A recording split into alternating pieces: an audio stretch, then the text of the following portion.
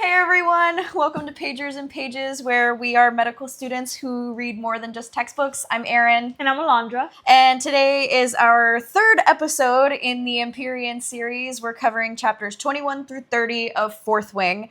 And these chapters were great.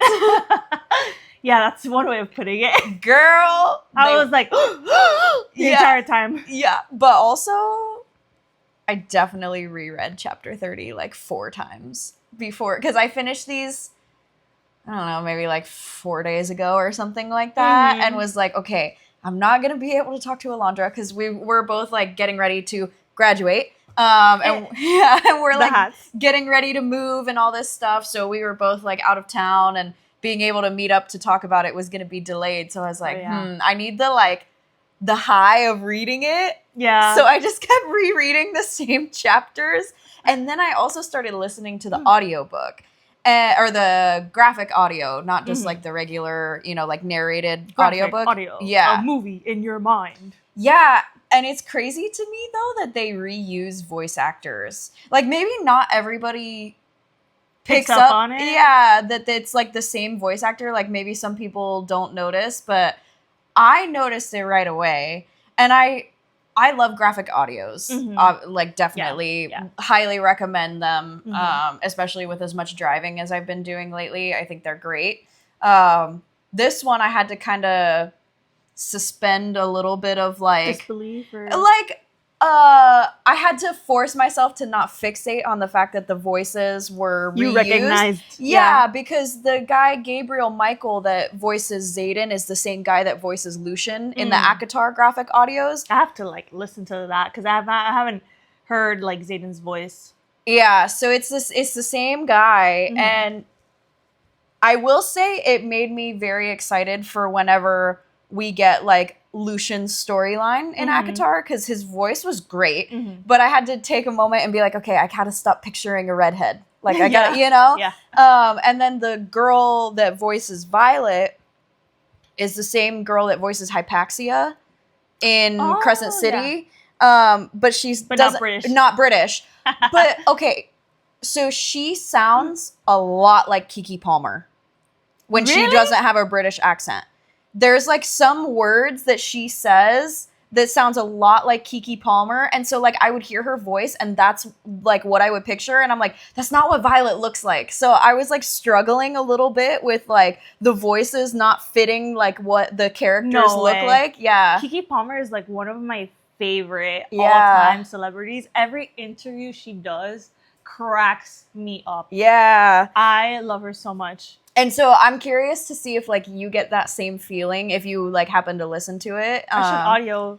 Yeah. With all the driving that you've been doing, just started at the beginning with the chapters we've already read. Yeah. And this one is kind of interesting because I had gone through the ACOTAR ones in order to remind myself of details, but this book doesn't really have details like that. That I was like more enjoying it, because I wasn't like fixating on like, okay, I need to like world building. I need to pull apart like little like Easter eggs that were like placed there for later.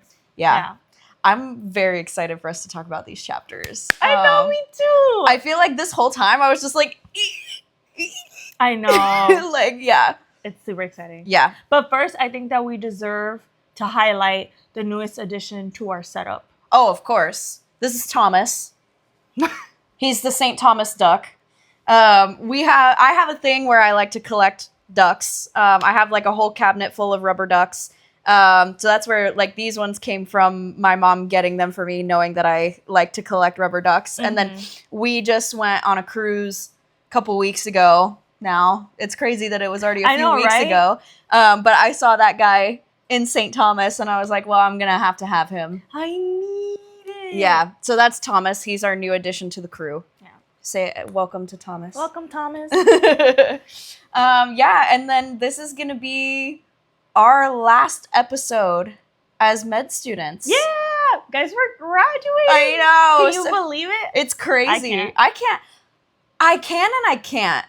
Because it's just one of those where, like, on the one hand, I feel like med school has been so long And I'm so excited to start residency that I'm like, yeah, like I can believe it. But then yesterday when we were taking our graduation pictures, it kind of hit me and I was like, oh, like we actually really are graduating and like this is med school's done. I feel like because we've been in this like limbo for a while. Med school feels like a limbo. Med school feels like time is paused and you're just like, I don't know what you're doing. It just feels like time has paused. Oh yeah. Well, like I'll talk to people and they'll be like, how old are you? And I'm like, oh, I don't know. I'm 23, which is the age I was when I started med school. And they're like, and my mom will be like, no, you're not. And I was like, oh, you're right. Time has passed in the last 4 years. Yeah. I still feel like I'm 25. I feel like my age paused at 25. Yeah.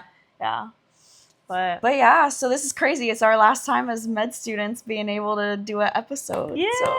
No, the other day I had to sign a contract like for employment and like I had to put like my credentials and I like signed like Alondra.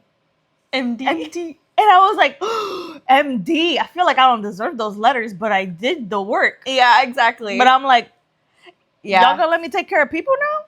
Yeah, it's all that, like, the imposter syndrome is real. And it's that, you know, the meme where it's like the little kitten and it's like looking around for an adult and then realizing I am the adult. Yeah, I'm not ready for that. Oh. Well, I think the good news is, at least for both of us, I feel like we're people that figure it out. Yes. So I think that in a work environment, we're going to be okay because we're going to figure it out. Of course. You know? Yeah. And I'm just so excited to not be doing textbook learning. You know, like our whole careers, we're going to be learning from like research articles or like our patients. And, you know, tech is always evolving. But at least it's not sitting in a classroom for 8 hours a day. I know. When they had us come back for that week of sitting in classrooms, I literally was like, this is horrible. It's like my attention span is gone for it. Yeah. Yeah, for long lectures, yeah. Because now once we're in the hospital, it's like everything is like, oh, go see this patient, like back to back in clinic. Yeah. Or like if you're doing the ER shift, it's like boom, boom, boom, seeing people like really quickly. So I feel like the sitting there for an hour talk, I'm like I can't do this anymore. Can you speed up? Can I 2 times speed? Yeah. But also sometimes you can say the same thing in less time.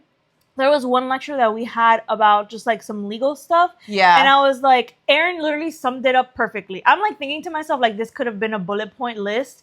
And Aaron was like, okay, got it. So don't put anything in writing that like you don't agree with. Or don't want to come back to bite you. Yeah. Don't like speak ill of people, which I thought was like super weird that you have to get told to like not don't talk crap about your patients, basically. Yeah, like like, do people really not know that? Like, hello. Yeah. But I basically was like, okay, don't put anything in writing that you don't want to have to defend in court, and put everything in writing that you want to defend you in court. Like, because it's always gonna happen that like somehow you're gonna end up as part of like legal things in medicine. Like I think it's kind of inevitable. Yeah, whether it's you or whether it's like someone you're reviewing on someone else's behalf, or you're being called in to testify for something that happened. Like, it's just they're like at some point in your career. If you're lucky, then maybe it only happens once or twice. Yeah. If you're unlucky or you go into a specialty that has like high litigious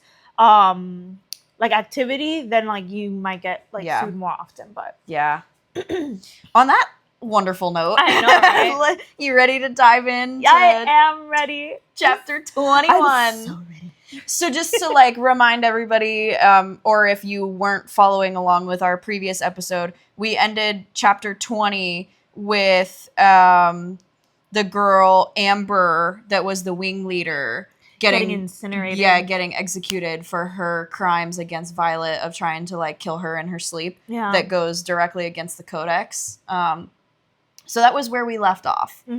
Also, I will say that scene was devastating in the audiobook. Hearing the dragon like cry sad in the background, I was like, no. It actually really hit me a lot harder listening to it than reading it. Because, you know, when we talked about it last time, we were both like, that was a little sad. Yeah, I felt bad for the dragon. Yeah, the like sad roar in the background really killed me. Because, you know, they put the like sounds and stuff in the background. So, but also, these people are crazy. Like, some of these people, I'm like, I don't understand your psyche. Because I'm like, The girl breaks one rule, and this wing leader is like, she must die. I'm like, okay. What is wrong with you? Yeah, it's a very... I'm going to break... Oh, I care so much about the rules that I'm going to break a critical rule to kill you. Yeah. Yeah, and she just didn't see it as a crime because to her it was like getting rid of the weak link, even if it went against the rules. Yeah. And you're sitting there like, your logic makes no sense. Yeah. So... And I'm like, there's no way. Like, this is not realistic. And then I'm like, wait a minute, actually... No, there are plenty of people that their logic makes no sense. This is actually realistic. Yeah, I know. So we dive into 21, starting with a excerpt from the Book of Brennan. And they actually give Brennan his own voice in the audiobook. Like, they read all of these at the start of chapters in the audiobook. And so, like, all of the people... like the Major of Frenda and whatever, like all of them have different voices. Yeah, that's awesome. Yeah, it is cool. We should send in our voices. I know, right? Like, not to do anything like major, but to read like little excerpt as like some ancient person who wrote a book and died. Like, I love Tairn's voice. Yeah, yeah, he's very like it's a very gruff. Deep, yeah. I love his voice. But so anyway, we start 21 with Brennan saying, don't freak out if you can't immediately channel your dragon's powers, Mira. Yeah, I know you have to be the best at everything, but this isn't something you can control. They'll channel when they feel you're ready. And once they do, you'd better be ready to manifest a signet. Until then, you're not ready. Don't push it. Mm-hmm. And I actually really like that Brennan gives that piece of advice. And I wish throughout these chapters that Violet heeded it a little bit more, because I can feel it on her that she's like stressed about the manifesting of a signet, because it was either right before this set of chapters or now in this set of chapters that like all her friends are manifesting signets. That they're all manifesting. Yeah. I think she was really stressed out because she was like, am I gonna blow up and die? Yeah. Which is terrifying to think about. It is terrifying. It's like you either learn to control it or it consumes you. But also, I don't know. I feel like the dragon must have some level of control over it. Because I doubt that after everything that Tairn did to be able to even pick her and choose her, that he would just let her blow up. Hey, Bobo. You've been chosen. Bobo Bonobo. He said... Oh, he's purring. He said, if it fits, I sits. Oh, and he'd be sitting. Oh. Okay, yes, you went to head scratchies. He was like, I didn't get to sit last night, so I'm going to sit now. This is my cat, Bo, for anyone who hasn't seen him yet. He's a lover but a biter. He has several nicknames. Yeah. I call him Bosif. I call him Bobo Bonobo. And there was one more. I call him Beauregard. Oh, that's right. Aaron calls him Beauregard. I don't think he's ever paid attention to the fact that you have a mic on before. No. Am I comfy? I think it's that these pants are really comfy. It must be. Yeah, it's funny. He's my cat, but in all of the videos, he's always in your lap. I know. I don't know what it is that he likes cuddling with you more than... I think I'm too fidgety. What do you mean? Like, when I go back and watch the videos of me, I'm constantly, like, changing my position or, like, messing with, like, my hair or something. And I think you sit a lot more still. And he's like, yes, I can actually relax. But, yeah. So, we know now that Amber was, like, kind of going after Violet. And the other unbonded first years were going after her because they wanted to, like, kill her to be able to bond with Tairn. And so Xaden gives her basically, like, her own little bodyguard. This new guy, Liam, that we're introduced to. It's my favorite aspect of this first chapter in this set. Yeah. Meeting Liam, I literally was like, I understand why he was introduced now, because if he had been introduced in the beginning, I would have wanted her to get with Liam. Yeah. I fell in love with him. Yeah, he's a great character. He's very like southern gentlemanly charming, you know? Like, I think he's adorable. Yes. And he like follows her literally everywhere. Mm-hmm. He got assigned to the bedroom next to her, and he's like outside her door before she wakes up, and then waits until she goes to bed to like leave her door, and then all day is constantly with her. Mm-hmm. And I just love, though, that he even goes with her on like her library duty where she goes to the archives, and she's like, I want to get mad that he's constantly with me, but he's so nice that I can't get mad at him. He's such a great sport. Yeah, and like her cart had like squeaky wheels, and she's like, yeah, he fixed the squeaky wheels like the first day. And, I know. Oh my god, when fixing the squeaky wheels, I was like, a man of class. Yeah. Yeah, I know. Of substance. You know, it's so funny that you say that, because really, I do agree, if they hadn't made Xaden such a prominent like male lead in the beginning, I would have really pushed for her to either end up with Liam or Riddick. Yeah. Because I actually adore both of them. Yeah. I think Riddick is hilarious, and then Liam is just so charming that how could you not like him, you know? No, stop. He literally, like, there was, in one of the very first lines, she's like talking to him, and he shoots her a grin and like flashes a dimple, and I literally was like, stop. I'm like, oh, that got me. Yeah, that got dimple. Me. Yeah. And he goes with her to the archives for her like morning duty, and her friend Jacinia, that like they thought they were going to be scribes together, is working in the library or in the archives, and she's deaf and communicates through sign language, and Violet obviously knows how to communicate with her because she's been friends with her for years. And then Liam also like signs good morning to her, and Jacinia's like, I know. I'd be like, girl, me too. yeah, exactly. Literally, I was like, me too. This man can do it all. Yeah. Let's see. And we get some backstory on him, that, you know, he's part of the group of kids that... He's a rebellion kid, Their parents were part of the rebellion. Yeah. And his dad was a colonel also. Yeah. Yeah. And so then after we find out that all of the kids of the rebellion got sent to like different foster parents when their parents were executed. And he says, well, I know Xaden because we went to the same foster family. Yeah. So he's basically like a big brother to Liam. Yeah. And Liam very clearly tells Violet, like, I owe him my life. Yeah.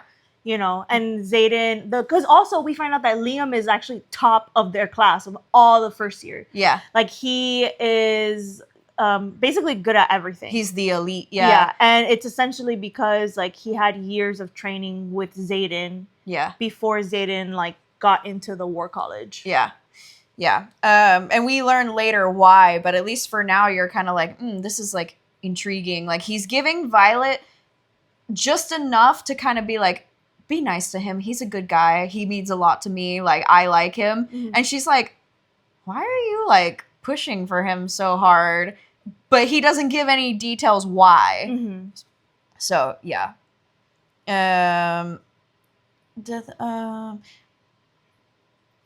Oh, and we also learned that his parents, both of his parents, were killed. It wasn't just I think his dad that was in maybe his mom was the one that was in the rebellion. But either way, they decided later on to execute his other parent. Yeah. And it was like kind of like off the record. Yeah. Because Violet has read like all the records there are of the rebellion, and all the names. And that tidbit was not in there. Yeah. Which she's slowly learning how little they're actually told. Yeah. This being one example of intel that they are not told, or like not even intel, but it's just like kind of like PR stuff, you know, where it's like these are the names of the rebellion people that were killed, but they also aren't telling you that behind the scenes these other people who were like kind of guilty by association, you know, they were also put to death, but not like publicly. Which kind of leads into our theory of like somehow Violet is going to uncover something that reveals that she is on the wrong side of the war, or makes her realize that the rebellion had some merit to it. Yeah. And that things need to change. Yeah. And I feel like all of these little moments, like there are a couple others in these chapters, but I feel like little moments like this is what's gonna lead her to Down be that like, path. yeah, like why are they not telling us all this stuff? Yeah. What are they hiding? Yeah. You know? Big bad. I think big bad guy right now in my book is General Melgren. Oh, of course. Like yeah. there's something there that's like he's kind of top dog. Honestly, like they haven't described him too much, but to me he sounds kind of like dictatorship, like military. Yeah. Like fascism is the one that's very militant, I think. Yeah, and I just got a bad vibe from him the moment that he saw Tairn like on the field bonded to Violet. Like I just like, oh god, not this one again. Yeah, it's like I just got a bad feeling about him with the way that he was like sizing him up, you know? Mm-hmm. But yeah.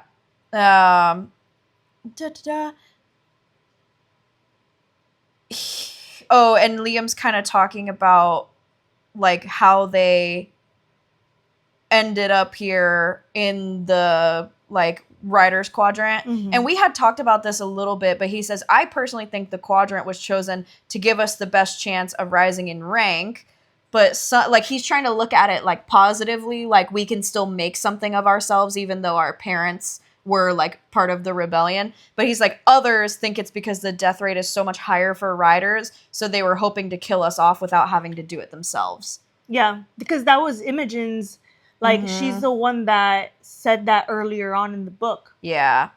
And I just it kind of like made me a little sad to hear him be like, kind of like, I'm trying to make the most of it and think that like I can still use it as an opportunity to like make the most, like do good. Yeah, exactly. And others are like, nah, we're just here as like a pseudo execution block kind of thing.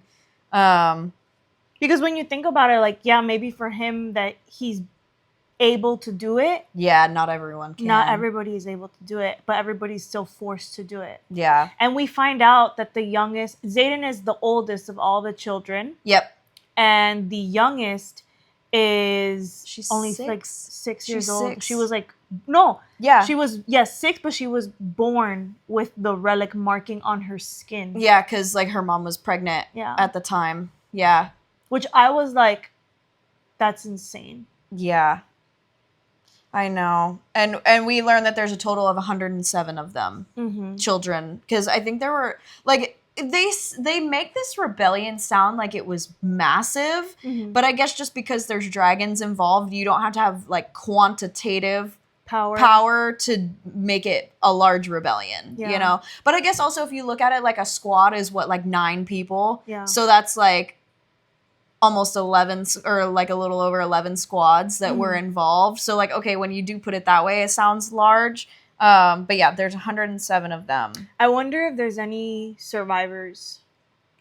Anyone that got away, maybe crossed the border. Like a parent, you're saying? Yeah, like anybody that crossed the border into enemy territory and like was sheltered by the Griffins. Oh, in the audiobook, they pronounce it Griffins. Griffins? Yeah. Ah, nice. Yeah, okay. We were taking the spelling too literally, but yeah, they do say, they spell it like Griffins. Because a lot of her language is like Gaelic in origin, and I guess that's more of the way that they spell it. Yeah. I see. Okay. Yeah.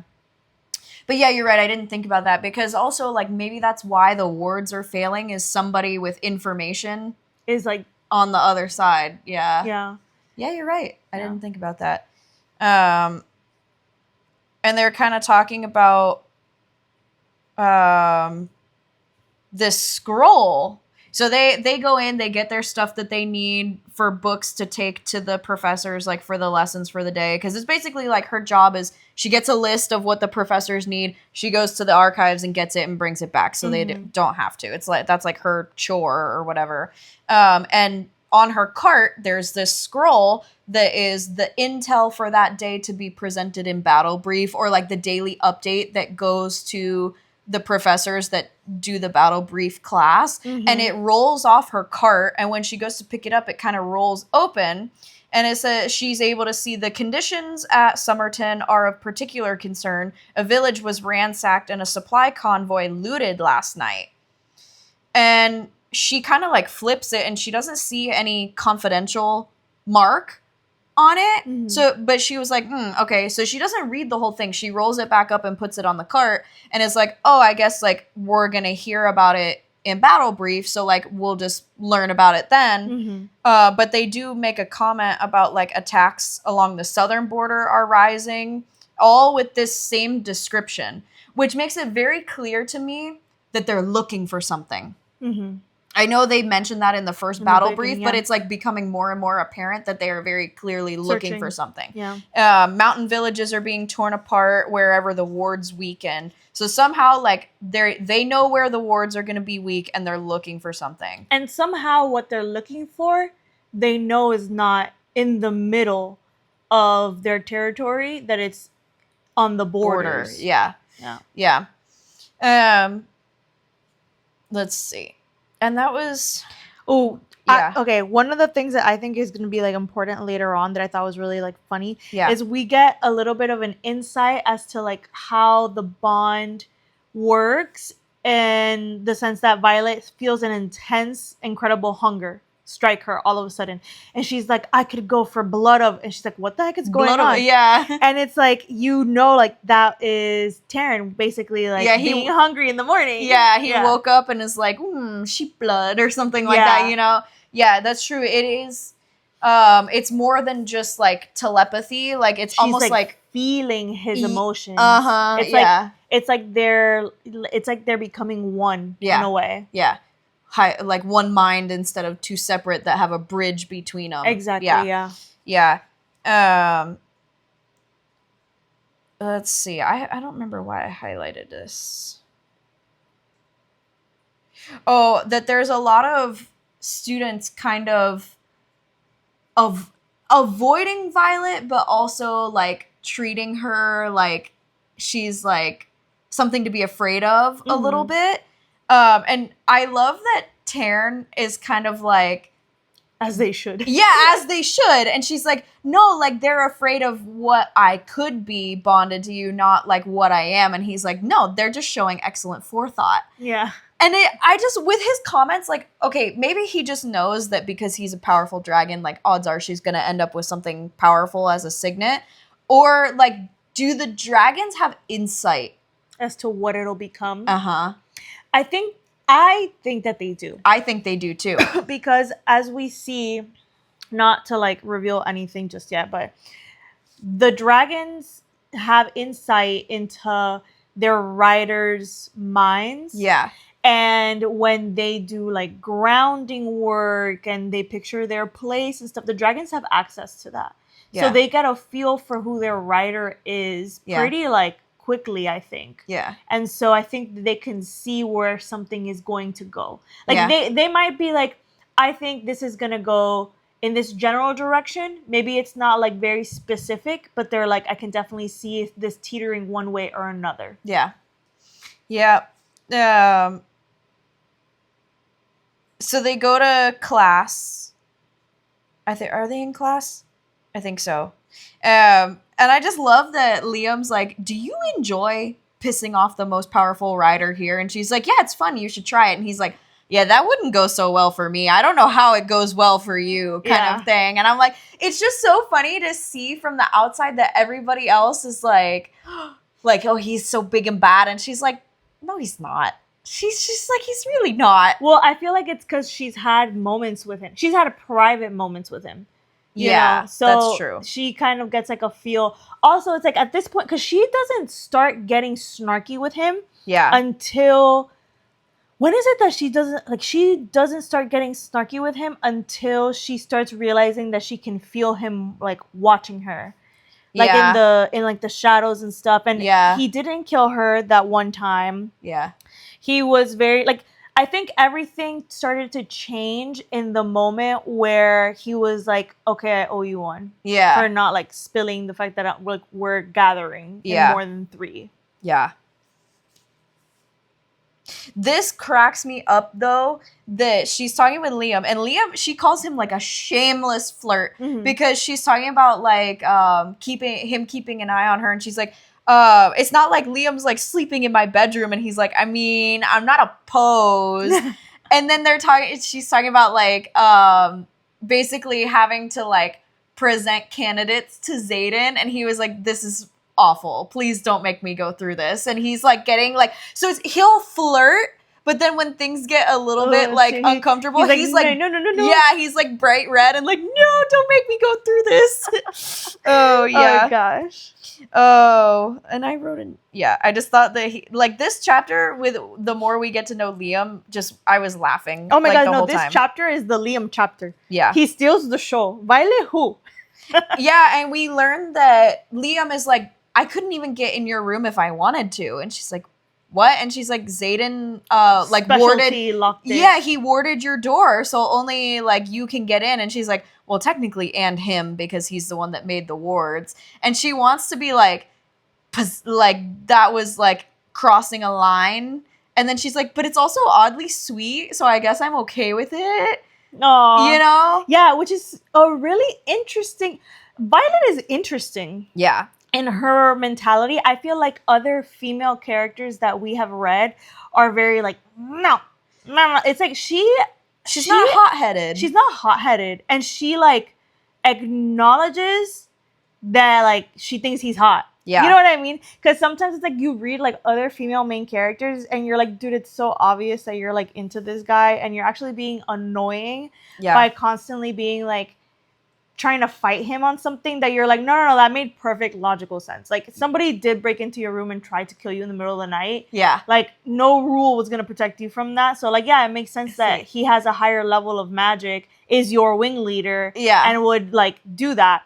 I think, like, if it was any other wing leader, like, that they should do that for any other cadet that was in that same situation. Yeah, I agree. You know? Whether he has romantic interest or not, like, that was just the right thing to do for anyone's safety. Yeah, because it wasn't even like, it wasn't you like lost in battle and you're weak. It was like, no, like we literally it's against the rules to attack someone while they're sleeping. Yep, like, exactly.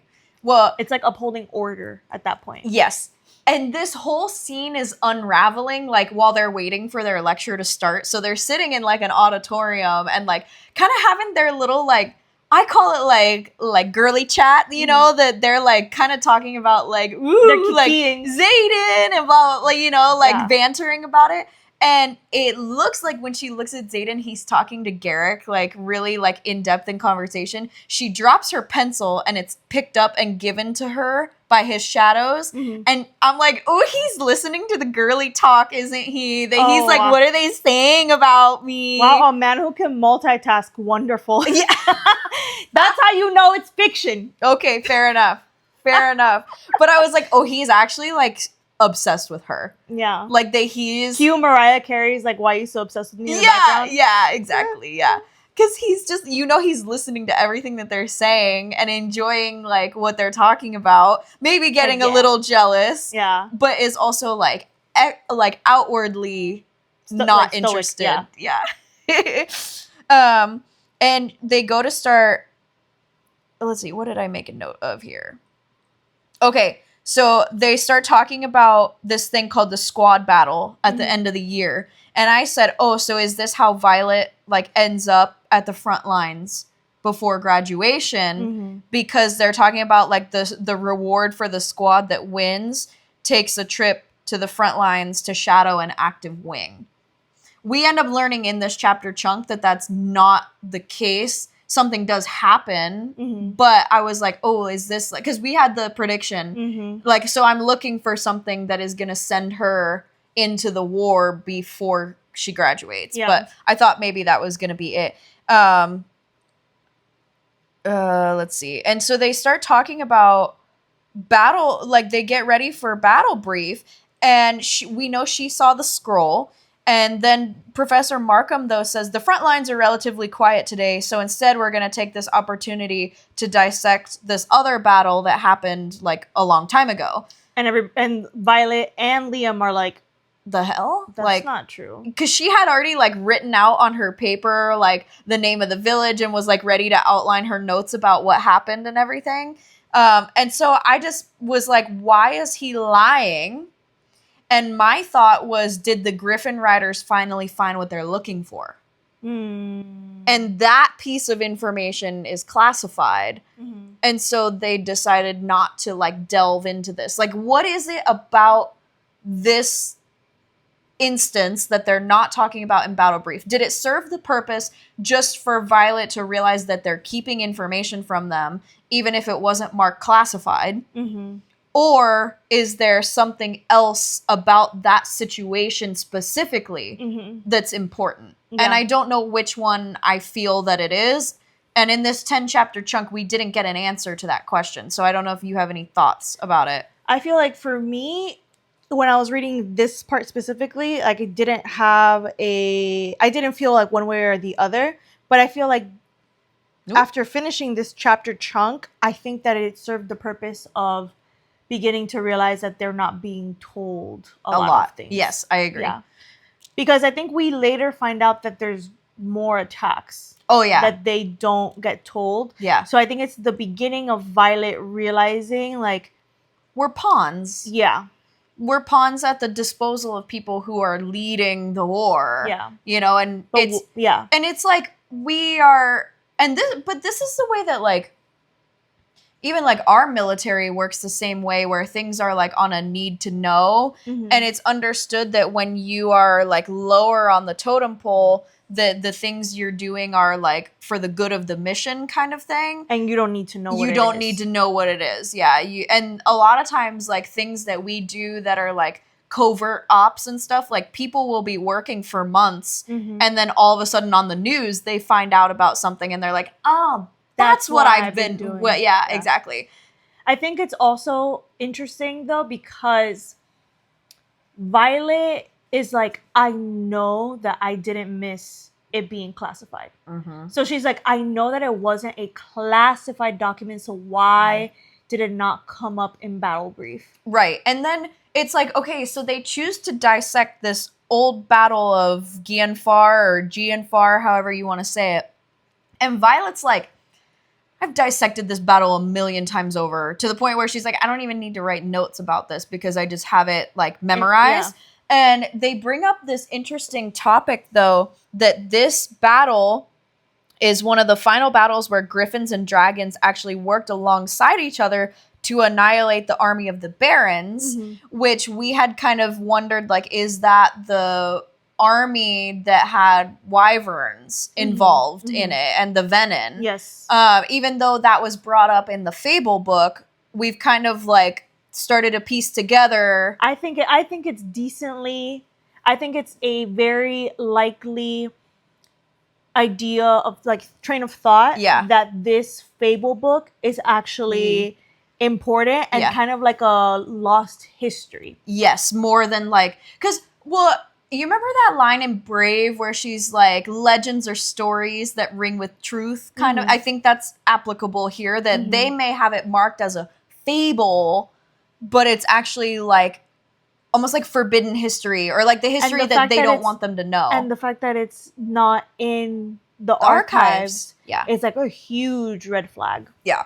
Because you would think that a book like that would have several editions in the archive, not just like the one that Violet's dad had. Yeah. And it makes me wonder, like, Violet is still literally where her like home is. Yeah, she's on the campus. So still. I'm like, couldn't she like go back to her room and try to find it? I think she's worried about her mom catching her back in her room. Yeah, and like getting in trouble for it.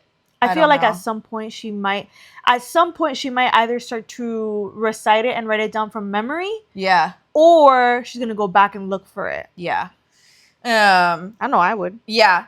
Well, and it, like as other little pieces like start to fit, she should. But she gets to the end of this chapter and she's like, that's the only possible explanation, is that our clearance isn't high enough, or maybe like they haven't finished gathering all the information they would need to give us an accurate report of what happened. She's like, or it had to have been marked classified and I just missed it. And I was like, nah, girl, like they're hiding something for sure. Like she goes into gaslighting herself. And I'm like, no, like you looked at the scroll, you know there was no classified seal on it. Like, for some reason, they're keeping this information from you guys. Yeah. Yeah. And that's the end of chapter 21. So overall 21, we get to meet Liam. love Liam, adore him. Oh my god, love him. And she's becoming more suspicious of, like, why are they not telling us everything? Yeah. Plus some little, like, fun Xaden moments. So 22 is also an excerpt from the Book of Brennan. And he says, the first rush of power is unmistakable. The first time it forms to you, surrounds you with a seemingly endless supply of energy. You'll be addicted to the high, to the possibilities of all you can do with it, to the control you hold in the palm of your hand. But here's the thing, that power can quickly turn and control you.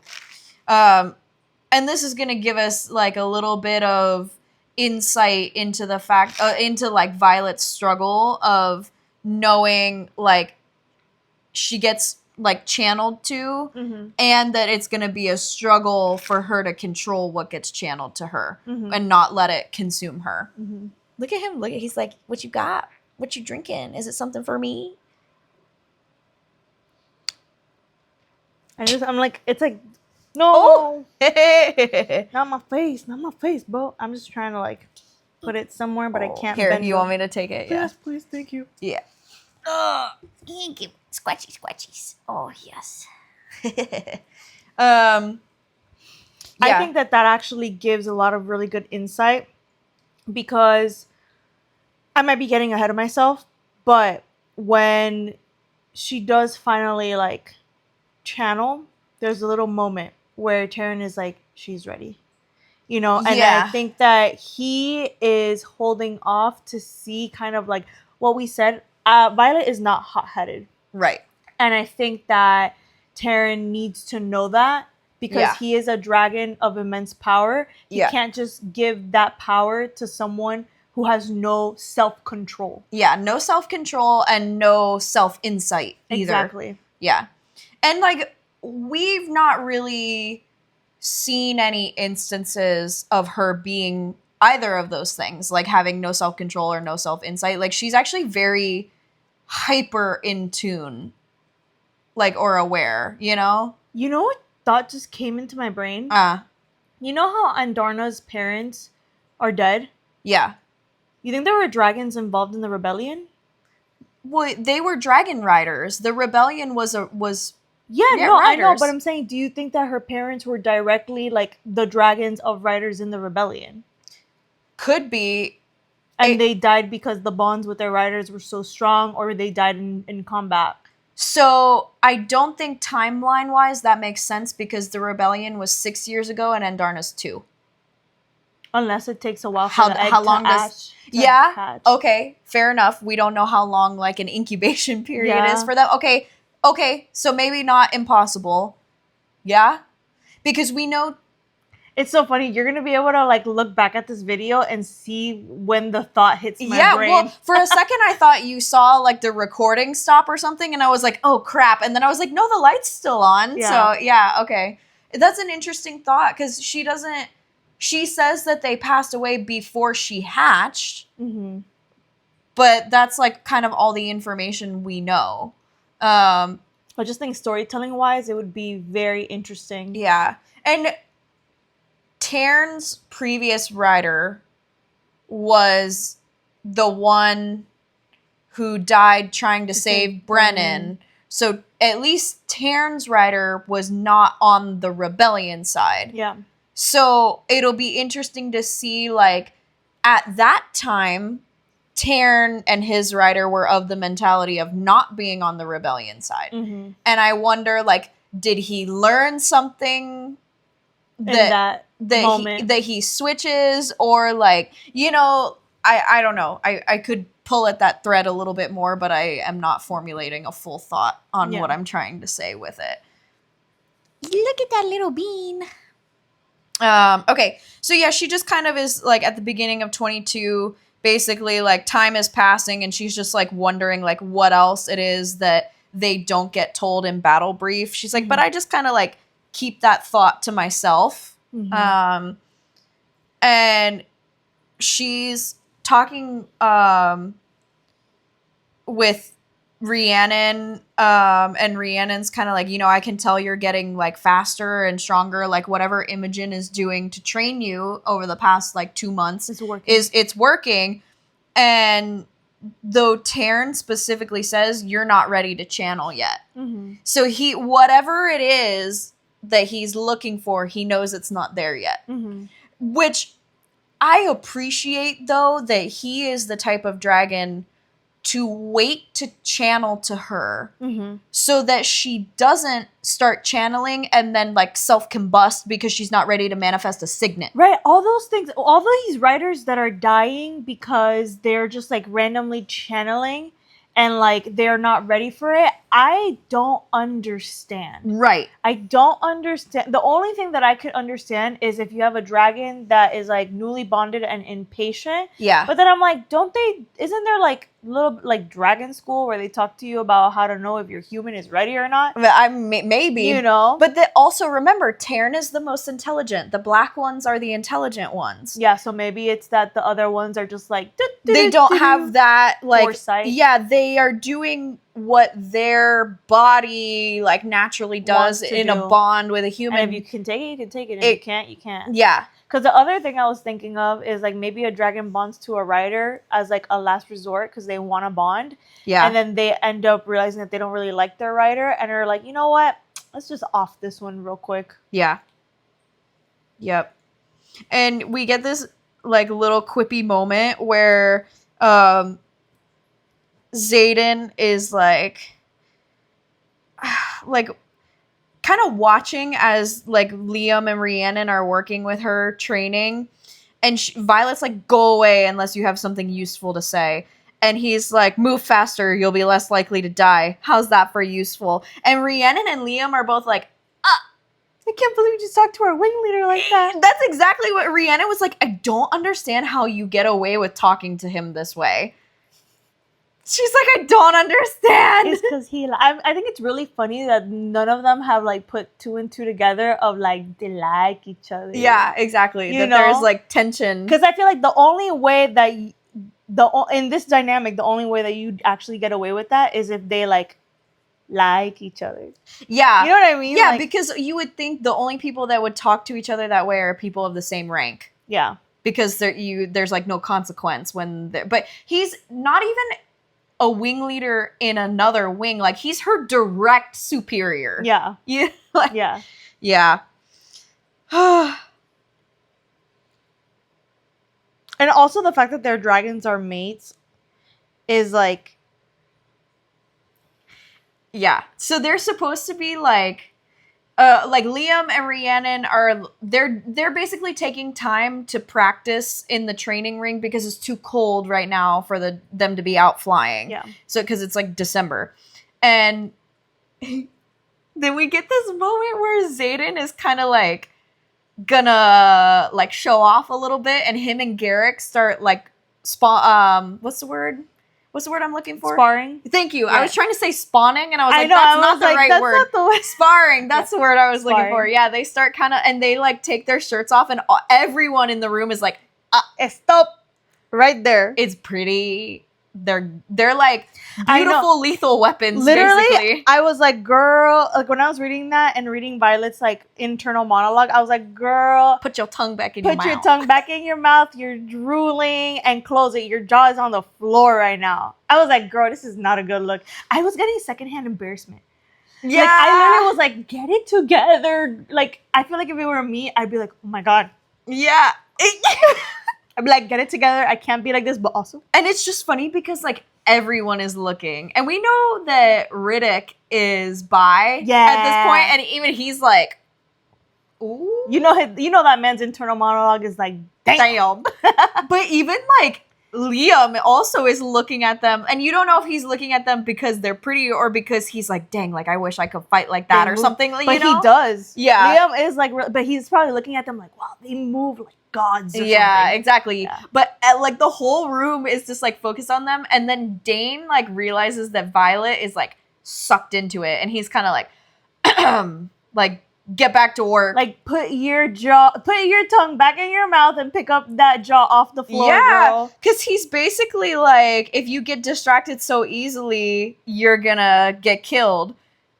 And I just love, though, that Liam looks at her and he's like, stop objectifying our wing leader. And she's like, I thought that was hilarious. Made me love Liam even more. Yeah. I thought that was hilarious.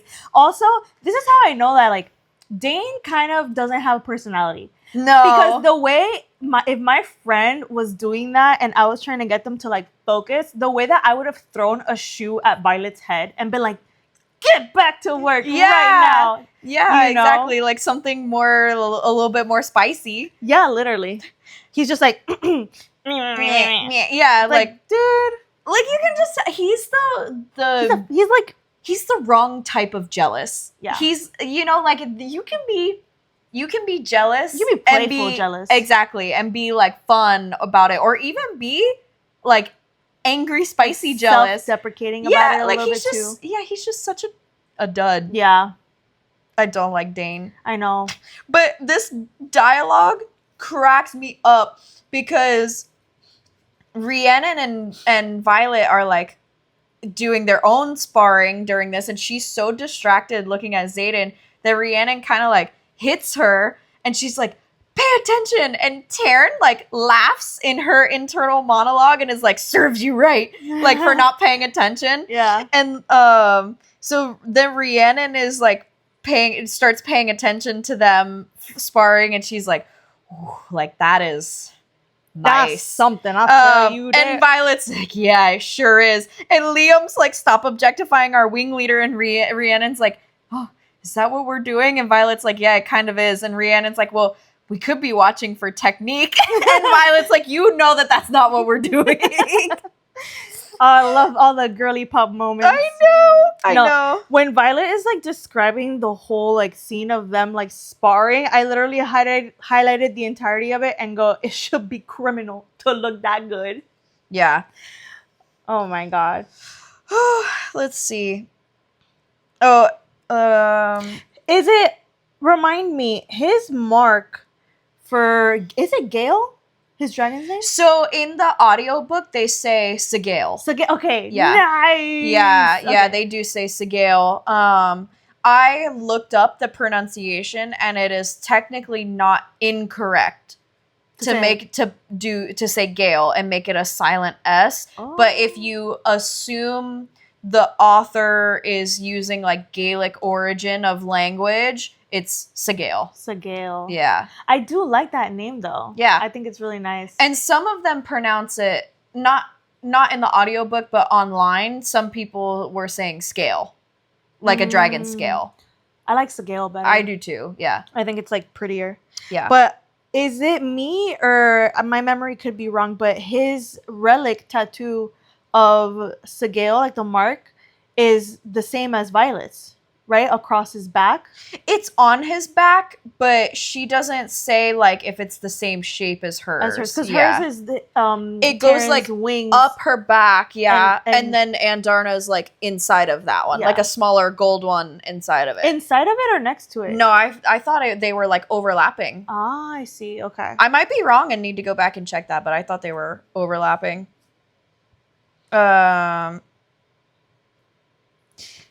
Yeah. So let's see. They kind of get this like little moment of beef with that guy Jack Barlow, and he kind of is just like, oh, like Violet's only alive because of Xaden, and Xaden's like, yeah, because I'm the one that buried a dagger in your shoulder and threshing. Right, for sure. I definitely am the reason that she's alive. Yeah. Which I do love that Xaden like gives her credit, but like he doesn't come to her rescue really. No, he doesn't. Well, I don't think that he would like her if he felt he had to. True. You know what I mean? Like, I think if she was like all like weak and couldn't fend for herself, he literally would just pay her no mind. Yeah. I think it's the fact that she looks the way that she does and yet somehow is still surviving and coming out on top. Yeah. He finds attractive to some extent. Yeah, he's like, it's intriguing. Yeah, it's like interesting. Yeah, exactly. Yeah. And like she is basically just saying to Jack, like, where do you get off trying to think that you're so like powerful and unstoppable, like high and mighty? She's like, you ran. You ran away. Yes, you did. She's like, that you're a coward. That's what cowards do, is that you tried to take advantage of the weak and when you realized that they weren't weak, you ran away. Mm-hmm. You know? And Dain is like, oh, for fuck's sake, like don't poke the bear. Antagonize him, yeah. Meanwhile, Xaden is like, she's not wrong. I mean, but the thing is, I don't like. Okay, the author is doing a great job at making you dislike Dain. She's doing a phenomenal job, because I don't know who in their right mind at this point, after everything that has happened, would be like, don't poke the bear.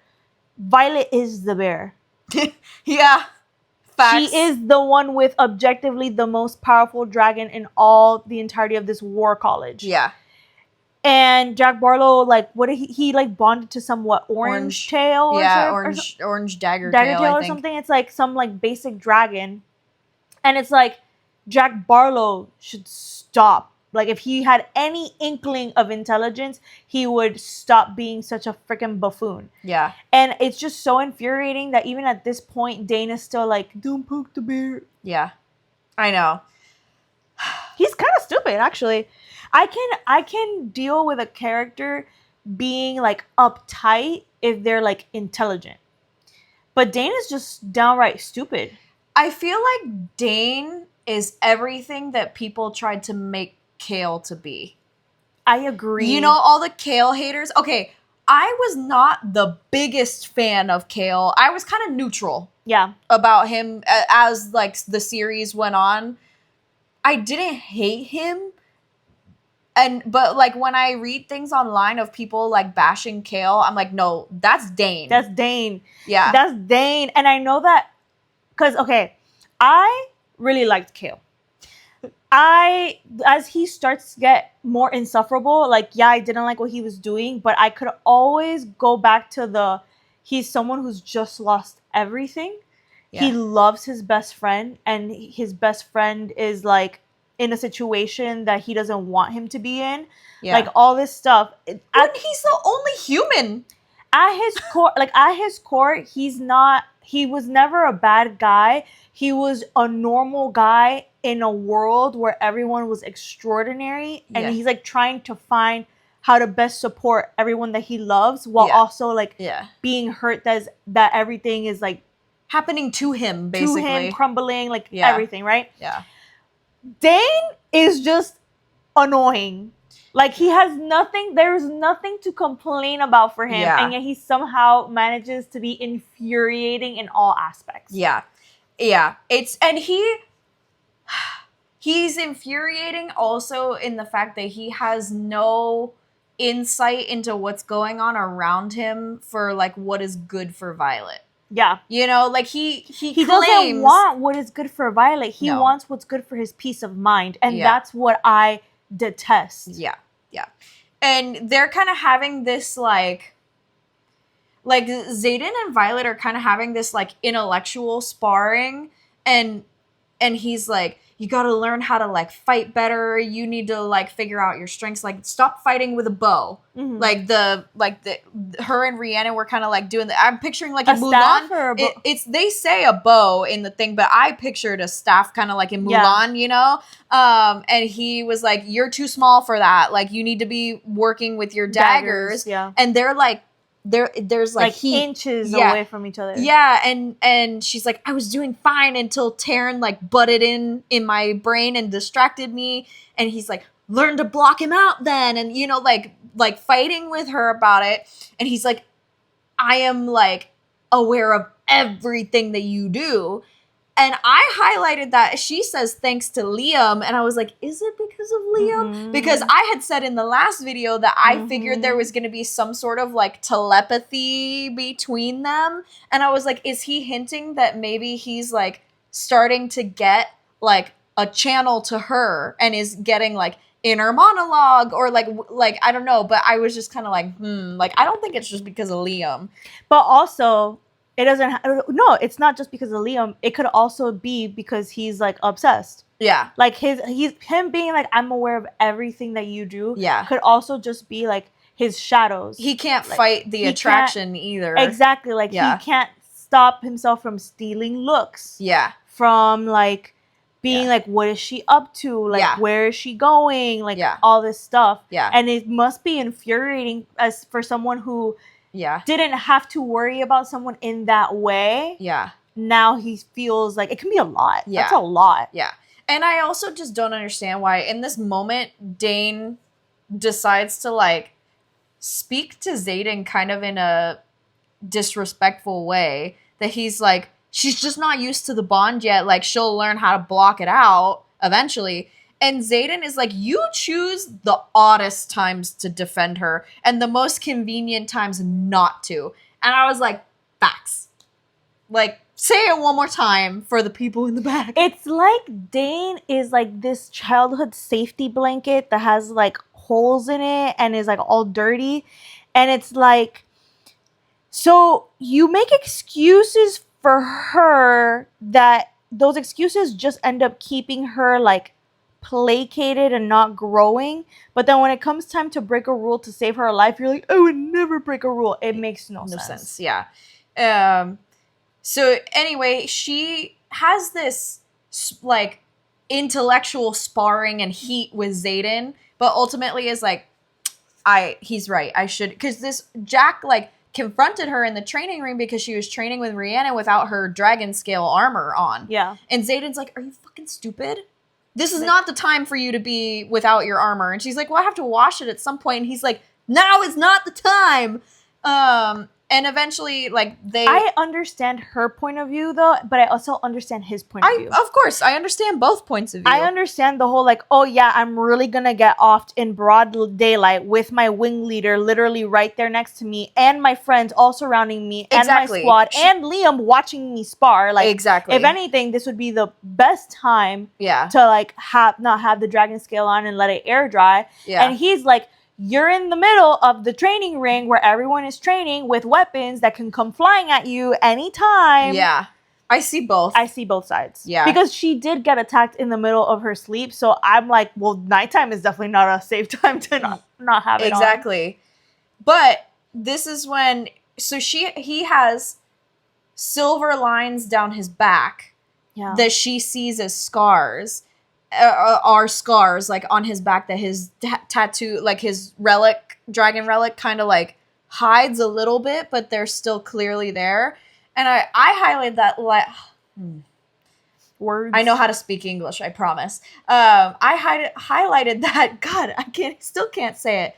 I highlighted that because of the way that she described it as silver lines. Because I don't know about you, but when I scar, they're not silver. No, baby. You know, and this just is one of those things where I was like, interesting. Why are his scars silver? You know what, though? It could be like, because you know how I think he's like a darker skin tone? Like tanner. Yeah. It could be like hypertrophic scar that kind of gets like that sheen over it. Yeah. Especially for someone who is like a darker pigment. I was trying to find symbolism there. Well, okay, fair enough. I was trying to be like, oh my god, like she has silver hair, and then like he's got they go together. Scars. Yeah, I was trying to like pull at that. You're right. There are some people that their scars kind of get like there, but you're right. There are some people that their scars kind of like have a sheen to them, especially when they're like raised a little bit. Yeah, but after this moment of her and Xaden like having this beef is when Tairn and Darna are like, oh, like you held your own, you controlled your temper, and Darna and Tairn are both like, she's ready. Yeah. And I just love the audiobook and Darna's voice. You can tell she's a child. It's a child? You can, you can tell that she's a child. Her voice is very like little kiddish. Aww, so cute. And so this part where she's like, she's ready, and it says with like a giddy jolt that makes my heart like, makes me like instantly lightheaded. I was like, oh, that's that little childlike excitement of her being like, oh, she's ready. Like, you know? Yeah. And she is getting like ready for bed or whatever. And she's like brushing her hair. And she gets this like wave of energy like down her spine. And she's like, well, that was weird. And I was like, ooh, is this like channeling ? And she gets this like consumed sensation. She's like, my head is screaming. It feels like that moment when Tairn's like flown too high and you feel like you're gonna like pop kind of thing. And she's like, I just feel like I have to like squeeze my head to just keep my head from exploding. Mm-hmm. And like this scene of her getting flooded with power, I'm like, oh my God, like no wonder people die from this. It sounds like it's excruciating, first of all. Second of all, if it's like this torturous sensation that it's like, okay, yes, if you learn to control it, the reward is worth the risk, Mm-hmm. but this risk seems real painful and could go wrong real easy. Mm-hmm. And she gets this sensation. She says, heat washes over me, prickling my skin and centering low in my stomach. And I said, that's ... interesting ? And I was like, is this like an animal in heat or like a mating bond? Dude, no, when it said that the energy, like she felt like the heat settled low in her like stomach or abdomen, I literally was like, girl, are you turned on right now? Yeah, what is going on? She horned up. And then we like later keep reading and we're like, quite literally, yes. Because that I was like, I just love that. I was like, that's interesting. And I was like, this is very primal. Yeah. The way that she's like describing what she's feeling. And then we realize that she opens the door and Liam is like, what is wrong with you? And he's like, why are you looking at me like that? Girl, the way that I literally was like, she hungry, but not for him. I literally was like, oh my God, is this going to be messy? I hate when authors make things unnecessarily messy. Oh, yeah. And I literally was like, oh my God, is she going to like jump Liam's bones? Yes. Which like, okay, she could do worse. I mean, yeah, but like, obviously, like, you, like... Yeah, I know. I'm just saying she could do worse. But she has this, like, inner thought of, like, he's not who you really want. He's not Xaden. And then she says, like, oh, shit. Like, this actually is, like, he's like, you don't look like yourself right now. Which I'm imagining she's got some sort of, like, kind of animalistic, like, frenzy on her face. And she's like, oh my God, all of this like need, lust, the craving for the one person that I'm like meant to be with, it's Tairn. Yeah. And she's like, Tairn's emotions aren't just overwhelming me, they're controlling me. Which is what you started to hint at earlier. Mm-hmm. That it's like, it's not just one and the other with a bridge to communicate between. It is like a overlap. Yeah. And they have to learn to separate themselves from the other. Mm-hmm. Mm-hmm. Which is not at all how I thought the bond was going to present, which is delightfully surprising. It's almost like the dragons become soul paired to their riders. Yeah. You know, it's like it's almost, which makes perfect sense as to why, like, we get the line of, like, if the bond is strong enough, they can die. They can die from the human dying. Yeah, and it makes sense that the lesser powerful between the two is the human. Yeah. So if the dragon dies, it makes sense that the human dies. Yeah. Yeah. Yeah, and she's like... frenzied is like the only word I can really think of, that she's like running throughout the college. Like she's basically like feels like she's gonna combust with like not knowing how to distance herself from Tairn's like lust. Girl, some of these like lines are a little intense. She's like, literally she goes, my teeth sink into my bottom lip and I debate rubbing against him like a cat in heat while demanding he appease this unimaginable ache. And I'm like, girl, you need to run. You need to be alone and secluded before you make a huge mistake. Yep. And so she's like trying to just like get away. Mm-hmm. And okay, in her attempt to get away, who does she find? Of course Xaden. She does. And I'm like, that I feel like was not chance.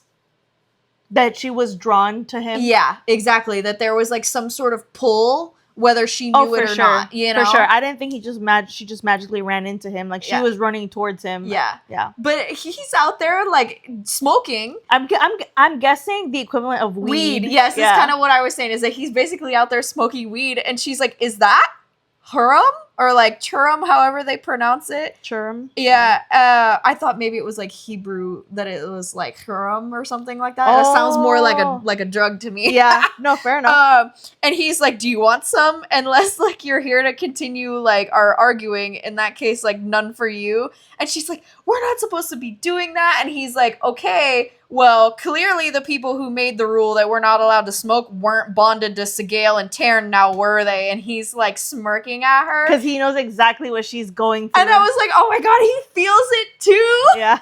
He's like, these dragons are fucking nuts for each other. Like, and it consumes you if you don't learn how to like block it out. Which I was like, aw, good for them. Like the dragons. Yeah. Like, aw, good for them. Romance isn't dead. I know. But love. I also was like, oh, okay, so interesting. Like, obviously, Xaden has learned to dull it by whatever means. He's been bonded to Sgaeyl for like 3 years, or like, I guess 2 years now that he's a third year. So he's like slowly figured out his way of like separating himself from her like lust for Tairn, basically. And I was laughing because I'm like, we know what Violet's feeling, but I'm laughing because I'm like, oh my god, so Xaden is feeling some version of the same thing too at this moment, which is spicy. Oh my gosh. I was like, oh, this is either going to end really well or not well at all. Honestly, like, I kind of thought that this was going to be like the first sex scene. As I was reading this unfold, I thought that it was. She has this thought of like, this what I'm feeling has to be like Tairn. It has to be. And then she's like, but also I know that it isn't. Yeah. She got the hots for that man. And even as crazy as she's feeling right now, she also can acknowledge like that there's a part of her that she's like, I can't blame this all on Tairn, basically. Yeah. I mean, Tairn was not the one that was making her stare and drool when they were in the sparring. Yeah. Yeah, and Xaden's just cracking me up because he's like, oh, violence, you're gonna have to learn to shield against Tairn or his escapades with Sgaeyl will drive you mad or into someone's bed. I was like, oh, I don't know if he's speaking from experience. And she goes, oh, I know, I'm horrified to see Liam again. And you can tell he's immediately jealous. And he's like, Liam? Like, why Liam? And she's like, well, he was the first man that I, like, saw. And then he's like, wait, like, where is Liam anyway? Like, how did you get out here without your bodyguard? And she's like, well, he's in bed. And he's like, your bed? And like, you can tell that he's like, what? Like, no. And I said, I put it in all caps. I was like, he's so jealous. Which I thought was so funny. Oh, yeah. Oh, and he's kind of like, I'll help you learn how to block this out right now. And she's like, why would you help me? And he's like, what do you mean, why would I help you? I've been helping you for months. Like, I don't understand why you still think that I'm not helping you. And she's like, no, like, you sent Liam to help me. And she's like, he has the nerve to look offended. He's like, I'm the one who burst through your door, killed everyone who attacked you, and then I removed the other threat to your life in a very public, very polarizing display of vengeance. And that was not Liam, that was me. Yeah. Like, he's like, girl, what the heck? He's like, acknowledge what I do for you. Don't you see what I'm doing for you? Like, and she's like, you don't talk to me. Yeah. and the audience is like, yeah, you don't talk to her. And I love, though, that he has this moment where he's like, you know what? We're not fighting tonight.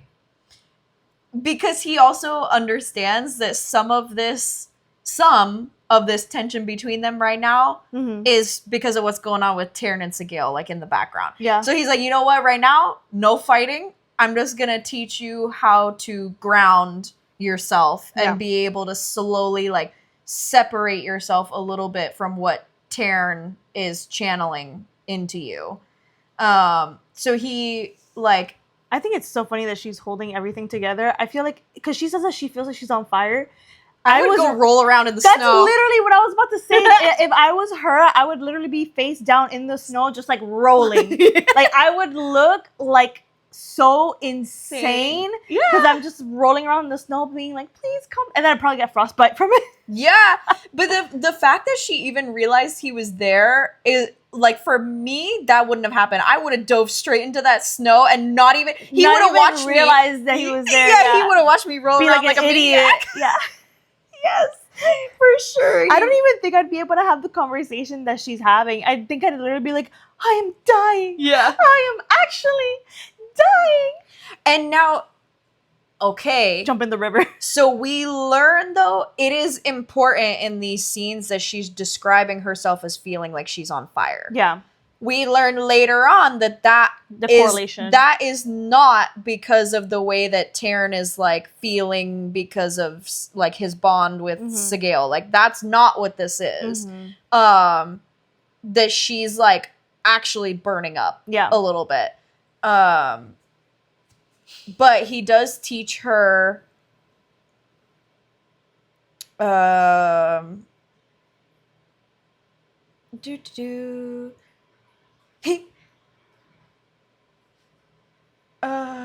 let's see. Will you teach me how to shield? And so he's basically like, yeah, say please. Like he is like bantering with her when she's like in like agony. Yeah. And he's like, say please and I'll teach you. And she's like, ah. And she's like, are you always this difficult? And he's like, only when I know I have something you need. What can I say? I like making you squirm. It's like a sweet little slice of payback for what you've been putting me through these last couple months. And he like brushes like the snow off of her hair, and I'm like, oh, he got it bad. He's got it real bad. He got it bad. I was like, wow, for somebody so stoic, he really is divulging a lot of information. Yeah. I'm literally like, oh, months? You've been dealing with this? And then I'm convinced when he saw her hair in that very first, like when she's like on the tree, everybody leaves, and he pulls back the cloak and like sees her hair. I think for whatever reason, the man found her hair very attractive. Yeah. You know? Yeah. And she's like, what I've put you through, unbelievable. And he's like, you've scared me nearly to death once or twice, so I think saying please is a fair request. And I just love this banter because he's like kind of divulging that he does care and is concerned for her safety, but not in the way that Dain is like overly like not possessive, but like controlling, selfishly protective. Yeah, like selfishly trying to keep her out of harm's way by not letting her grow and become a rider, while Xaden is like watching her grow and trying to push her to grow and prepare her, but also like scared to death because she just always has to find herself in these predicaments. Yeah. And he kind of gives her like this schematic for how you ground, which is basically like, oh, we gotta say the one line that killed me. Okay. So she goes, would you pretty please teach me how to shield before I accidentally climb you like a tree and we both wake up with regrets? I literally was like, I was like, that's so real. I would totally say that. Yeah. And he's like, oh, I'm firmly in control of my faculties, which like we learn. No, you ain't. No, he is not. He's just slightly more in control of himself than she is right now. Literally. And a little bit high. And a little bit high, facts. So he gives her like this schematic of how grounding works, which is basically like you picture like a safe place or like a happy place kind of thing. And for her, that's the archives. And you build in your mind, it's almost like a mind palace where it's like she visualizes a form of like connection to Tairn, and then like eventually she adds like a spot that is her connection with Andarna. Like they get visual representation in your mind, and he's like, close the door of, or like whatever. He's like, whether it's a window, a door, a gate, like whatever it is about the schematic you've built in your head, close the door. And like you should still be able to feel his power on the other side of the door, but now it's not just like freely flowing into you. And I love that she's like, oh, I see it. And he goes, perfect, you're a natural. And I was like, what? Like that, I don't know why, just like hearing it in his voice did me in. It's the praise. Yeah. Yeah, I guess I got a thing for that. What can I say? Such a good job. Yeah, exactly. Because he's basically like, oh, like it takes people weeks to do, like, learn how to do this. And she like figured out how to do it just with his little like talking her through it, basically. And he's like, you are astonishing. I couldn't do that for weeks. And I was like, like it was giving me the like giggly feels, you know, the way that he was like he wasn't being a dick to her. Yeah. It's like when they're alone, he's very encouraging. Yeah, like very soft with her. Yeah, actually, very cute. Yeah, and she in her mind is like, oh, I'm finally not only good at something but astonishing. Like, so I know she's into it too. Like, yeah. Oh, and then he this whole time was kind of like grounding her to the external world by having like both of his hands like on her face. And then now that she is like grounded a little bit, learned how to kind of block a little bit of this flow of magic, he's like, touching you is a bad idea. And I'm like, I knew you weren't in control of yourself. Well, it was he says when she first touches her, like to help her ground, she was like, is touching me necessary? And he was like, no, it's just the perks of not thinking too clearly. Yeah. So I was like, ooh, this is gonna end. Yeah, and she's like the worst, but it's kind of like, what's gonna happen, you know? And he's like, yeah, kissing you would be a cataclysmic mistake. And she's like, calamitous. And like it's the moment of like, oh, we shouldn't do this, but we both know that we're going to. Well, no, they're having this conversation and I literally like rolled my eyes. I was like, oh, brother, get a room. Oh, yes. I thought it was so funny. I was like, kissing you would be a mistake. And the other one, cataclysmic. I'm sitting here as the reader like, would you two just kiss already? Like, this is stupid. Yeah, and I just love, though, that he's like, fuck it. And then they do the smooching. And I actually wanted to look at this scene a little bit closer now that we know that the way that this, like, 10-chapter chunk ends. Yeah, okay. So she like lets herself like melt into kissing him, and he's like got her up against the wall and like it's spicy. But she says, I surrender completely, like my body like melts, blah blah blah. A flash of light burns behind my closed eyes, followed by the boom of thunder. Thunder snow isn't uncommon around here, but damn does it summarize how this feels. Wild and out of control. And that's important. That part is important. And now I need to highlight it while we're here. Highlight. There we go. So anyway, keep that in mind. Yeah, so they get their little bit like spicy, and then he basically is like, I shouldn't have done this. Like, this was a mistake. And he's like, he is trying to say to Violet, like, we don't actually want this. We are just not able to separate ourselves from, like, what Sgaeyl and Tairn want. And is almost like he feels a little guilty for potentially, like, taking advantage of her when she's in this, like, state. Technically speaking, though, it's, like, mutual. Yes, but he basically is he knows that he likes her at this point. At this point, he knows that he likes her, and he doesn't necessarily have confirmation that she like likes him like that. And I think he doesn't want her to end up not liking him. Yeah, because he potentially took advantage of her when she's in a not clear state of mind. Yeah. Which is like, I was like, wow, way to like subliminally throw in consent into like a fantasy book. I love it. You could argue this could be both of them being like drunk out their mind. Yeah, exactly. Yeah. Exactly. So anyway, he basically was saying like, you can't know if this is what you want because of what's going on with Tairn and Sgaeyl. And so he like not like cuts it off and is like, you need to go to bed, blah blah blah. And that's the end of this chapter. Mm-hmm. That chapter was great. Mm-hmm. I loved it. I know. I was like, That hot diggity dog. That chapter was a beefy chapter. It was. In terms of me like everything happening. Fangirling also. Oh, for sure. But the big thing, like plot-wise, is that Tairn has started to channel to her. So chapter 23, it says, the most worrisome sight for any instructor is most definitely when powers backfire. We lost 9 cadets my first year to signets that could not be controlled from their manifestation.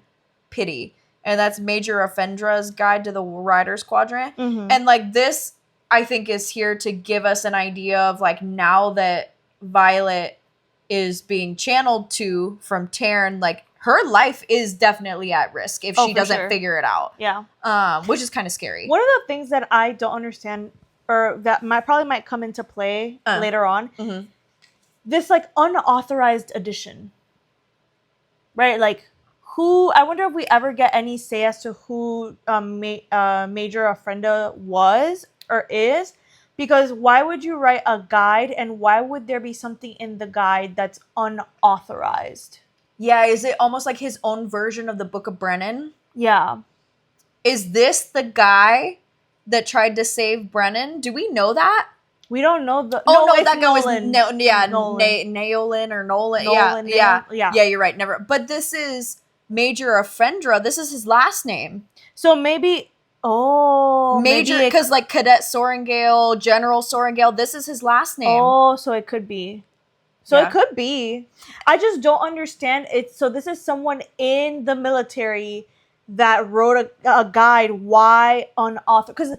Because the Book of Brennan is you can't say that's an unauthorized edition because it was not journal. An official book. Yeah, it's a journal. Yeah, but this was an official book, and that official book has an unauthorized edition.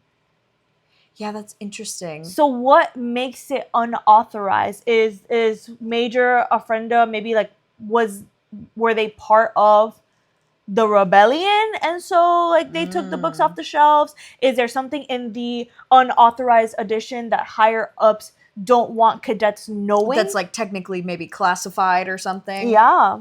Could be. Yeah, that could be. You know, I saw that it says unauthorized edition, but didn't like question it. You know? I think you're right though. Like, and I say he because like a major could also be a female, but I know from listening to the audiobook, this is read in a male's voice. I see. So I am wondering, is it because all the other ones, like Kaori is their one that shows them the images, the projection images, yes. Like pretty much all the other ones on here, we understand who the source is. Interesting. We're gonna have to keep an eye on that now that you bring that up. Good one. Yeah. And I'm like, part of me doesn't know if I'm reading too much into it, or maybe. But also I feel like so far this author has given like Sarah J. Maas vibes in the sense of like, yes, something that I did say earlier does come back up. Like she's not an insightful writer. Yeah. She is a planned writer. Yeah. Yes, I agree. Because sometimes you can read like certain like fantasy books or like from other like maybe more indie authors or something, and then you're like trying to read it with the same level that like you would read some of the books that you know are already like established in like book culture that are like good. Yeah. And then there's a bunch of red herrings in the book, and you're like, oh, so this didn't answer like anything. Yeah. Of what like we were discussing. Yeah. Can you hand me my... Yes. So we start this chapter though of her talking, like girly talking with Rhiannon. Like, girl, that she guy, said, he knew what he was doing with that kiss. That Riri, you don't even know. That kiss was good. She said he knows exactly what he's doing. And she's like, so like that was kind of like first I love Rhiannon. I love Rhiannon too. Rhiannon is like, I could imagine myself having the same conversation that she's having with Violet with like her. Yeah. It's so funny. And she's like, so like any second thoughts? Like you look like maybe there are some third thoughts even. And she's like, no. Well, like maybe, but like I don't want stuff between us to be weird. And Rhiannon, we know, is very pro get yours kind of girl. So like she's basically like, jump his bones. Do it. I feel like she's like, do it. I want to see what happens. Yeah. she's the one who's like The chaos. She's the friend that's like, no, stop. You shouldn't do that. Meanwhile is like, So how'd it go? yeah. Yeah, exactly. And Rhiannon is like, well, or Violet's kind of like, well, he's like he's gonna be the most powerful rider in our generation. He's gonna be needed on the front, like not here. And Rhiannon's like, for now. When I read Violet saying that, I literally was like, are you like a dodo head? Yeah, of course. Like in that moment, I was like, I thought you were supposed to be smart. Well, she's probably thinking about like physical. Yeah. And Rhiannon's like, for now, he's the most powerful rider in our generation. For now. And Rhiannon is like, hello, you literally have Tairn. Like, yeah, wake up. Yeah. You have Tairn and your brain. Come on now, girl. Yeah, and Rhiannon. Together. And this is where Rhiannon manifests a signet. She's like, okay, so now for like other news that is not spicy news, but also like exciting news, watch the book on the desk. And all of a sudden, like, the book disappears and is in her hand. Yes. So it's not just like float it across the room to her. It's literally like poof, poof, poof. Yeah. And I was like, whoa. Which I think is very interesting, right? Because isn't the signet, it's a mix of who your rider is and your dragon's abilities, your dragon's power, or whatever. Yeah, it is like a reflection. So Sgaeyl tells Violet at some point, it is a manifestation of who you are at your core. And that's why it's always different based off of the person. Like the same dragon can bond different riders and have all different signets because it's like who the person is at their core. Which makes me think like, so who is Rhiannon at her core that it's basically teleportation. Things are drawn to her. It's like she's a retriever. Like it's teleportation. Like I wonder what that reflects on her. Yeah. On Xaden, him being a shadow daddy is like, okay, the man's been through a lot of trauma and has like a lot of parts of himself that he hides away. He masks, yeah. Yeah, so it makes sense that he's like a shadow daddy, basically. And the true him is found in the dark. Exactly. The true him comes out when he's like helping these other kids, like the secrets in the dark, you know? Yeah, very secretive. What else? What other signets?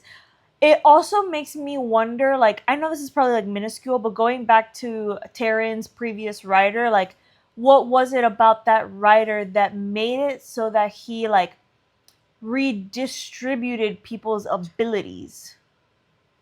You know, he's a capitalist. He's a social capitalist. Was he like was he like a coordinator? You know what I mean? Like somebody who is good at seeing where people are needed. Oh, I was going to say it was more negative? More negative of like what I see, like what these people can do for me. An opportunist. Yes, there you go. I was trying to say social capitalist, but opportunist is a better word. Yes, I think so. Yeah. And Brennan was a mender. Yeah. So at his core, he was a fixer. He was someone who like made other people better.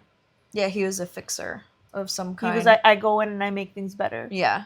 Oh, where Mira's we don't, do we know yet? No, there's a part where we haven't learned yet what Mira and Brennan's signets are at this point. Oh, it is in this 10 chapter chunk that we learned that Brennan is a mender and we learned that Mira is a protector. Yeah. That she can extend wards. Basically, she is like a ward for her squad. Oh my god, stop. She's like Bella. She is like Bella from Twilight. A shield. Yes. Yeah. Yeah. Oh gosh. And I just okay, so we have another moment with Dain. What was this one? Honestly, who cares? Oh, because this is the first time that Dain is like directly like one-on-one talking to her since the thing with Amber where he's like, show me the memory. Yes. This is the first conversation that they're having. And he's like, you let Tairn share your memory with everyone instead of just showing me yourself. And she's like, I'm sorry. And he's like, when all that shit went down with Amber, I asked you to show me what happened and you refused. And I was like, bitch, you didn't ask. You demanded. And then she says, you didn't ask. You reached for my head like you were entitled to my memory after blatantly telling me you didn't believe me. Which I was like, how do you not believe your best friend that you quote unquote love with this versus this random girl who you basically met last year? Yeah, exactly.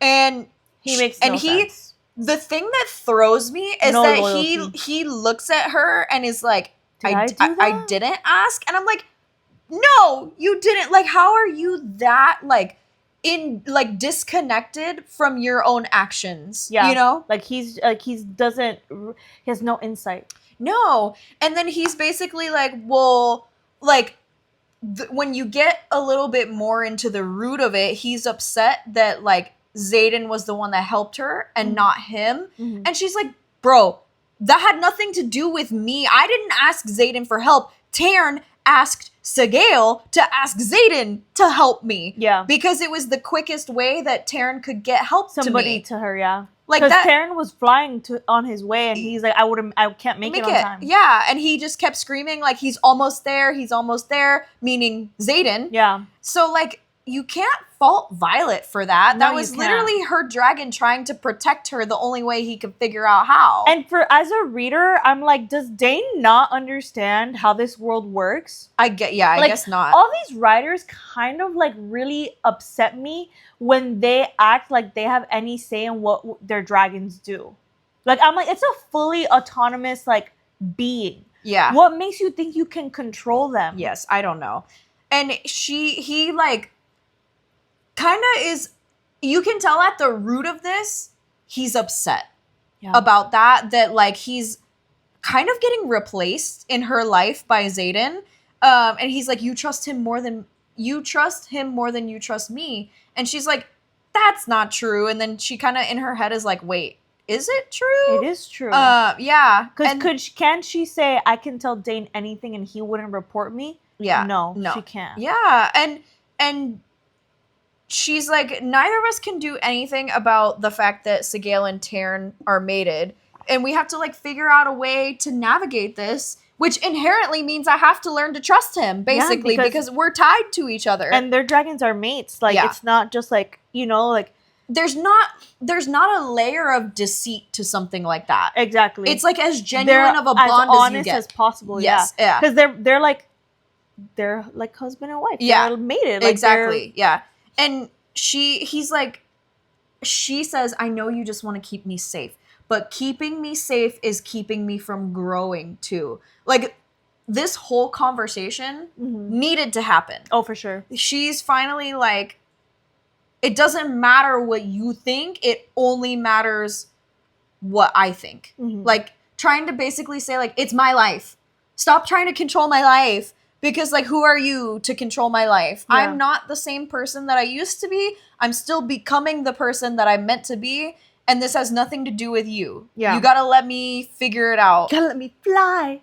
Yeah. She's like, you said that this place, like, strips away everything that you were and reveals who you are. At my core, I'm a writer. Tairn knew it and Darna knew it, and that's why they chose me. And until you can stop looking for ways to keep me in a glass cage, we aren't going to get past this, no matter how many years of friendship we have between us. Yeah. And I was like, dang, she's letting him have it. But which I'm like, thank God, because you know how many novels and like books you read, and the female main character won't put someone in their place, and you're the reader, and you're like. And you know this about me in real life too, is that I can be a very blunt person. Mm-hmm. And so this, like, I can't stand it when people beat around the bush. Yes. Yeah. Like, just say the thing that needs to be said. And you know now that, like, that this is out in the open, now you can start to fix it. Yeah. It's when you keep it to yourself and you try to bubbles. Yeah, and you try to placate or like slowly hint at what the problem is. Like, nothing ever gets solved that way. Mm-hmm. So I was like, finally, she told him. And then she was like, wait, did you keep begging me to leave Sgaeyl because you didn't think I could survive here? Or because you were trying to get me away from Xaden? And I was like, ooh. And let's see, I wrote, and I was like, ooh. like she is calling out basically like his male Jealousy, yeah. territorial behavior. Yeah. She's like, wait a minute, like, did you like actually care about me, or you just like wanted me to yourself kind of thing? Yeah. So that whole conversation was nasty. But he said, he ends it with like, how can I argue with someone who has 2 badass dragons? And I'm sorry for not asking for the memory, and you better go to class now. And I was like, I don't love that she's like forgiving him, but also I don't want them to not be friends at the end of this. Like, this is the step towards them being able to maintain being friends. I want him to get better. I want them to be able to maintain their friendship. Yeah.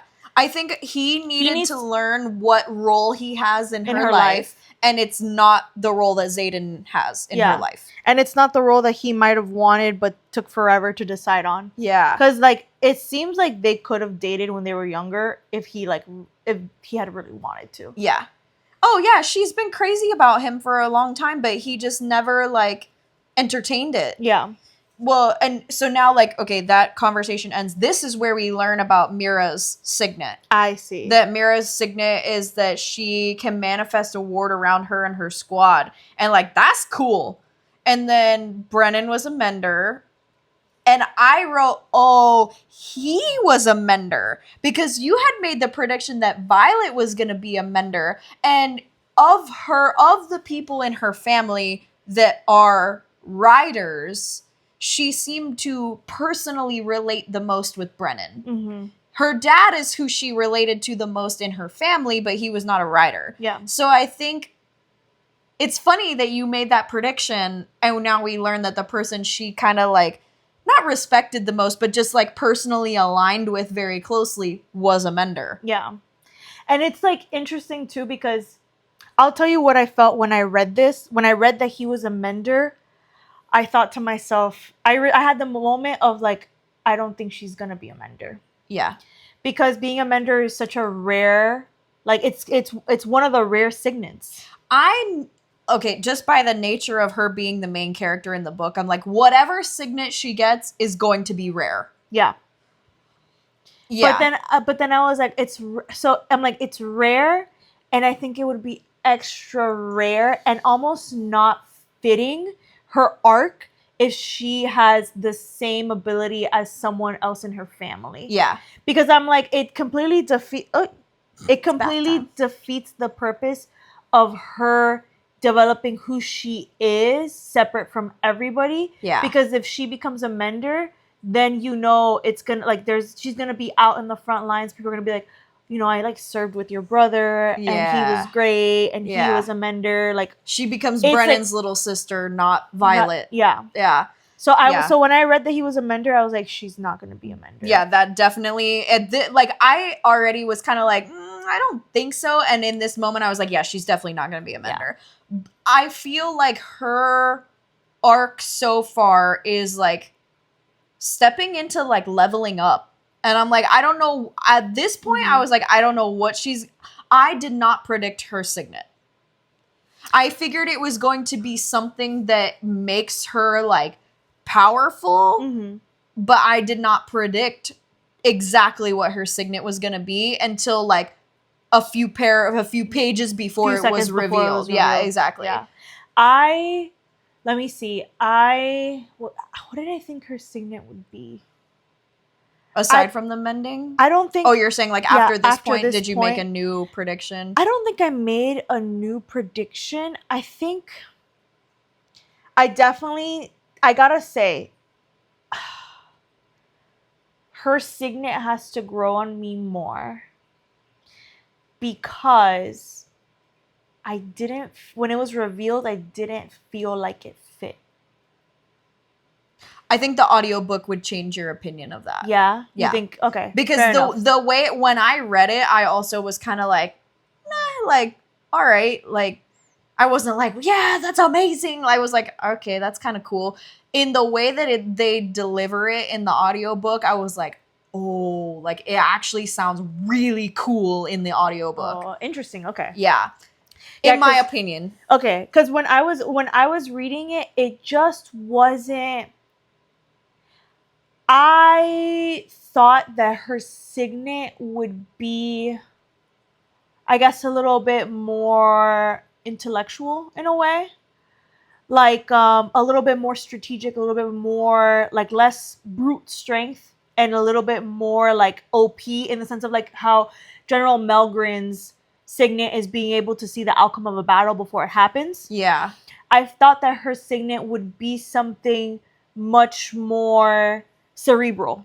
Well, and everything because of Tairn being cunning, because of her being intelligent.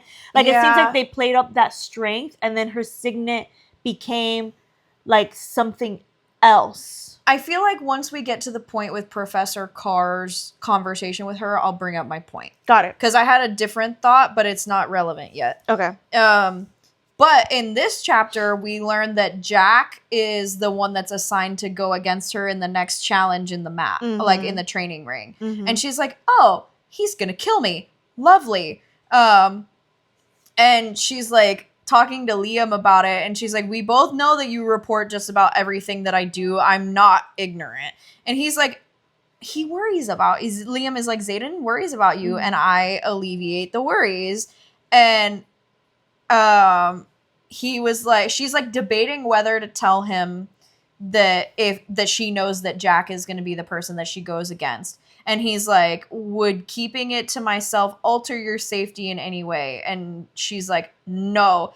And I was like, LOL, this conversation is like patient confidentiality when like we have patients disclose to us like stuff about mental health or whatever. It's like, we have to tell them like if you or someone else's safety is at risk, we're required to tell. Otherwise, everything stays between just you and me. And so I giggled at that part where he's like, is your safety at risk? He's like, I'm gonna regret this. Yeah. But she does end up telling him, she's like, I can't tell you how I know, but Jack is the one that's gonna challenge me. And like, you can't stop that no matter what, because like it's a challenge.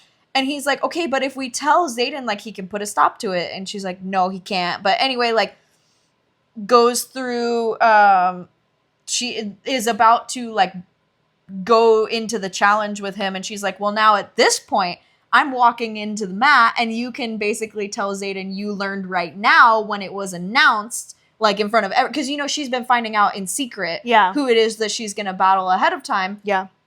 She's like, well, now you can go tell Xaden because he's not going to get here in time. So now you've fulfilled your job of telling him without interfering or with like intervening. Yeah. Which I have to just put a pause real quick. Like, the faculty know that Jack is going to fight her. Yeah. And I just feel like from the perspective of strategy, like the way that this world is constructed is very like rudimentary in their way of thinking, like the leadership. Yeah. Why would you, unless there's a vested interest that somebody wants Violet to be offed, but why would you take the most potentially like powerful rider that you have in your academy? Why would you put them at risk with someone that you know doesn't care about like actually training and is actively just trying to kill her before she gets her powers? And it's like, it seems like it would impact the war and their abilities in the future. So in my opinion, like if I was a higher up and I saw Jack Barlow was set to like fight Violet, I would literally be like, no. Yeah. No, we're not letting that maniac get anywhere near Violet. She's literally bonded to Tairn. And for whatever reason, everyone knows that she falls off of her dragon. Yeah. And that her dragon catches her. Yeah. And puts her back on him. Yeah. Which means to me that dragon cares if she survives. Yeah. Which means that their bond is probably strong. Which means that if we lose her, we lose one of the most powerful dragons that we have at our disposal. Exactly. That makes one of the most like unique or rare signets. So it is like she, as of right now, is like all possibilities. And if she dies, it would just be horrible for them, for their side. Yeah. So why? Yeah, you're right. It's a very like only the strong survive, and even if you're valuable doesn't mean we're going to protect you. Yeah. Like, you're either strong enough to survive on your own or you're not. And then, and only then will you be useful to us. Yeah. I agree. It doesn't make the most sense. But this scene was great of them, like, going through their challenge. So, like, they're, like, fighting and he gets her in a grip and she literally dislocates her own shoulder and, like, gets out of it, which I was like, what? But I was like, that's metal. Yeah, exactly. I was like, damn. And he, like, throws a dagger at her and she, like, blocks her face and gets hit in the forearm with his dagger. I was like, oh shit. And it kind of, like, the fight keeps going on and all of a sudden he's, like, about to, like, he's trying to use his powers to kind of, like, shatter her brain. Is like the vibe that I got from it. Mm-hmm. And she, at the last second, like, gets enough strength of her own to jam something into his face. Mm-hmm. And then we see him, like, go down, and that's right, because earlier in the book we got a little hint. She's observing what he's eating and what he's not eating. Mm-hmm. Yeah. And they're all, and he's like, he's like clawing at his face. He's turning purple, and they're all like, "Oh my god, what's wrong with him?" And, like, they're starting to haul her away to the mender, like, the healing ward. And she tells Riddick, oranges. He's allergic to oranges. She poisoned him, like, like, immediately dosed him with oranges. Yeah, like, she had a little vial of basically, like, extract from oranges, and bang, like, gave him, like, put him into anaphylactic shock. Yeah, which I thought was insane that she said it. I feel like I wouldn't have. So this is an insight into Violet's character, that she refuses to be a killer. Yeah. Even when it's someone like Jack. Which I think is very naive. Yeah. Like, you're literally in a war college to get over yourself. Yes, I agree. But that just goes to show the only reason that she said it is because she wasn't trying to kill him. She was just trying to make sure she didn't die. Yeah. And that was the way to do it. And that's the end of the chapter. Yeah. That was a good chapter. That was a good chapter. I agree that I was a little bit, like, I would have been a little satisfied letting him die. But his time will come. I just think that for someone so intelligent, I'm like, I completely understand not wanting to be a killer, but I completely also understand that when you are placed in a certain situation at this point, it's self-defense. Yeah, there's a time and a place. He keeps coming out. It'd be different if after threshing, he was like, I hate you. I'm not actively trying to get in your way anymore. Because, but I still hate you. Yeah, exactly. You know? But my thing is, like, you know, the best way to make sure he doesn't kill you? Kill him. To get him first. Exactly. That's all I'm saying. Eat or be eaten. Literally. Yeah. So we start 24 with an excerpt also from the Book of Brennan, where he says, I know you don't want to hear this, but sometimes you have to know when to take the death blow, Mira. It's why you have to be sure that Violet enters the scribe quadrant. She'll never be able to take a life. And so if you didn't already have the insight of why she told about the oranges, he straight up just said she's not the type to be a killer, like, to bring herself to be able to do it. Yeah. Let's see. So Xaden, of course, is all pissy. Like, you should have told me as soon as you knew that it was going to be Jack. She's like, if I didn't know any better, I'd think that kiss scared you. And then she's like, I didn't mean to, because she's kind of like a little loopy on some drugs. She's on pain meds. Yeah, and he basically was saying, like, the kiss was a mistake, colossal blunder, blah blah blah. And she's like, it feels like he eviscerated me with 4 sentences, which I'm like, okay, you actually care about him a lot more than obviously you're admitting to yourself if you're that devastated by him being like, yeah, it was a colossal mistake to kiss you. Also, though, what a dick. Yeah, literally. Why would you say that? You could have just said, just think it. You could have just said, you know, we had a little bit of a lapse in judgment. I don't think we should do it again. Like, you could deliver the same point in less of a harsh way. Yeah. I think he was almost half saying it to himself too. Yeah. Like, that was a mistake. It was horrible, blah, blah, blah. Yeah. And she was like, well, but what if I want to talk about us kissing? And he's like, well, then feel free, but it doesn't mean I have to be part of the conversation. We're both allowed our boundaries, and this is one of mine. I did respect that, actually. The ability to say, like, you have the right to want to talk about it, but I also have the right to not want to talk about it. And it's a boundary. Yeah. Yeah. You know what's crazy though? When he said that, I was like, okay, yes, I recognize boundary and that should be respected. But also, I feel like if I was Violet, I would have looked at him and be like, you're full of shit. Fair enough. You're literally Yeah. full. Oh my God, Bo, literally, when I said that, he was like, he looked at the camera, he was like, It's because he probably because I look at him all the time and I say, are you full of shit? Oh, I guess he's not going to react to it. He's got his eyes closed the whole time, though. oh. He, like, sat up sleeping. And You know what she should have said? She should have said, like, you know what? You're absolutely right. Next time I get that urge, I think I'll just ask Liam. Yeah. Ah! Oh, God. You know what? She does need to start playing on his jealousy card, you know? I think the next time I'll just ask Liam to help me. Yeah. And then just watch Xaden and be like, Yeah. ah!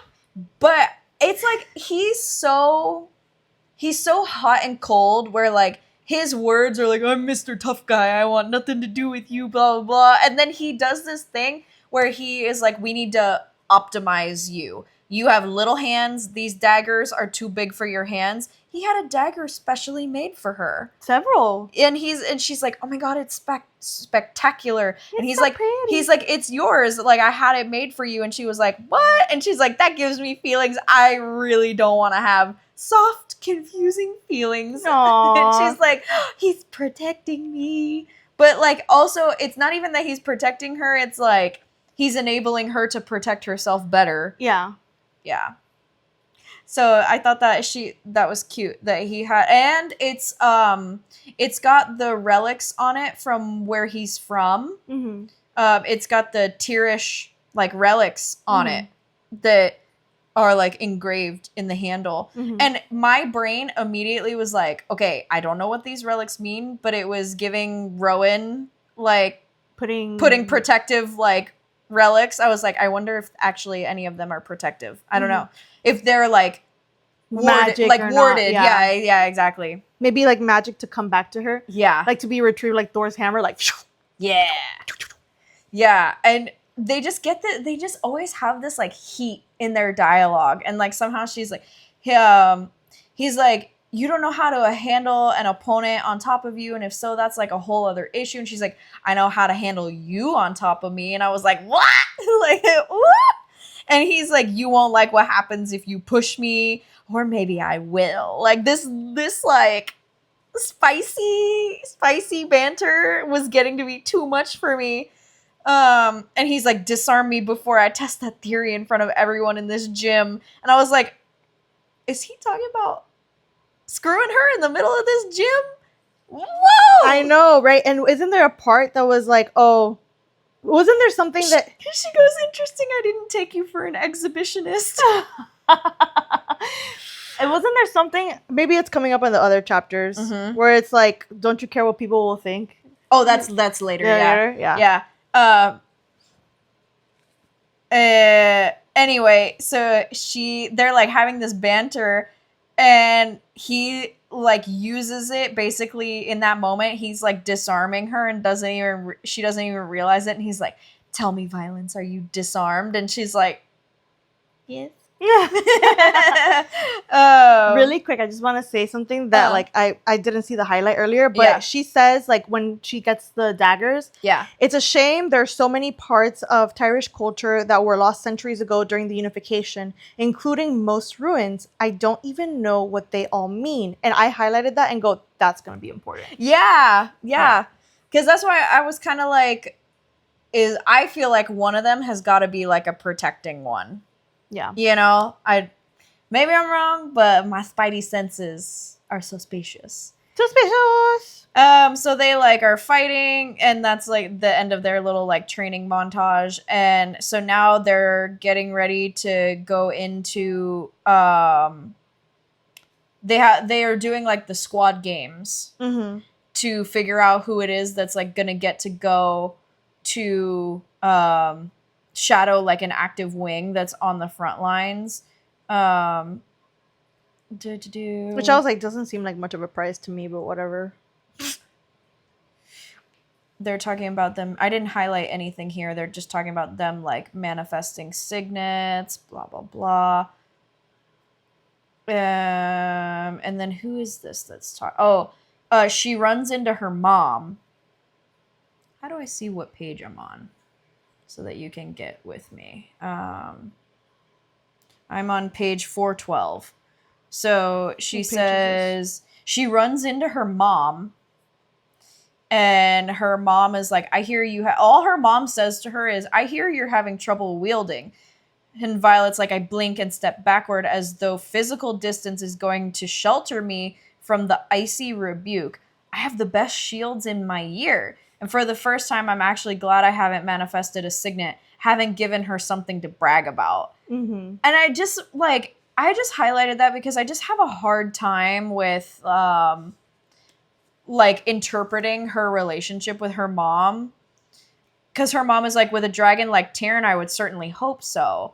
If not, all of that incredible, enviable power will have been squandered.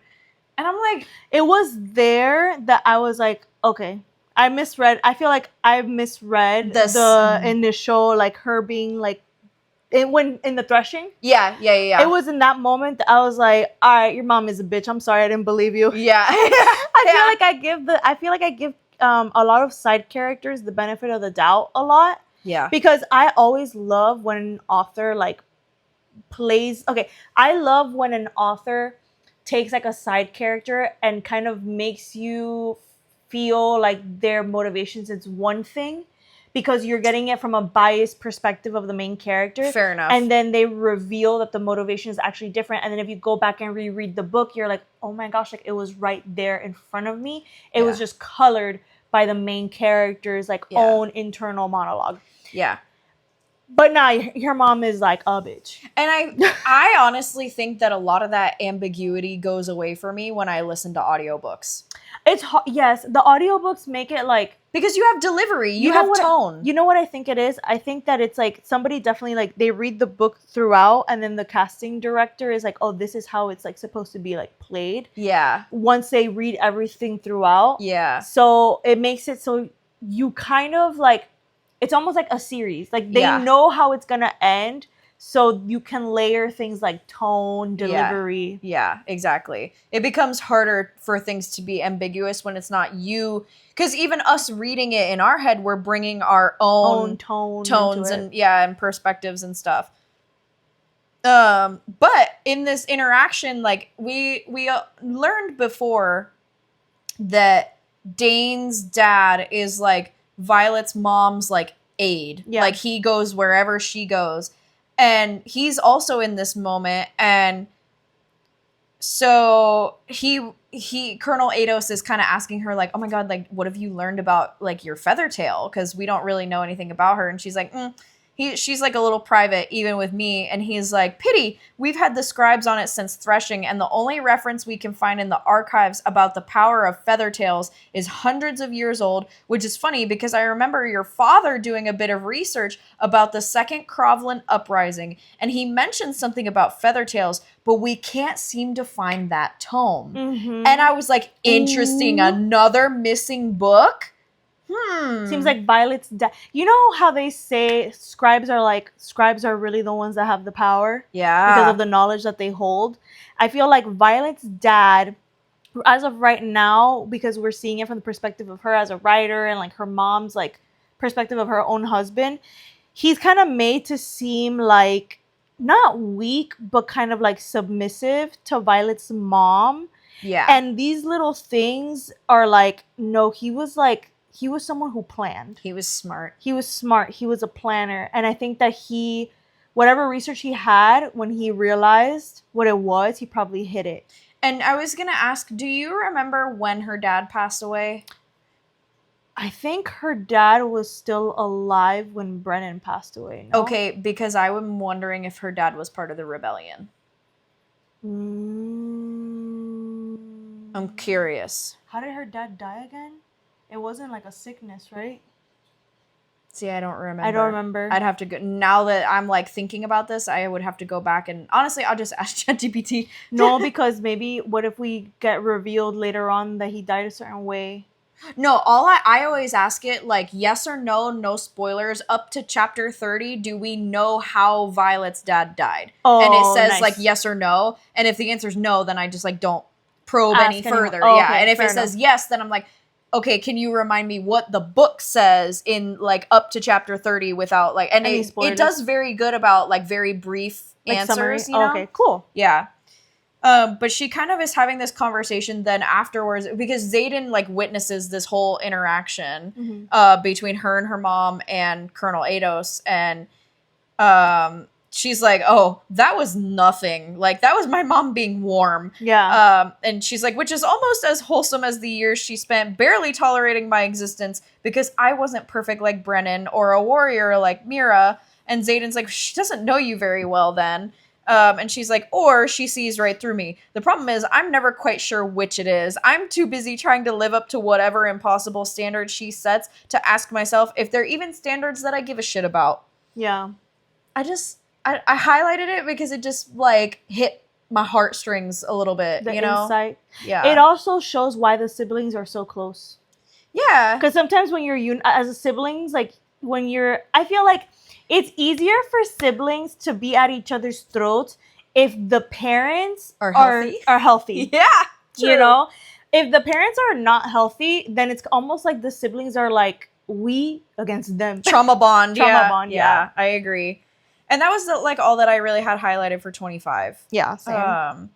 So 25 also starts with an excerpt from the Book of Brennan. A lot of these chapters were Book of Brennan Excerpts, quotes. Yeah. So he says the squad battle is more important than the wing leaders will let on. They like to joke that it's a game, that it's just bragging rights for the squad leaders and the winning squad, but it's not. They're all watching. The commandant, the professors, the commanding officers. They're watching to see who will rise to the top, and they're salivating to see who will fall. Yeah. I was like, this is brutish a little bit that they're taking these first years who have like hardly any training and just putting them into a squad battle and like kind of enjoying it even if they die. Yeah. But yeah. So they're going through these like challenges to earn points. Let's see. One of the things they had to do was some sort of like race on like the back of their dragons, and she's talking about like having bruises on her butt from like Tairn, like the way he was flying, and she's like, and Tairn's like scoffing that I am humiliated his entire family line as we cross the finish line last, because he's supposed to be like the fastest dragon basically that there is, and they came in last place because she kept falling off because she kept telling him like, no, don't hold me. Yeah. And he's like, but I said this is going to be important because they're like doing this like challenge on the mat where Liam is the one that they put on the mat to like win points for them. And if he wins, then they're going to be like relatively high up in the placing, even with her third place. And she's like, but I don't see Dain. Where the hell is Dain? He would never miss this. And I was like, that's going to be important in just a second, because my brain jumped to Goblet of Fire when Ron and Hermione were like held under the lake. You know, I was like, ooh, interesting. It's going to be important for the next challenge. Yeah. That's what I was thinking. Yeah. And so they reveal the next challenge is you are to break into your squads and accomplish a unique mission this evening without the leadership and instruction of your squad leaders. So it's to teach them like how to function when their leadership dies. Yeah. Like how do we figure out who's going to step up and now lead us without Dain? Yeah. And do we function well as a unit without Dain? Yeah. Which was an interesting concept. And it says that their mission is to find and acquire by any means necessary the one thing that would be most advantageous to our enemies regarding the war effort. And I said, that's incredibly vague. something to do with why the wards are failing, or maybe that scroll about the village raid that was never presented in battle brief was like what I thought maybe they were gonna go for. But basically I was like intel of some kind. Yeah, information. Yeah. That's what I agree. When I was like, ooh, so probably like some kind of like information is most valuable, which I think is really interesting, because then after they do what they do, we find out like what other squads bring. Yeah. And it's like other squads' ideas for like what would be like most useful to the other side are like weapons and like high-ranking officials. Yeah, and I thought that was hilarious when they drug in like one of the commanding officers. Which must be so embarrassing that a group of that a group of cadets were able to like capture you. Yeah. That must be so embarrassing. But also like, I just thought it goes to show how like there's so many squads that are not fit for leadership. Yes. Because the idea that a weapon is what's going to turn the tide in the... Granted, there are weapons that turn the tides in war, but it's not weapons that like can only kill one dragon at a time. Yeah. You know what I mean? Yeah. And grabbing somebody from leadership, like, yeah, but it takes time to like get information out of that person. Yeah, too. and then you have to have the ability to get information out of them. Yeah. Exactly. So I was like, yeah, I figured it was going to be information of some kind. Yeah. And they go through this conversation of like, well, who's going to lead us? And Imogen is like, I mean, I'll do it. But she goes around and is like, do any of you want to do it? And they're all like, I'm good. Yeah. So Imogen is the one that steps up, and she actually is built for leadership. Because she starts recruiting ideas. Yes. She like facilitates the discussion of ideas, not like steamrolls with an idea. Exactly. Yeah. Yes. That's true leadership, is you recognizing the strengths of your team and using them to your advantage. Yeah. So she goes around like, okay, everybody, and getting ideas from everybody, but she also knows her team well enough to know when like Violet's facial expression shows that she has an idea, but is not yet like comfortable or confident. Fully formed. Yeah. And Imogen was like, nope, get up here and like, we're going to work out the idea as a group. Yeah. And Violet was like, okay, like we're going to need everybody's signets to like make this happen. She's like, if we pull this off, we will win for sure. We're going to break into my mom's office. And I was like, oh, shit. Because, like, who would ever imagine of breaking into the general's office? But she also has intel on how to get there. She has all the info that she needs on how to get there and what to do. She knows the guards' rotation schedules. Yeah. She knows the lay of the land. And also, like, things that could be in the office that could be valuable. So she's got a target and like means, and yeah. So they all are like, yeah, we're going to do it. We're going to do it. And they only have a certain amount of time that they have to be back into the room with whatever it was that they collected. So they're on like a time crunch. And this scene of them breaking into the office, the whole time I was like, they're gonna get caught. They're gonna get caught. Like, it's like the Mission Impossible soundtrack. Do.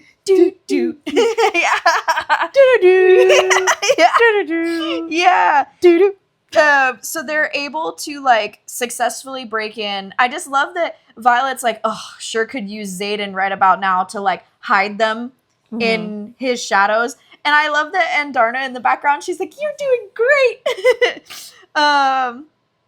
I think it's also interesting. We got Imogen's signet. Yeah. She can mind wipe recent memories. Yeah. I literally highlighted that and was like, interesting. Yeah. And dangerous. Yeah. Which is cool. Yeah, they basically laid out, everybody has a signet at this point but Violet. Yeah. And they're all pretty cool. Yeah, they're all decently like, I think the one that's probably the most interesting for me was, yes, the mind wiping, but also one of the cadets that can astral project. Yeah, Quinn. Yeah, I was like, oh, that's interesting. Yeah, which is very advantageous for her that she could be on her dragon and send a projection of herself elsewhere. Yeah. See what's going on there. Even like make a diversion. Diversion. While not putting herself in danger. Yeah, I thought that was actually a very unique thing. Yeah. Which like kind of is okay. So what is it about Quinn at her core that makes it so she can astral project? Yeah. I don't know. I'd have to think about that one a little bit. So they get into the office and they're able to like distract the guard to be able to get into the office, and they're like all looking around for stuff, and there's tons of correspondence on her mom's desk.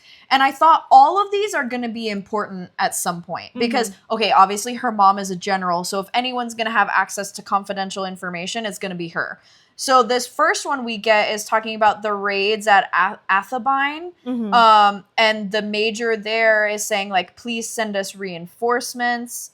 And Violet's like, oh shit, like we haven't been learning about this at all in Battle Brief. And she's like, but if it's that terrifying out there, like we should have the right to know because we'll likely be called into service before we graduate, maybe even this year. And I'm like, we predicted as much. And then the next letter that she opens on her mom's desk is from a lieutenant colonel who's saying that in Tyrrendor, please consider a solution, an influx of defensive spending in like the outposts in Tyrrendor. Consider that as an alternative to suppressing unrest with force. Yeah. So give the people financial opportunities, basically. Well, and so Tyrrendor is where the rebellion was before, the Tyrish rebellion. And she was like, we can't afford to lose the support of the people again. Perhaps an influx of defensive spending on the outposts here would not only bolster the province's economy and remind the Tyrish how needed they are to the defense of our kingdom, but also ease the unrest. And Violet's like, oh my god, what the hell? Like, what do you mean? We didn't know there was any unrest. So it's interesting though that it's also the same quadrant, or like not quadrant, the same like region as where the rebellion was before, that they're starting to get unrest. And she says Tyrrendor should already be one of the safest provinces in the continent, well, except Aricia, where the capital should be. There is only a scorch mark, as though the burning of the city has singed the map as well. And I was like, this seems important. Yeah. The fact that it is supposed to be the safest area, and yet there's like unrest there. It just doesn't make sense. And also, why are they not being told about this? It sounds to me like the people there fully supported the rebellion when it happened. Yeah. And the brutal execution of everybody involved and the marking of the children was meant to get everybody back in their place. Yeah. Yeah, I agree. And so reading all of this, I was like, dang, like, these are valuable, but Violet still doesn't pick them up. But also, it'd be very interesting for this, like, lieutenant colonel. She is asking for an alternative to force. Yeah, to violence, yeah. Which makes me think if this person is a character that we're going to see in the later books, probably be someone who is sympathetic to the rebellion. Like if there's a rebellion. Yeah, okay. So because sometimes they drop all these names and I just think to myself, as an author, they're not random. It would suck to come up. You know how hard it is to come up with a decent name? Yeah. To come up with all these like decent names and then like never use them again and have to create new names when new characters come into play is kind of like a lot, in my opinion. Yep. So Violet's just kind of like, okay, she is still like, I still don't think these scrolls, even though, yes, they have valuable information that we definitely were not supposed to know at this point. We're not going to win the games. Yeah, like this, it's not what she's looking for. And so then she realizes that she has this map up on the wall and it shows like all where there's like active border zones, where there's like war zones, where there's outposts, where there's supply routes. And she's like, ooh, that's what we need to steal, the map. the map with all the locations of all our allies, all of our squads, all our supplies, how we move the supplies. That's the one. Yep. So they pull the map like off the wall, and now the guard is coming back, and they have to do this like amazing escape that it also was like adrenaline rush of like, oh my god, are they gonna get caught? Are they not? Yeah. Blah blah blah. And they're all still like early in their manifestation of signets, except some of the second and third years. Mm-hmm. So all the first years who have signets like that this mission is reliant upon, they're all like, please work when it comes. Because like shaking like little leaves. Yeah, because they had Rhiannon already down the hallway. Ready to like grab the map from them down the hall and be able to get away. And so she's like, please work, and it like pops into her hand, and she's like, yes, like I did it. And so they get back into the room where they have to present, and Xaden is there, and he's like looking at her like basically like, what did you come up with, Violet? Mm-hmm. Like he knows that whatever they did was gonna be her idea. And I love, this is how I know Imogen is meant for leadership, that she's like, it was your idea. You present it. And I was like, oh, good for you, Imogen. Like the more that we get to know her, I actually do really like her as a character. Mm-hmm. And she's definitely supposed to be in leadership eventually. I wouldn't actually be surprised if she ends up being a better choice for leadership than Dain. Yeah. But we'll see. So Violet says they brought an up-to-date map of all the current outposts of Navarian wings to include troop strength of infantry battlements. And so she's like pointing to like the forts that are along the Signesian border, as well as the locations of all current skirmishes in the last 30 days, including last night. Mm-hmm. And the professors are like, oh shit. And Professor Kaori is like, and how do we know that this map is in fact current? Kind of like, are you bullshitting me? And she's like, well, because we stole it from General Sorrengail's office, and all of them are like, ah!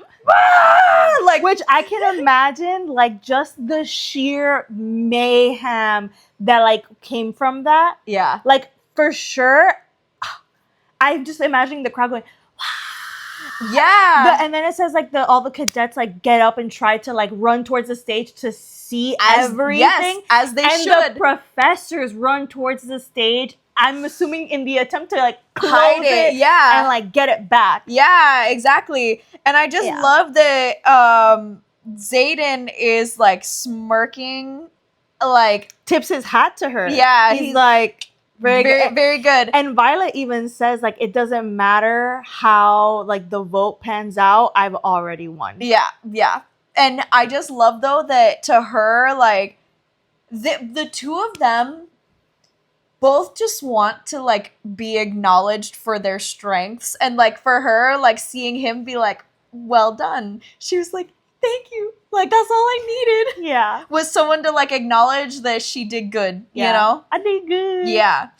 And that is the end of 25, which 25 was a great chapter. It was a very exciting chapter. It was and I just loved seeing them work together as a squad. I was like, okay, I do actually really have high hopes for them as a unit. Yeah. I swear to God, though, if we get into the end of this book or like the future books and we start losing people from this squad, I'm gonna be devastated. Oh, for sure, we're gonna start losing people. I swear, if any of them die. Okay, right now the ones that I'm the most connected to are Rhiannon, Liam, Riddick, and Sawyer, and I'm getting more attached to Imogen.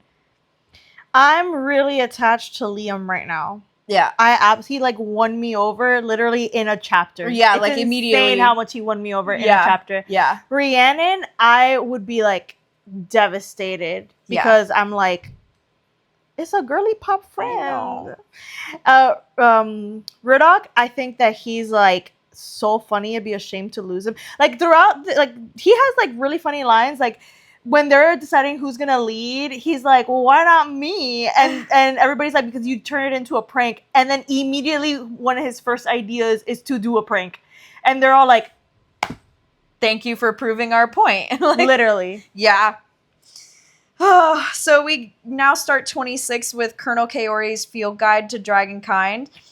And he says, there is no stronger bond than that between two mated dragons. It goes beyond the depth of human love or adoration to a primal, undeniable requirement for proximity. One cannot survive without the other. Mm-hmm. Which is terrifying to think that, like, we already know in this quadrangle of Xaden, Violet, Tairn, and Sgaeyl, one goes down, the whole ship goes down. Oh, yeah. Between all four of them, which, like, from an enemy perspective, I hope no one ever finds out. Yeah.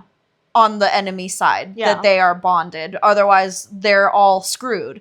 But it seems like common knowledge in the in like their military world, right? I think so. Yeah. It seems like it. Well, all the dragons should know that they're bonded, which means that all that they need is like somebody's Intel. dragon to say like they're bonded. Yeah. They're mated pair. Yeah. I don't have anything highlighted here. Oh, so basically, with the uproar of the map, they win the squad game, which means that they are now going to the front lines to shadow an active squad that is like at an outpost. And Rhiannon finds out where they're going, and she's like, oh, my village is less than an hour away on foot from where we're going to be. So, flying on a dragon, they're like, probably like right 15 to 30 minutes. Yeah, if that. And Violet's like, oh my God, like, don't tell anyone, but we are going to be there for 6 days. We will figure out how to get you to see your family. Yeah. I was like, oh, I love it. And so anyway, they get there. Let's see. One of the squads is returning from patrol. And we find out. Yeah, well, because she's already... she sees Dain, and he's like, what does that look for? And she's like, what look? And he's like, the one where someone just sucked the joy out of your world. And I was like, bro, what the fuck do you mean? You're literally the one that sucks the joy out of her life. Like, come on now. Yeah, that's what he's saying. He's like, why did you like look at me like I'm the worst thing ever to exist? Because you kind of are right now in her world. And she's like, yeah, I was just remembering the guy I used to climb trees with. That's all. Basically, like, when did you become a dick? Yeah. But yeah. So we find out though that the patrol gets back. And there's someone that's like Violet, and it turns out it's Sissy. It's Mira. It's Sissy. Yeah, I was so excited. And it's like, she's been holding it together with all of this crap that she's been going through. She's been keeping it together. And then she sees her sister, and it like just all hits her, everything that she's been surviving. And Mira's like, oh my God, you're alive! because they don't know. Yeah, they don't know. They don't know anything. All they know is like the reports of like reading the death like names. Yeah. So they got to be united. Which is lovely. Oh, and so like Mira's kind of like, well, you have to like tell me how you survived. Like, how have things been going? And she's like, well, I've gotten really good at poisoning my opponents. And Mira was like, what? Like, what do you mean you've gotten really good at poisoning them? And then she's like, well, I have like 2 dragons, and Mira's just like fangirling over Violet. And I actually was like, finally, someone to like hype her up, and someone she will believe. Yeah. Hyping her up. Yeah.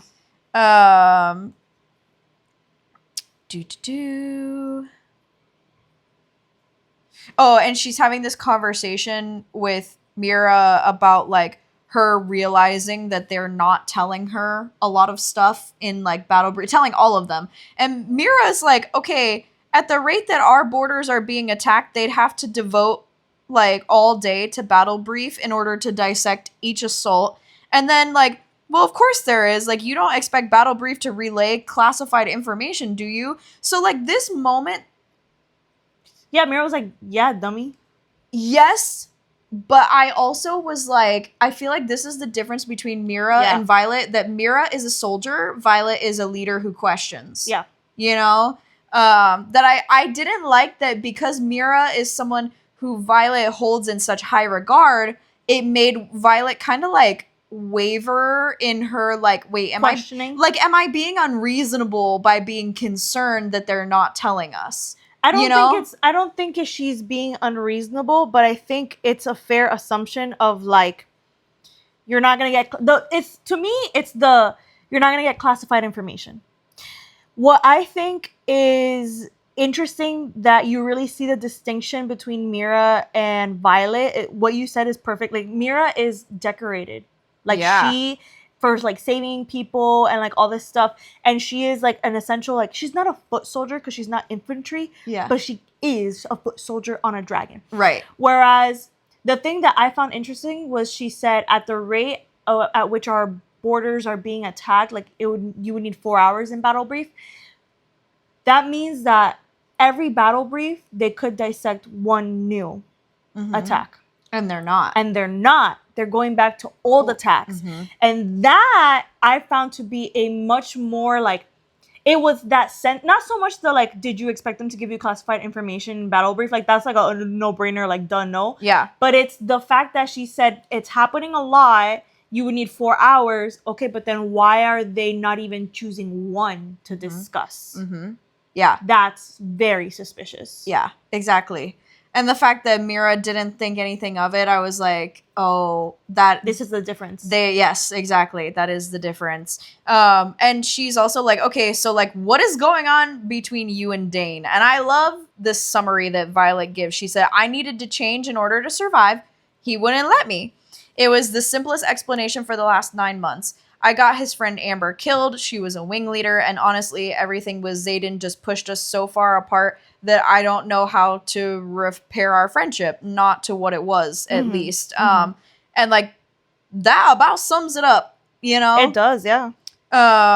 And let's see. Oh, so then Mira has the missing book. Yes. The Fable book. She was like, because they're talking about it and say like they're watching. So they snuck Rhiannon out. Yeah. To get her to go visit her family because she wanted to see her new nephew. Yeah, her sister Reagan had a baby. And so they're like having this whole conversation while Rhiannon is enjoying like her family time. And basically Violet is like, our family was never this happy. Yeah. Like, Rhiannon has a very healthy, happy family. Yeah.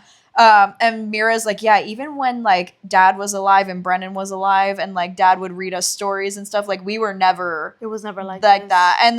And Violet's like, yeah, the book that you made me leave behind. And Mira's like, oh, you mean the book that I grabbed for you just in case Mom got a wild hair up her ass and removed all your stuff from your room? When she said the wild hair thing, I was like, oh my God, are they from the Midwest? Yeah, I say that all the time. And she always looks at me like, what the heck? Like, what is this phrase? And I felt so validated when that was written in there. I was like, thank you. I was like, oh my God, they're from the Midwest. Yeah. But so now we know, okay, we have a location for the missing Fable book. Yeah. And I'm convinced the one that's missing from the archives, her dad took, and this is the copy that was like in the archives, you know? So now the book has been located. We know that Mira had it at the outpost. And so they're getting ready to leave, and Mira's basically like, well, how long can you and Xaden even be apart for because of Tairn and Sgaeyl being a mated pair? And Xaden walks out of the shadows and he goes, well, apparently 3 days is their maximum. Their maximum time. And I just was like, oh shit. Like, yeah. And that's 26. 26 was like a happy chapter, but not like a deep chapter. It was a good little like recap chapter. It was. There was one thing I wanted to mention. Yeah. And I believe it's Mira saying this to Violet. Yeah. Where she's like basically expressing that she's happy that the dragons are so discerning, both with who they pick to bond with. Yeah. And she says, just makes me glad our dragons are so discerning and our wards keep the griffin riders at bay. Who the hell knows what kind of people those furry creatures choose? And I wrote a note and I wrote, people just like you. that think that way about dragon riders? Exactly. Yeah, okay. People just like you, people just like your sister, just like your whole wing, like people who think that they are in the right and protecting something. Yep. And I was like, okay, I see why they say that Violet's the smart one. Yeah. Because I'm like, that's very low insight. Yeah. Yep. And we learned that so Mira was protecting somebody. She got this really gnarly scar from a griffin, like scratching her. Mm-hmm. And for like that battle of protecting her whole squad because of her ability to like ward, she got recommended for, like, they say the Star of Navarre, which I'm imagining is like the highest honor. Yeah. And the guy recommending her, Major Potsdam, is basically like, it would be a shame for her not to get this award, but if the criteria aren't met, then I guess it would be okay for her to go to the Order of the Talon, which I'm imagining is like one of the highest levels mm-hmm. of riders. Yeah. Which would be a shame, but sufficient. Yeah. But we recognize with this, like, okay, Mira actually is a pretty big deal when it comes to being like a decorated mm-hmm. soldier on Dragonback, you mm-hmm. know? Okay, so they're doing now like their version of battle brief in chapter 27, where they're at the outpost, but because they get split into groups where one is going to go see what it's like to be on patrol, and one is going to do basically like a version of battle brief with Mira. Mm-hmm. And this room has so much palpable tension. Because you've got Mira at the lead with like a few of her lieutenants that are like in her squad to help like her lead this battle brief. You've got Violet. You've got Xaden. You have Quinn, Dain, and Liam. Mm-hmm. Is that it? Okay. And, because Rhiannon, Sawyer, Sienna, Nadine, and Heaton. Oh, Emery's there also. Mm-hmm. They're like in this half of the room that's in, or half of the squad that's in like battle brief. Yeah. And Dain has like this palpable toxic masculinity, angry guy vibe about him, where he's looking at Xaden like, rah, rah, rah, rah, rah, rah, rah, like, why are you here? Yeah. And Disley is so consumed by it. He can't see straight. Yeah, he is so distracted by Xaden's presence in a like malicious kind of way, or like toxic way, mm-hmm. that he can't be present in this exercise that they're doing. It's just terrible. But Mira basically is like, okay, we're gonna do a hypothetical. Here's our map. We're here. Let's say like all of a sudden this morning we get like intel that an old fort here is now occupied by our enemy. Mm-hmm. And like, let's talk through like how we would handle this situation. And also, Mira is realistic because Quinn starts being like, well, they teach us like that this is how the process works, so the fort wouldn't even have fallen in the first place. And Mira was like, okay, they teach you hypotheticals in battle brief, but that is not the way that the real world works. So instead of you trying to tell me how things should have gone, why don't you accept what is and teach and tell me how we're gonna fix it? And I was like, oh shit, because Quinn is kind of like, like let me just hide real quick. So I will applaud Mira for her like making Quinn kind of like squirm. Listen a little bit. Yeah, exactly. It gives, you know what it gives? It gives the vibe of like when the first year medical student is like, well, actually, that's not how the pathway works. And then the physician is sitting there like, please do tell me how it works, not me having 20 years of experience under my belt. Go ahead. Yeah. It's like when we were in TBL and some of our classmates would be like, well, that's not correct. And then like the physician like teaching the class is like, really? Because it's like my subspecialty. Yeah. So how is the answer that I wrote not correct? Go ahead, tell me. Yeah. Tell me, second year medical student. I know. I hate that.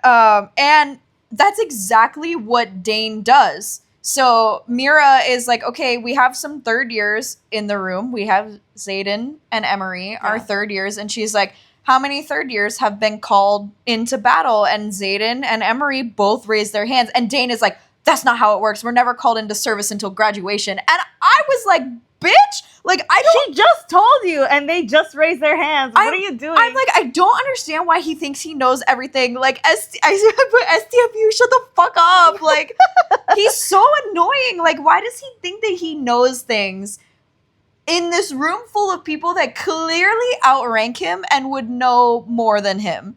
Mm-hmm. Like, he's so stupid. But anyway, yeah, after he says that, Emery's like, yeah, all right, just wait until next year. I can't count how many times we are the ones sitting in these very rooms in the Midland forts because their riders have been called to the front lines for an emergency. And Dain, it says the color drains from Dain's face, like, oh shit.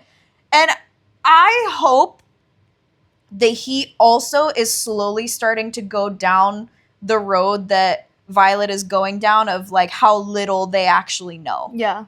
I think maybe that could potentially, but I also don't think that he would ever be the type to question their structure and all that stuff. I kind of don't have hope for him. I know. I actually really don't have hope for him. I'm trying.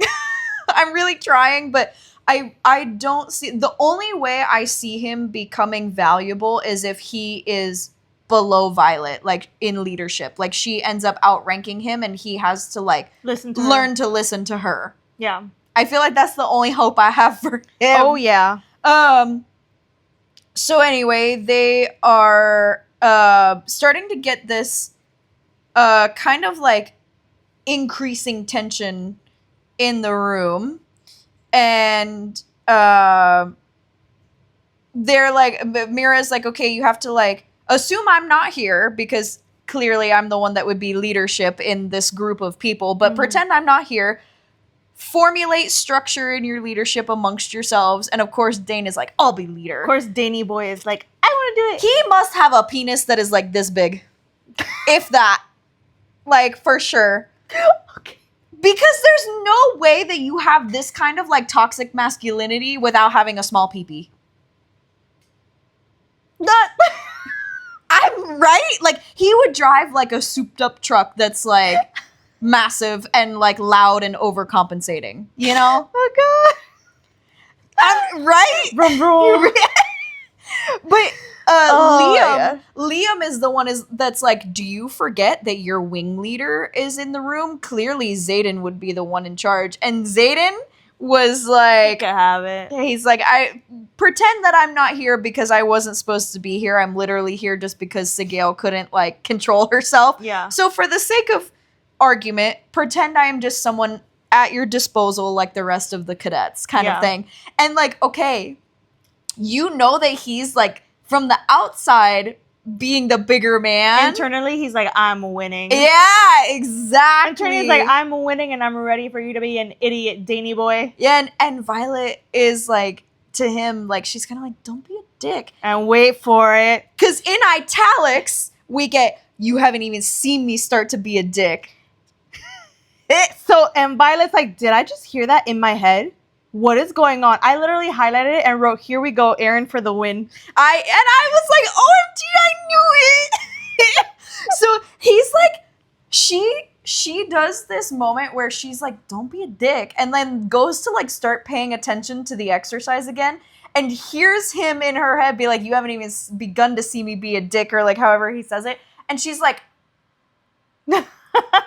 and just like that. And she's like lingering, and he in her head then is like, you're staring, you're gonna give away our little secret if you keep staring. And she's like how do like having to just roll with this in the moment. And I was like, oh my god, like what a moment for him to like try this for the first time in front of everybody. I know, he did it on purpose. And she's just like out loud to him, like, how are you doing this? And he's like, well, you know, like the same way that you can talk to Sgaeyl, like I can talk to you. He's like, we're all like gloriously interconnected. Annoyingly linked. Yep. I was like, I knew it. And then he winks at her and she's like, he fucking winked. And I just was like, like this scene was. It's so funny. It was so good. The thing that makes this scene even funnier, though, is that I believe in one of the, like, as you're reading it, he is actually, like, leaning back on his chair, draping his arm across the back of Violet's chair. Yeah. So like, it's she's so he's mine. So he's very relaxed, arm behind her chair, and, like, right in front of Dain, which, of course, pushes Dain over the edge. And also in front of Violet's sister. Yeah, doing this thing, very relaxed. And also, like, I don't know that people would assume telepathy, but like, some people who get to be at that point in relationships, they can look at each other and know what they're thinking. And clearly they're staring at each other with some sort of, like, silent communication of some kind. And he's like, super she's mine. Yeah. In this room where he's supposed to be, like, professional and, like, and also is kind of saying to Dain, like, sure, buddy, you're in charge. You know, like, that's exactly what he did with all that. I was like, what a power play. Oh, yeah. Big power play. And Dain loses his shit. Uh-huh. He's like, why are you even here? Like, no offense, sir, but we weren't exactly expecting senior leadership on this trip. And Xaden's like, well, obviously I'm here because Sgaeyl and Tairn are mated. Like, that's not exactly, like, a secret. Yeah. And Dain's like, 3 days? You couldn't make it 3 days? And Violet's like, it has nothing to do with him. Which like, I'm like, dude, you're being so unreasonable. Like, this is bad. This is weakness on your part. The small PP is showing. And Violet's like, that's up to Tairn and Sgaeyl. Like, you know that. And I wrote, he's jealous in the most toxic ick way. Yeah. Like, it's just not coming out well. And Xaden, through their now new little, like, telepathic bond, he's like, you never considered that it was you I couldn't stay away from? And I was like, like, sir, I'm gonna need you to pick a lane. Either it was a colossal mistake or you flirty flirt. Yes, exactly. Like, you can't have both. You're giving me whiplash. But I was laying in bed. I had already put my brother to bed. Mm-hmm. I like went home and was watching my brother for a week so my parents could go on a vacation. He goes to bed super early, and I'm like laying in bed with my Kindle and my little right angle glasses, like laying there, and I'm like, like shaking the Kindle because this scene is just so good. It has tension in the best ways. I know. Oh, God. Yeah, but I was just like, oh, like he's got it bad. Xaden has got it bad for sure. And he's still kind of like taunting her. He's like, now, like, you'll give our little communication secret away if you keep being so violent. And I just was like, what? Oh, anyway, it's just funny to see him try and not give away on his face that he's, like, toying with her in their minds. And she's just like, she's, like, falling apart. She's like seething. She's like, Meanwhile, he's just sitting there, like, trying to act like nothing's happening, but he's actually really smirking, like, I know something y'all don't know. And Dain is still, like, on his toxic bullshit, like, of course you rushed to defend him, though, like, how you can forget that this guy wanted to kill you 6 months ago is beyond me. And Violet's like, I can't believe you went there. And Xaden is like, good job remaining professional, Eidos. Really show those leadership qualities to their best advantage. And one of Mira's lieutenants down the line, he goes, do you boys just want to whip it out and measure? It would be faster. And I died laughing because it's exactly what they're doing. It's a dick measuring competition at this point. Well, you know what the funniest thing is? To see, like, two people having, like, okay, I'm saying, like, in real life, in person, to see, like, I saw two residents kind of, like, get like this, and I was like, wow, this is actually real embarrassing in real life. It is. It's so real awkward. It's very awkward, and it's like, man, like, who literally cares? Like, the attitude is like, maybe it's just because I'm not a man. I don't understand. Get it. I really don't understand. But this whole time, Mira's just, like, taking it all in, like, what the fuck is going on here? Oh, she got some explaining to do. Yeah. Miss Violet Xaden has some explaining to do. So they go through, like, their whole little scenario of, like, how they would end up, like, going through and getting this fortress back.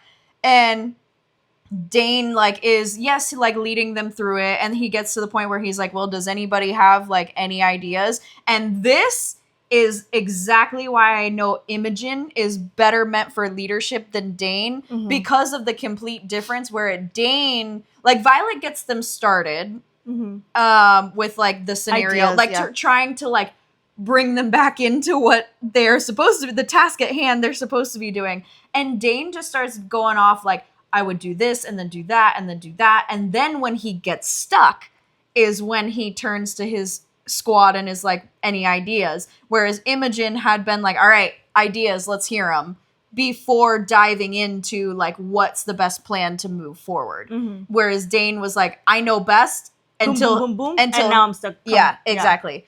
And so Violet is basically like, do you forget that you have a shadow wielder at your disposal that can get us in unseen? Like, are you really too like proud to utilize such a valuable tool?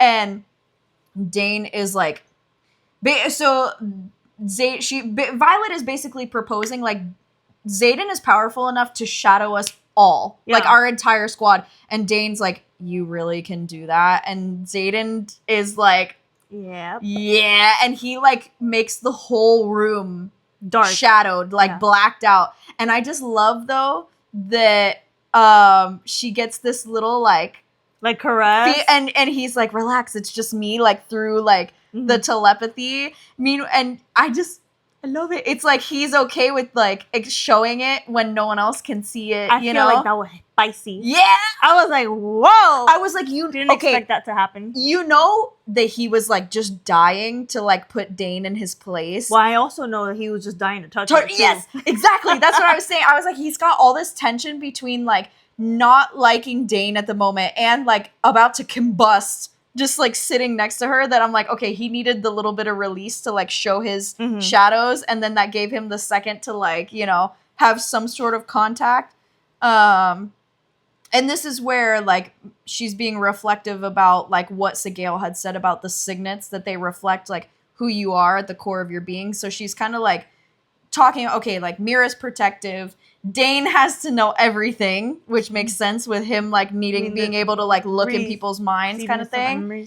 And Xaden has secrets. And anyways, Xaden is like, I hope you didn't get any ideas while we were in the dark there. And she's like, I lose all of my sympathy for him. Like, she just like flicks him off. And I was like, oh, he's horny. Oh gosh. Like, in all caps, I put that.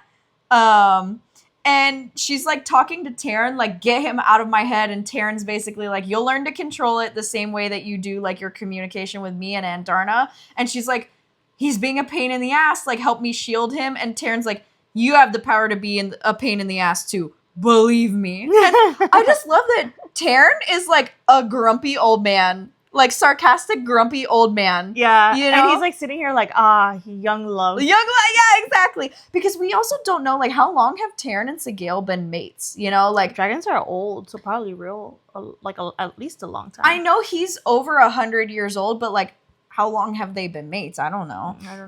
But yeah, you're right. It probably is a little bit of, like, oh, you sweet little young thing. Yeah. And so they end their little scenario, and Mira is like, the three of you, outside now. We gotta have a little chitty chat. And I love that she immediately puts Dain in his place. Because she walks out there, puts them in this little soundproof bubble, and Dain kind of is a little cocky, thinking that she's gonna go straight for Xaden just because Mira has like grown up with him, or he's grown up with Mira, that he automatically assumes Mira is gonna be on his side. Yeah. And she's like, I don't know what bug has crawled up your ass, Dain Ados, but have you forgotten that you're a squad leader, that you have a very real chance of becoming a wing leader next year? And I was like, thank you, Mira. Somebody like maybe that he actually respects. I was like, please take him down a peg. Yeah. Or I don't know several. where this like sense of superiority came. He probably had a great first year, honestly, and then He thought he must was have. on top of the world, and then like Violet came along, and everything just kind of went sideways. Yeah, and she's like, you are blowing it. Because what? You're pissed that Violet bonded his dragon's mate? Like, you are a puny human. You have no right to question What the dragons decide. Yes, what dragons are, yeah, exactly, what they have done. And she's like, the two of you have been best friends since you were 5 years old. Figure your shit out. And you as a leader, get it together because you're blowing your opportunity to be a wing leader because of this childish dick competition that you're having with Xaden. Oh, yeah. So Mira, like, lets him have it and then dismisses him. And now she, like, turns to Violet and she's like, and you, what are you doing? Like, the one person I told you not to trust, now you're, like, around him all the time. Like, you're acting like you trust him more than anybody else. Like, I don't understand where this came from, why you're acting this way. Just because he says he's not going to kill you doesn't mean that he's not going to try and, like, destroy your career in other ways. Mm-hmm. Like, he could very easily, like, limit you from reaching your full potential and that be just as devastating, you know? And I loved his response to this. He's like, I'm right here. And she's like, yeah, you're kind of hard to ignore. And he's like, no, I'm here. I'm missing what I'm supposed to be doing, my like responsibilities as a third year, because my dragon couldn't be separated from her dragon. Like, I'm here. She's not the one back at the war college. Yeah, like, she's not missing out on anything right now. Yeah. And Mira's like, okay, for now, how does that work when next year you're given an assignment and she's still a second year student? Like, you're not going to be the one that's allowed to leave your assignment. She's going to be the one that gets pulled out of school and misses out on training and, like, other things because Tairn has to go be with Sgaeyl. Yeah. You know? Which, yes, Mira's not wrong to be concerned about it. Mm-hmm.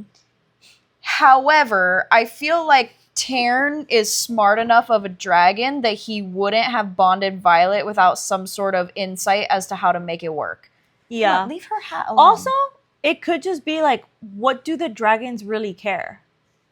Fair enough. If we don't know what the end goal for the dragons are.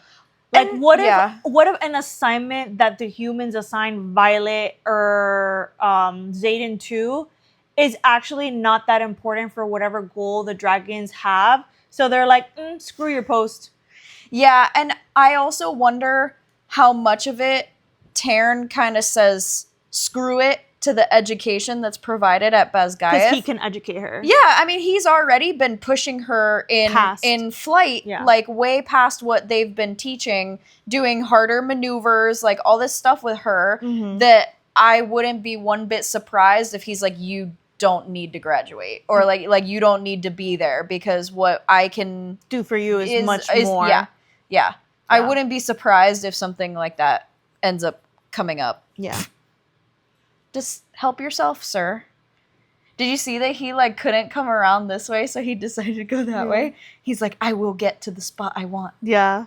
I will stop at nothing. He said, wait, we're starting again. Yeah.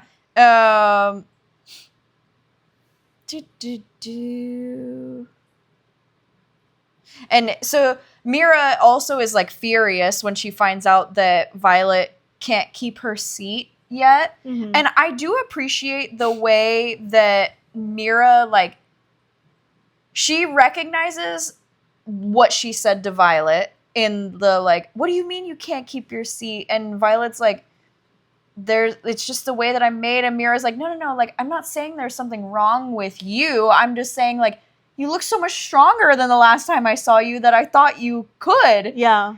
And they end up getting this, like, alarm bell, or, like, not an alarm bell, but it's like their dragons all speak into all of their minds collectively that there's a unit of griffins that are coming towards this outpost. And Mira's like, you guys need to get the fuck out. And Xaden, if you want me to trust you, figure out a way to get her to, like, keep her seat. Yeah. Oh, to keep her seat. Yeah. Figure out a way to keep her seat, get her out of here, and, yeah, like, find a way to keep her seat. And Violet's, like, freaking out. Like, I can't leave her. Like, Tairn could be helpful. And, like, Xaden's like, okay, but you're not going to be helpful because you can't keep your seat. Tairn's going to be at partial capacity because he's keeping you in the seat. Yeah. And like think about the other first years who are untrained. Are you willing to risk Rhiannon, Riddoch's life? Yeah. Are you willing to risk everybody else? He was like, the second years are going to be fine. They've had enough training. Yeah. The third years will survive. But what about your peers? Yeah, your friends. Yeah. And Dain is like, okay, yeah, actually, like, he has a point. I agree with him. We got to go. And so they're all like rushing to leave.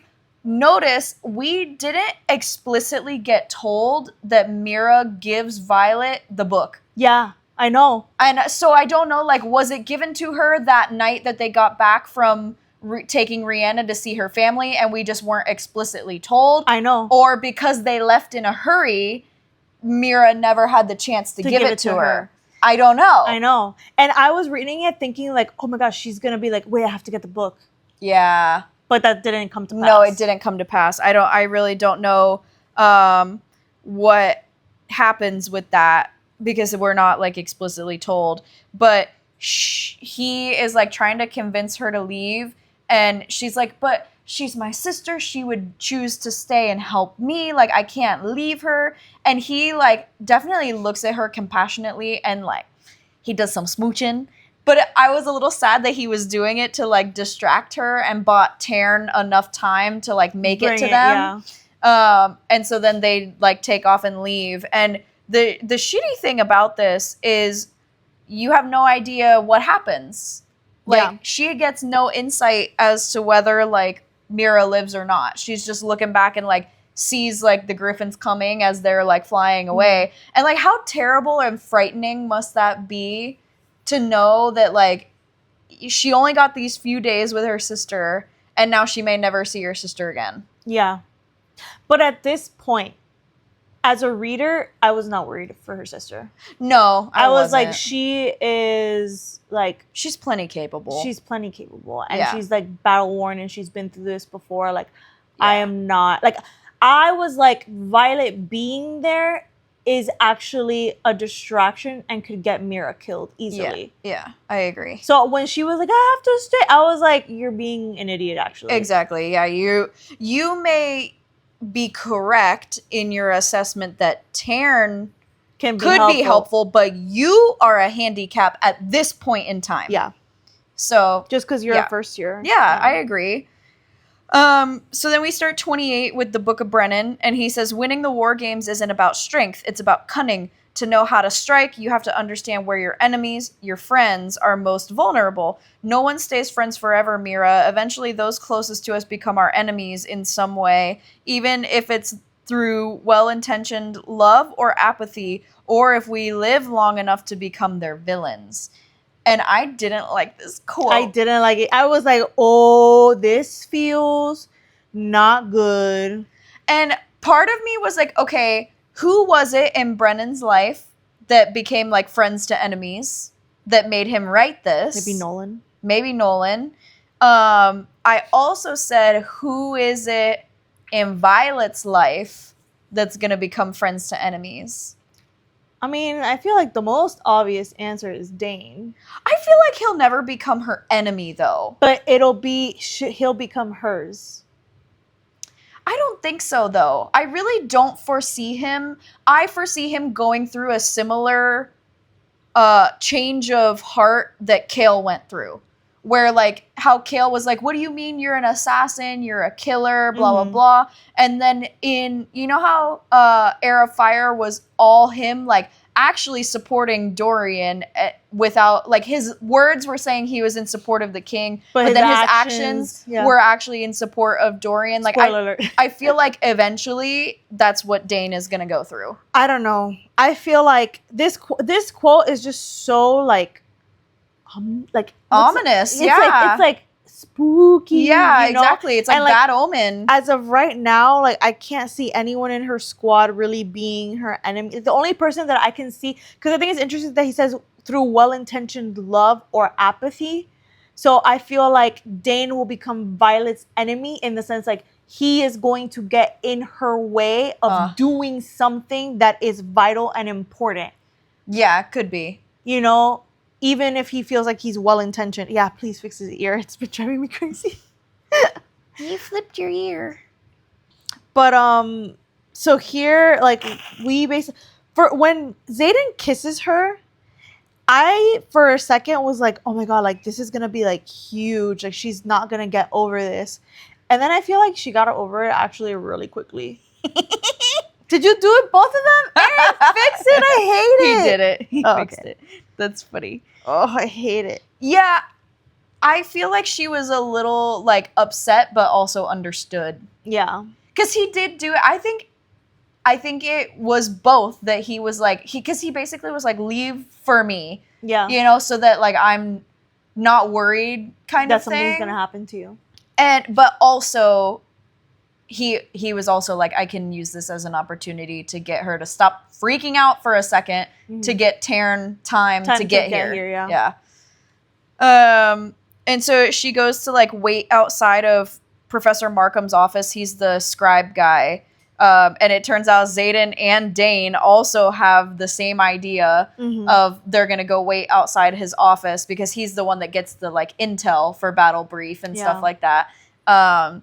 So Professor Markham walks down and sees them all waiting there.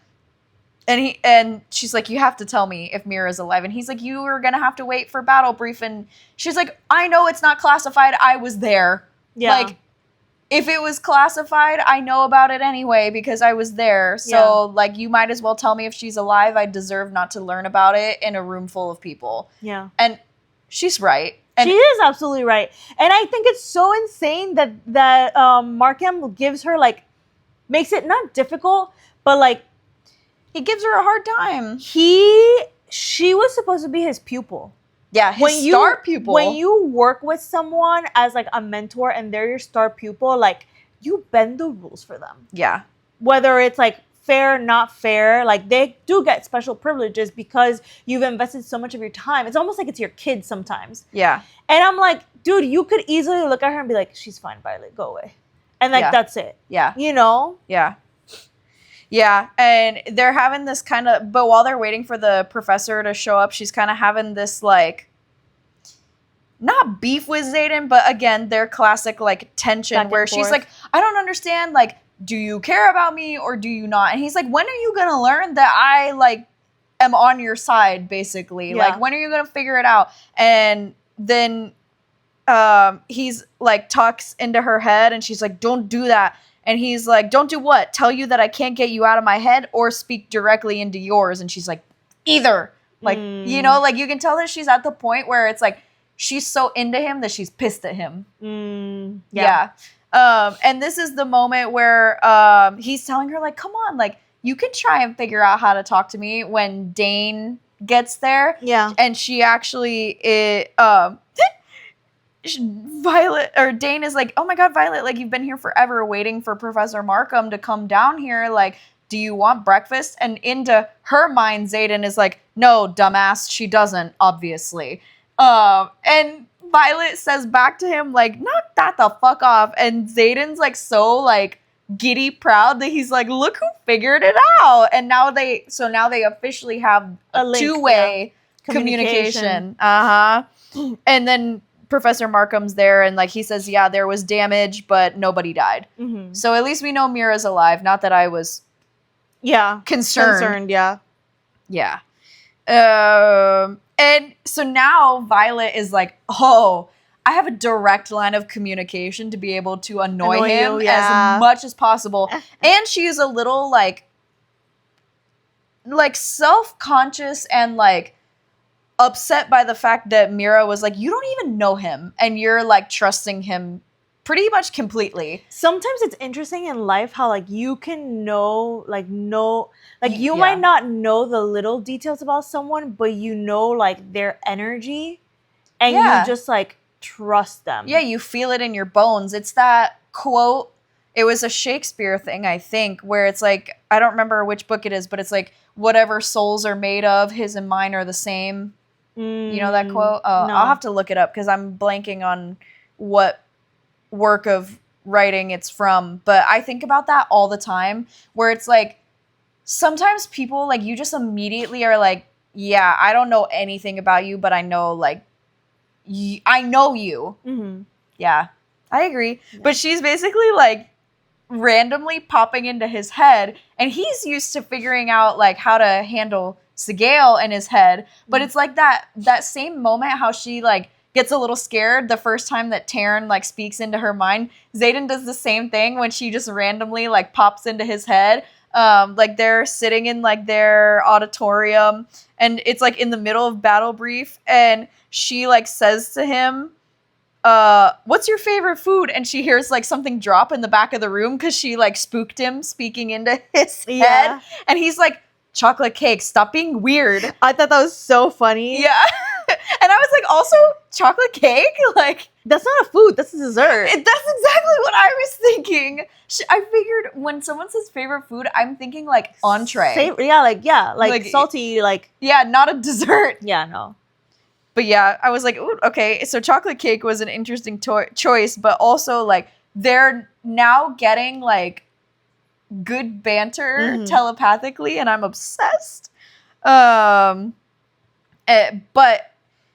he took her for, like, a flight, and they're just kind of, like, hanging out, talking to each other telepathically, and she asks him what the scars are on his back, and he's like, why do you want to know? And she was like, why don't you want to tell me? And he, like, kind of flies away a little, like, upset. And Tairn is like, why are you, like, pushing him? And Violet's like, well, why not? And he's basically like, he already cares for you. Like, that's hard enough that he's now got this, like, conflict in his mind of, like, your mom is the reason my dad is dead, but now I care about you. Like, and that is, it's very hard to put together. Yeah, to be able to reconcile those thoughts. And Violet's like, he cares about keeping me alive. There's a difference. And Tairn's like, not for him. There isn't. Yeah. Which I think is so interesting. Like, how much of it is that, well, I'm assuming Sgaeyl tells him everything. Well, and whatever feeling, since the writers are like a soul match in a way. Yeah. It almost makes me feel like basically through Sgaeyl's bond with Xaden, she feels his grief, his sadness over his dad, his conflicting emotions, his, like, attraction towards Violet. Yeah.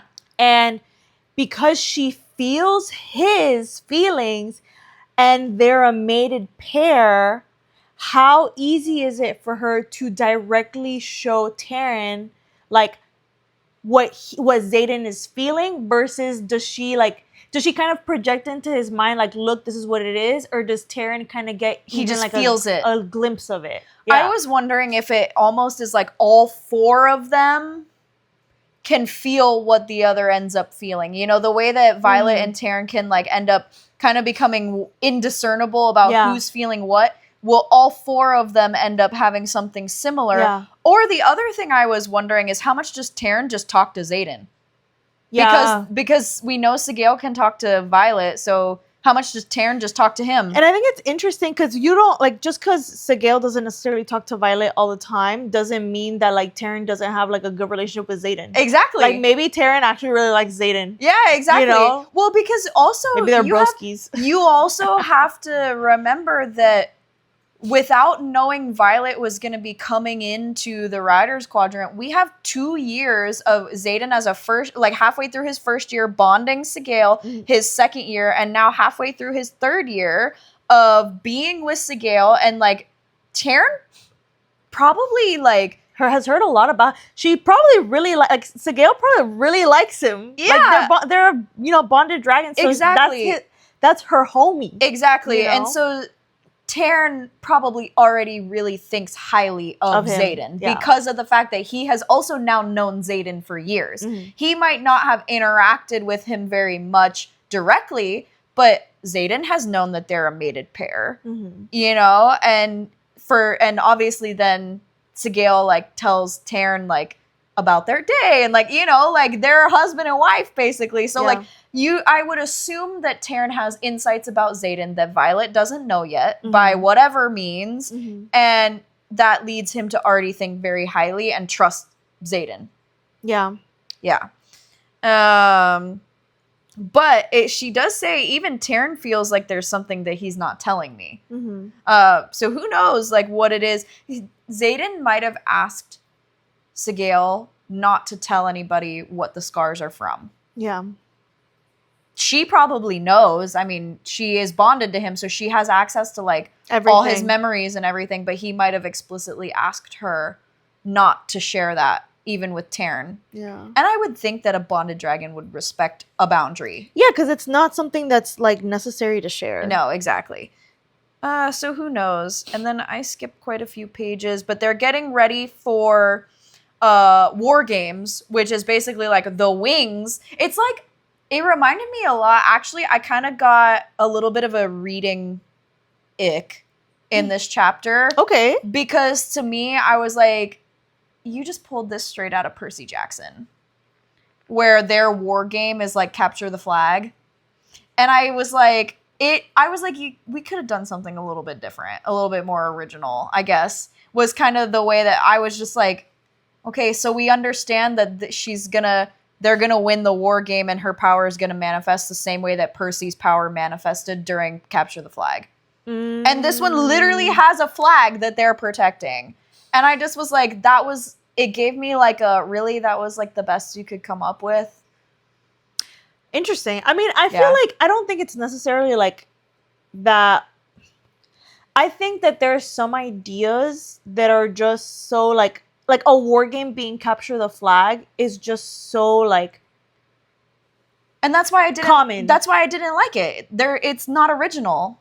Yeah, but what I'm saying is I don't think it was like directly from Percy Jackson. No, I know it wasn't, but it just reminded you of it. Yeah, and when I read it, it was like as soon as they were doing that, he laid out, we're gonna have a flag we have to protect. I was like, so this is where her power manifests, and that's what happened. Yeah. And I was like, it gave me like a not satisfied feeling. I see. That I just was like, I've seen this before. Oh, you've kind of had like the feeling that I had with her power then. I just was like, I feel like it could have been better. That I just was like, it wasn't original and it wasn't creative, is what I thought. Okay. Because it just felt like it's the same play-by-play. Of like I mean, I can see that. Yeah. So that was like I didn't how think I about felt. it as I was reading it. I was just like, okay. Yeah. It's like, okay, not to make it like a Percy Jackson thing, but I was like, oh, it sounds like something you do at camp. Like, yeah. But I just figured like, to me, it was like, okay, it's like a scrimmage. Yeah. It's a scrimmage, and like their sport, not for lack of a better word, is like the war and stuff. So this is just like a capture this enemy, capture this intel, capture like what you need. Yeah. But then they also have to protect like an egg at the same time. Yeah, so they are given a flag, and so it's like wing against wing. So within fourth wing, their objective is to protect the flag, and Xaden as the wing leader chooses that Dain's squad is going to be the squad responsible for protecting the flag. And in the meantime, part of fourth wing is simultaneously on offense to capture a crystal egg from, I think, second wing. Yeah. That they have hidden somewhere in this like basically 100-mile radius of where they're like playing this like flight war game.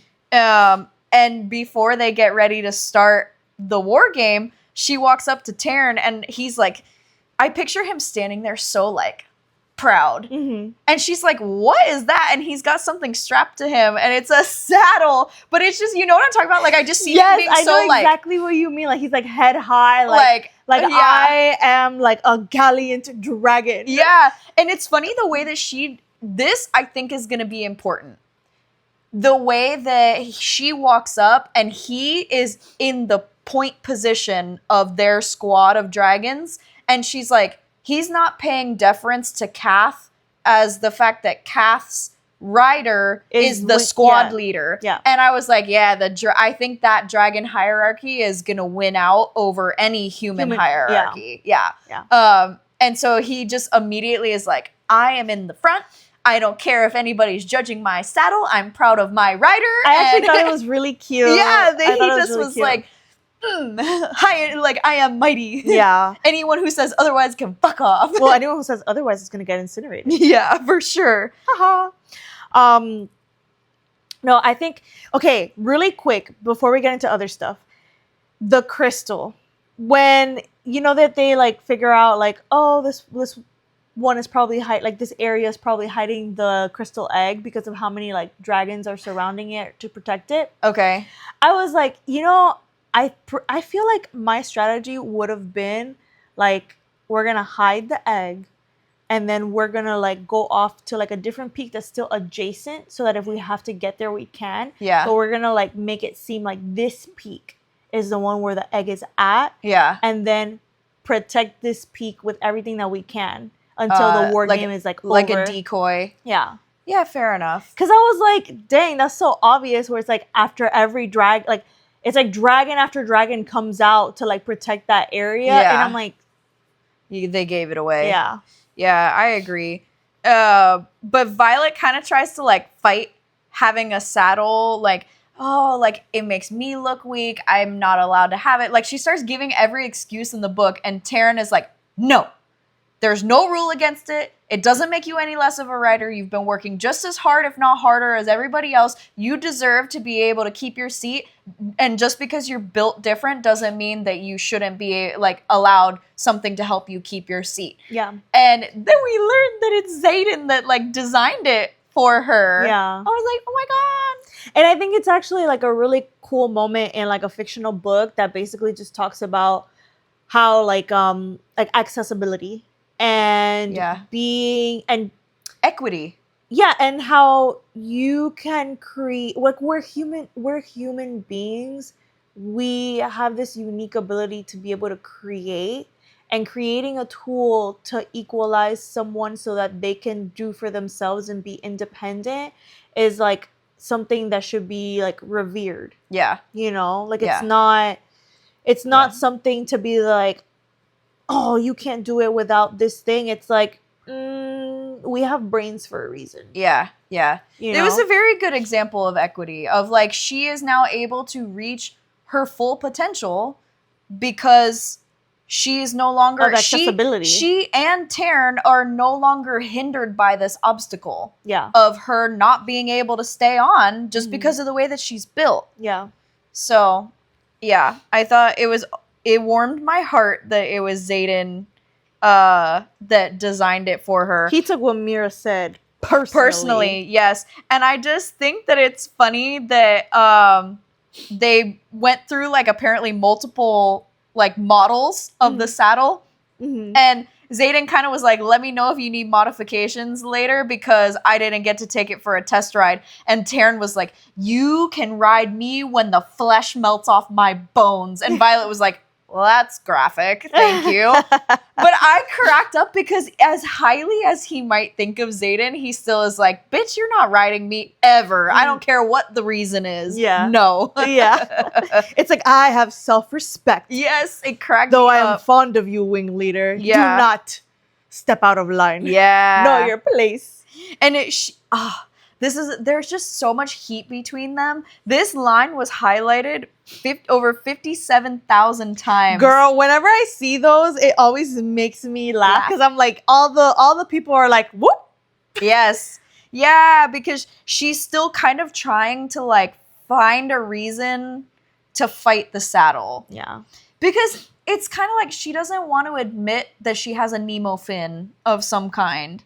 You know how Nemo's got the, yeah. It took me a second. I was like, is that like a phrase? Yeah, Nemo fin. She like doesn't want to admit that she has a difference between her and other writers, and is still like looking for a reason. And Xaden is like, no, use the fucking saddle. Like, don't be stupid. Yeah. But he also is like, that stubborn feisty look is hot. Oh gosh. He's like, I want to give you a smooch. And I was like, gosh. I was like, dang, he's got it bad. He's actually got it real bad. I think he's got it worse than her. He definitely has it worse than she does. Yeah. And this is where he's like, when did I ever give the impression that I give a shit what other people think about me? Because she's like, you're gonna kiss me on the flight field in front of everybody, and he's like, I don't give a shit of what they think of me. I give a shit what they think about you. Yeah, because you don't want to like be the one to. Oh, you just slept with someone for safety. Yeah, the first year sleeping with the wing leader, like blah, blah, blah. Yeah. And anyway, I love this moment where she finally is like, oh, it is beautiful. Like, thank you, Xaden. And he's like, you're welcome. And just like, like walks away. Yeah, like, very, very proud of himself that he helped her. And like Dain kind of walks up. This Tairn cracks me up. I will say it again and again. Tairn is hilarious because Dain walks up and is like, oh, is that a saddle? And Tairn into Violet's head is like, no, it's a collar. Like, what the fuck do you think it is? What does it look like? Yeah, do your eyes deceive you? I know. Small human? But Tairn gives no fucks when it comes to Dain. No, he really does not like him. Not like Dain. No. Yeah, he got beef with him for sure. And it reminds me of like when someone's pet doesn't like someone, they're like, well, that's weird. My dog likes everybody. Everyone, yeah. And he just is like, nah, fuck Dain. Yeah. And so anyway, like, Xaden kind of tries to be like, oh, like, do you have a problem, squad leader, with like her having a saddle? And Dane's like, obviously not. I'm fine with whatever keeps Violet safe. And I'm like, that's not how you've been acting. It is not how you've been acting. But Xaden is just like good and goes to walk away. And to Violet, their like telepathic communication, he's like, I bet it would be even more awkward if I kissed you now, huh? And she's like, what a dick.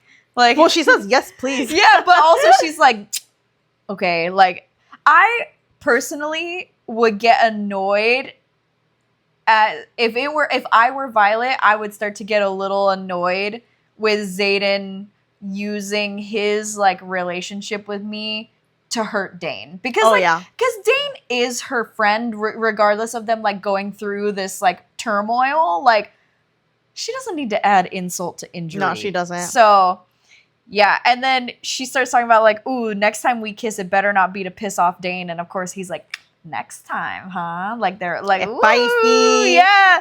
It's like, it's reading this. As soon as they started being able to communicate telepathically, I was like, this tension is getting too great for me to bear. I need like a breaking point of the tension between the two of them. I know. I get to the point that I'm kind of like, you guys are so annoying. But at least they recognize that they like each other, though. Yeah. If they kept like not like, if she kept being like, I'm not interested, I would have been really annoyed at her. Yeah. So Andarna decides that she wants to play war games with them too. Goes and rolls around in the mud so that she like isn't quite so shiny and like a beacon in the sky. But she does join them. Which I thought was so cute. Yeah, she was like, I want to play. I want to battle too. Yeah, yeah. Which I think if the fact that it was like war games, it's good to let her like get a little bit of experience, you know? Like she should get out there.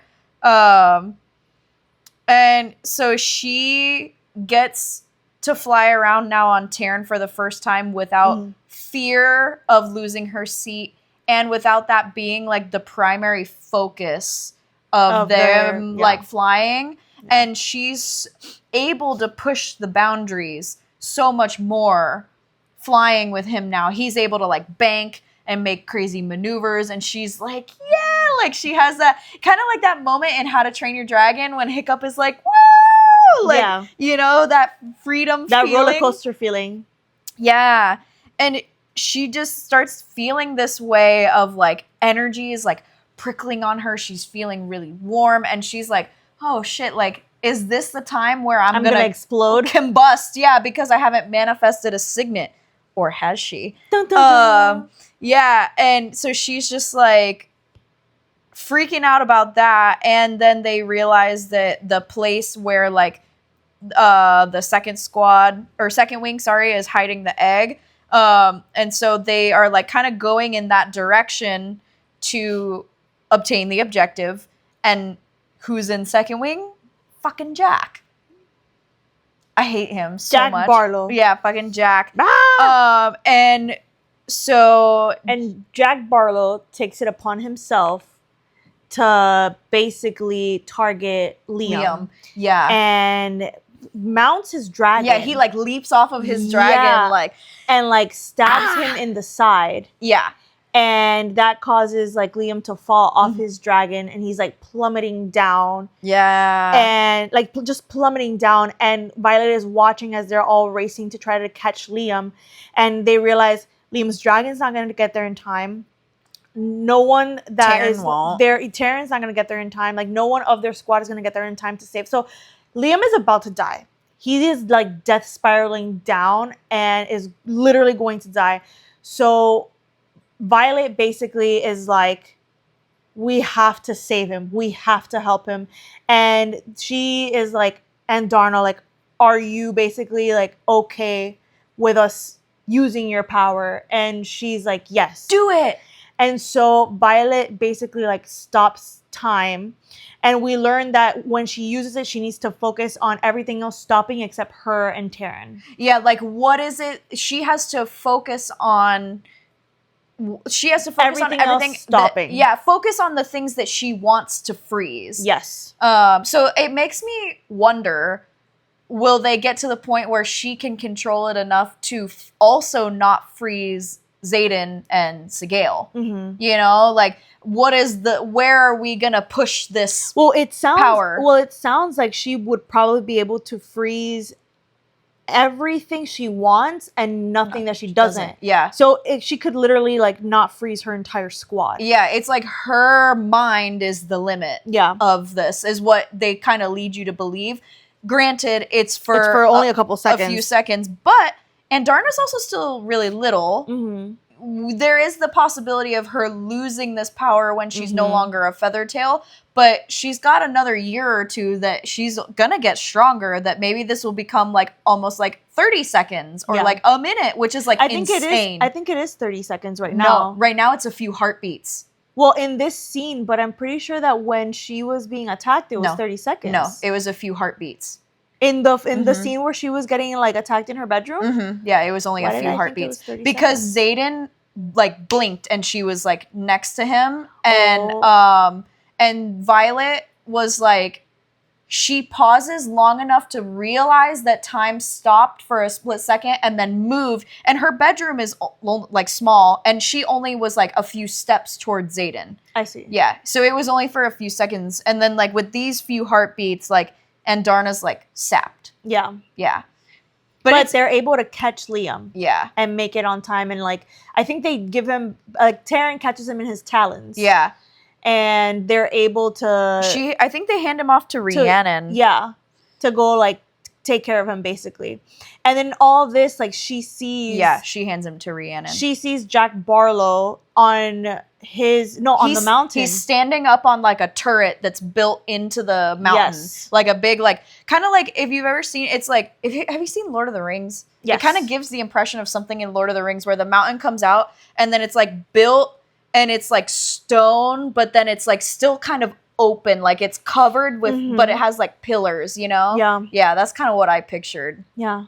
But he's like proud of himself. Yeah. Oh, he's like living it up. And of course, like, Violet starts to feel like the prickle of her power.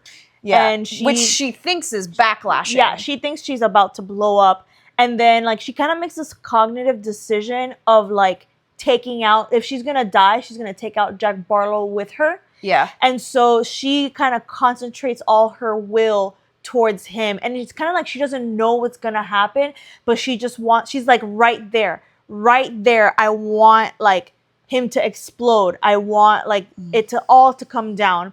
And out of nowhere, like this bolt of lightning just like shoots out of the sky and literally like basically breaks the entire top of the mountain up. Yeah. And Jack Barlow like tumbles down, and it's like implied that he died. Yeah.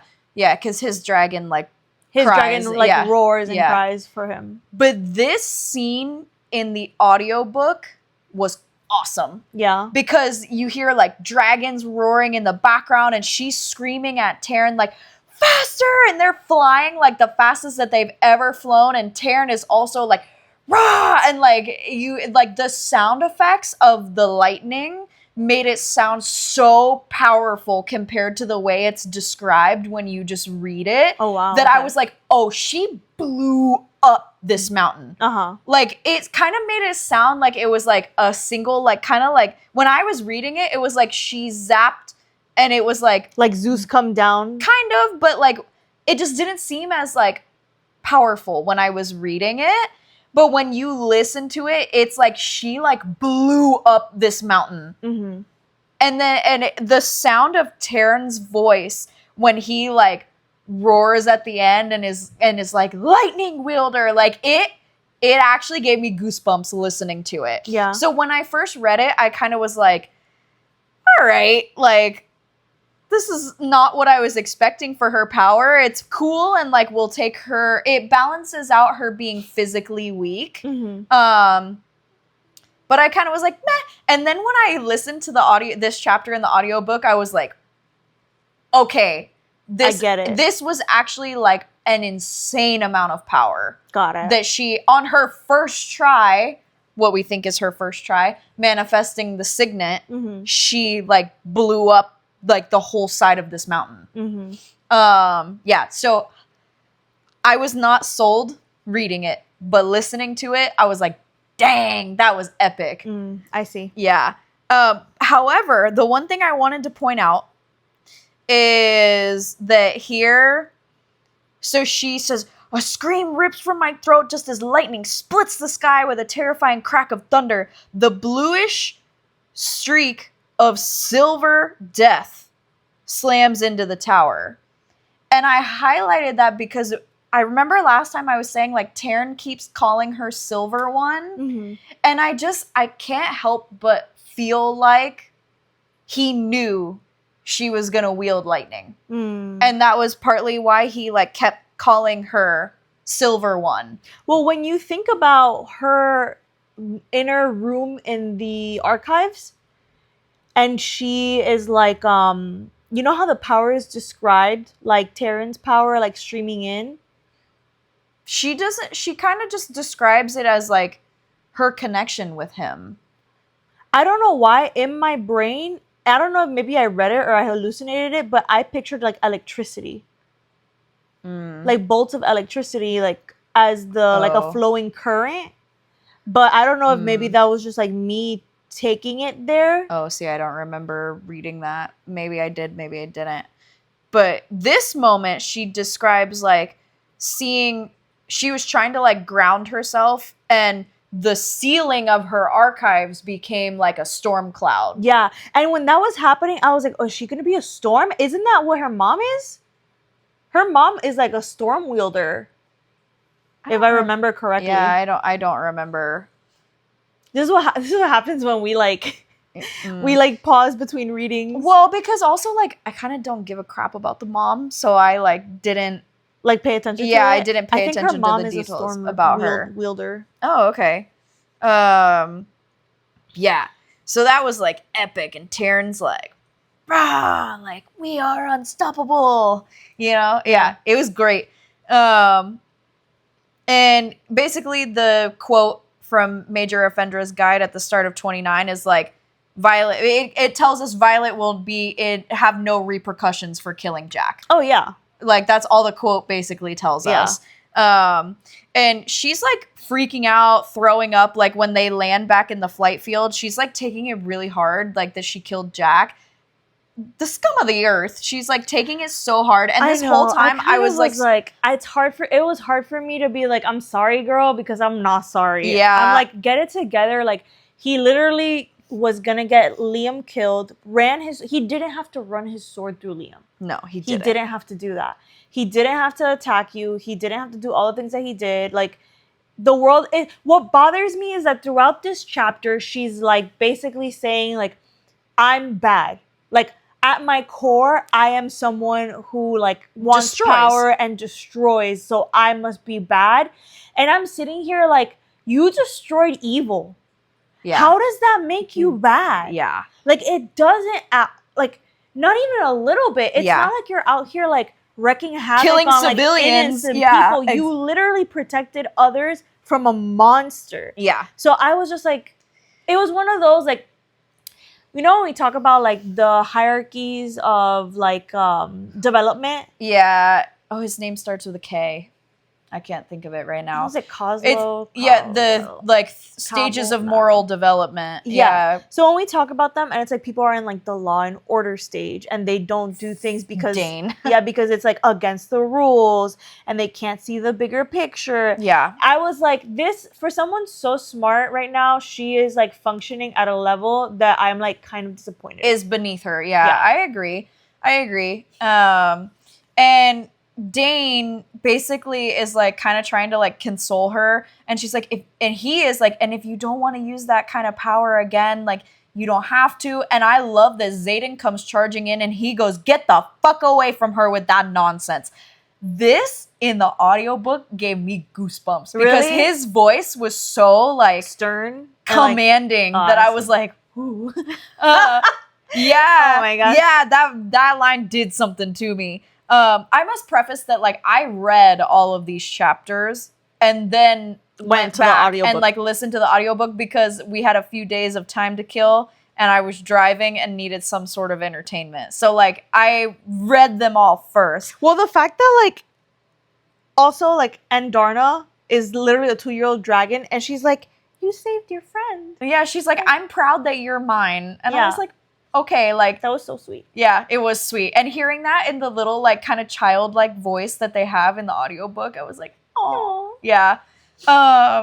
So yeah, he's like, get the fuck away from her with that nonsense. And he's like, so you like, it's not a question. He makes the statement, you killed Barlow. And she's like, yeah. And he's like, lightning is your signet. I thought so. And she's like, what do you like in her mind? She's like, what does he mean? He thought so. Mm-hmm.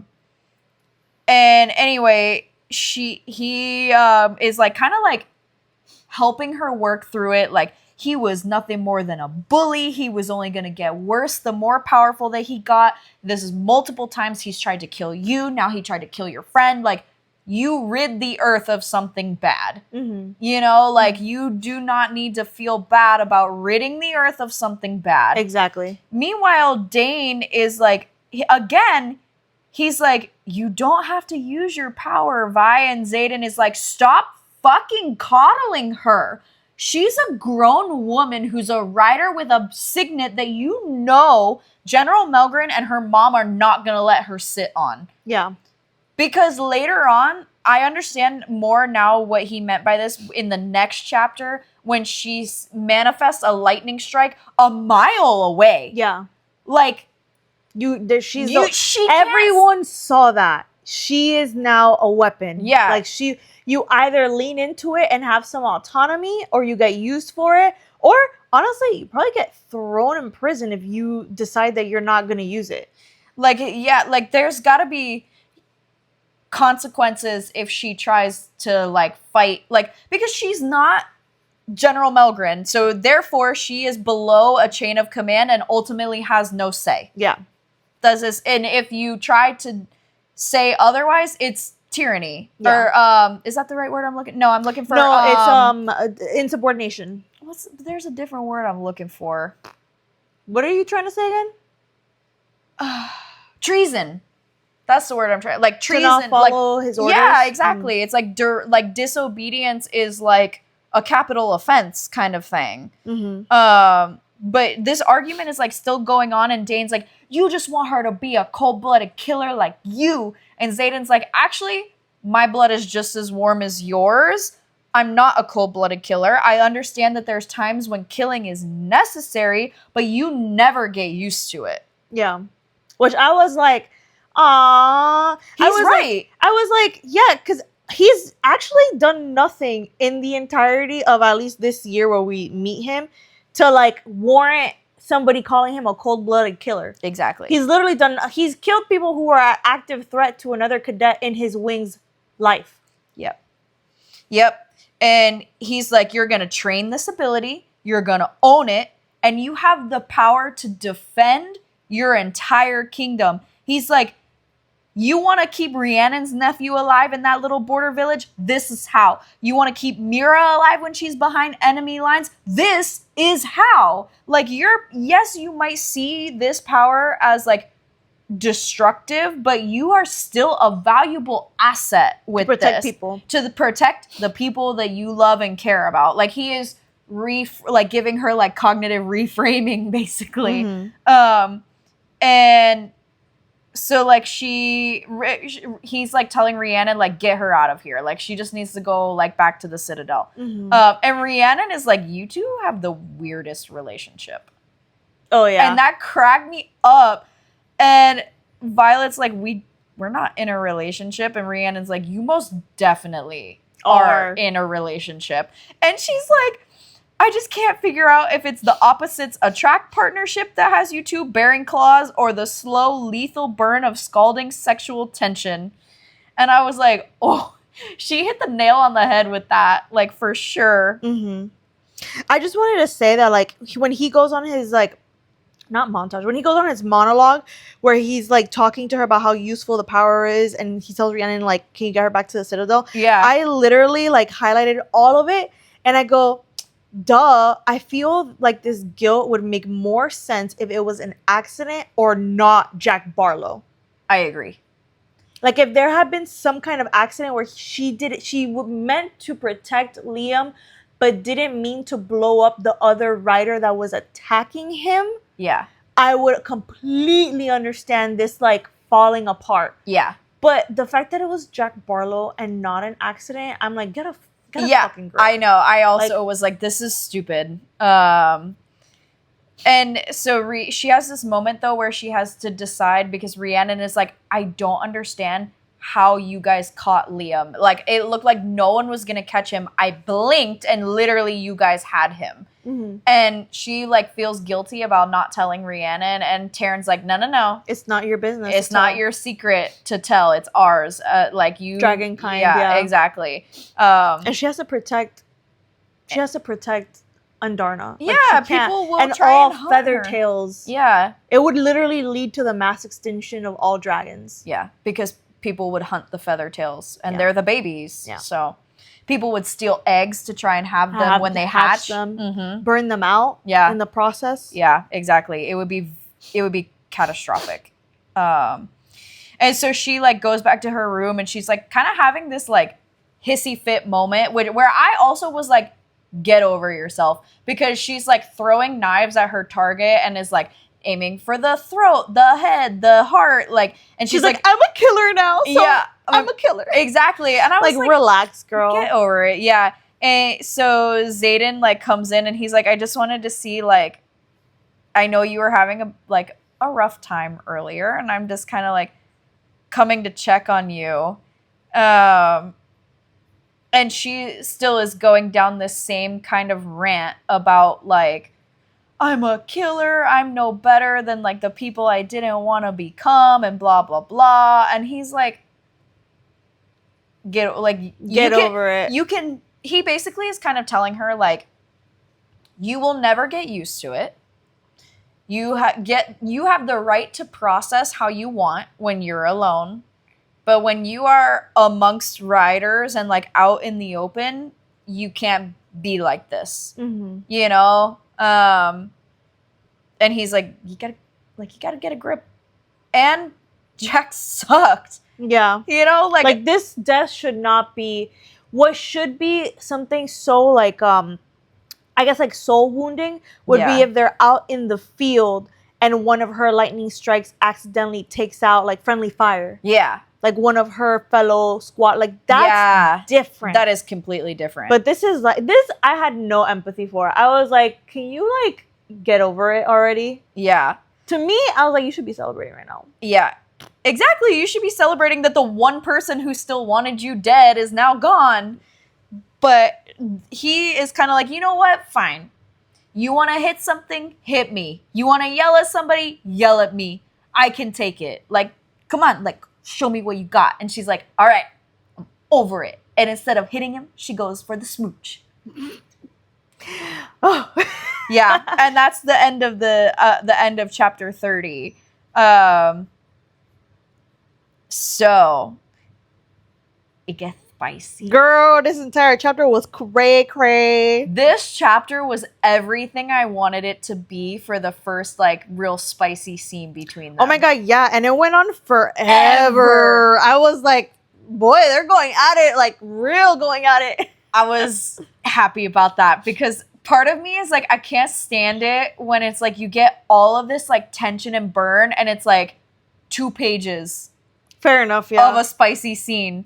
This was like, he's slamming her against the door. He's taking her on the desk. He's taking her against the arm wire and breaking the doors Everything off of but the bed. And she's like sparking with lightning the whole time. Yeah, because her signet is like manifesting. Yeah. And there's like a thunderstorm outside. Yeah. You know? And she catches, like, the drapes catch on fire and his shadows put it out. Yeah. Because he's like, basically, he's like, okay, like, let loose and I'll catch. Yeah. Like, I'll catch anything that comes out of, like, your signet. Yeah. And so she completely lets loose, and he's like, just like putting out fires literally. while still like being intimate with her. I'm sitting here like, a man who can multitask. Fantasy. Yeah. And then he's taking her on the floor, and I was like, when I tell you that I reread this chapter like 4 times, I'm not even lying. Oh my gosh. Aaron was like, girl. Because this was also the last chapter in our 10 chapter chunk. And I was like, man, it's like, we try so hard to be very like, what's the word? Like strict? Faithful and strict to like the chapter chunks so that we can freely predict stuff without it being an issue. Yeah. Without having like influence like of outside things that we've read. Because whether you remember it or not, sometimes like there's certain things that like you think happen in one chapter, but they happen like more like like a little bit like more into the story. Yeah. And it's like this was a good chapter to end on though. It was. Could you imagine needing to end at chapter 29? I would have been pissed. I know. No, but it's like, okay, the sex, hot. 10 out of 10, a 12 out of 10, would recommend. The dialogue, 15 out of 10, would recommend, especially in the audiobook. Yeah. Because I read this a few times and then I listened to it in the audiobook and was like, they chose that voice actor for a reason. That makes me really excited for when we get the next ACOTAR book. Yeah, I know. Oh, dang. I was like, damn. That was good stuff. My like kind of not grievance with it, but I was like, would you get over yourself? Is him still trying to be like, you don't really want this. You don't really want this. And she's like, stop telling me what I want. I'm literally telling you what I want. And I part of me is like, is it just that he's like a little afraid that she doesn't actually like want to be with him because he really wants to be with her? And then he got to the point where he was like, don't go falling in love with me. And then leaves a vase of flowers. And I was like, boy got it bad. You got it real bad. I literally highlighted the don't fall for me. And I wrote, that's so stupid. Yes. I couldn't. Yes. When he said that, I literally was like, almost, not the ick, but like, I wish I could have slapped him. Shut up. Like, you clearly are already so obsessed with her. Got it bad. That you got it bad. Exactly. Super bad. Also, it gave me an ick that in the middle of this sex scene, she's like, I take a fertility suppressant.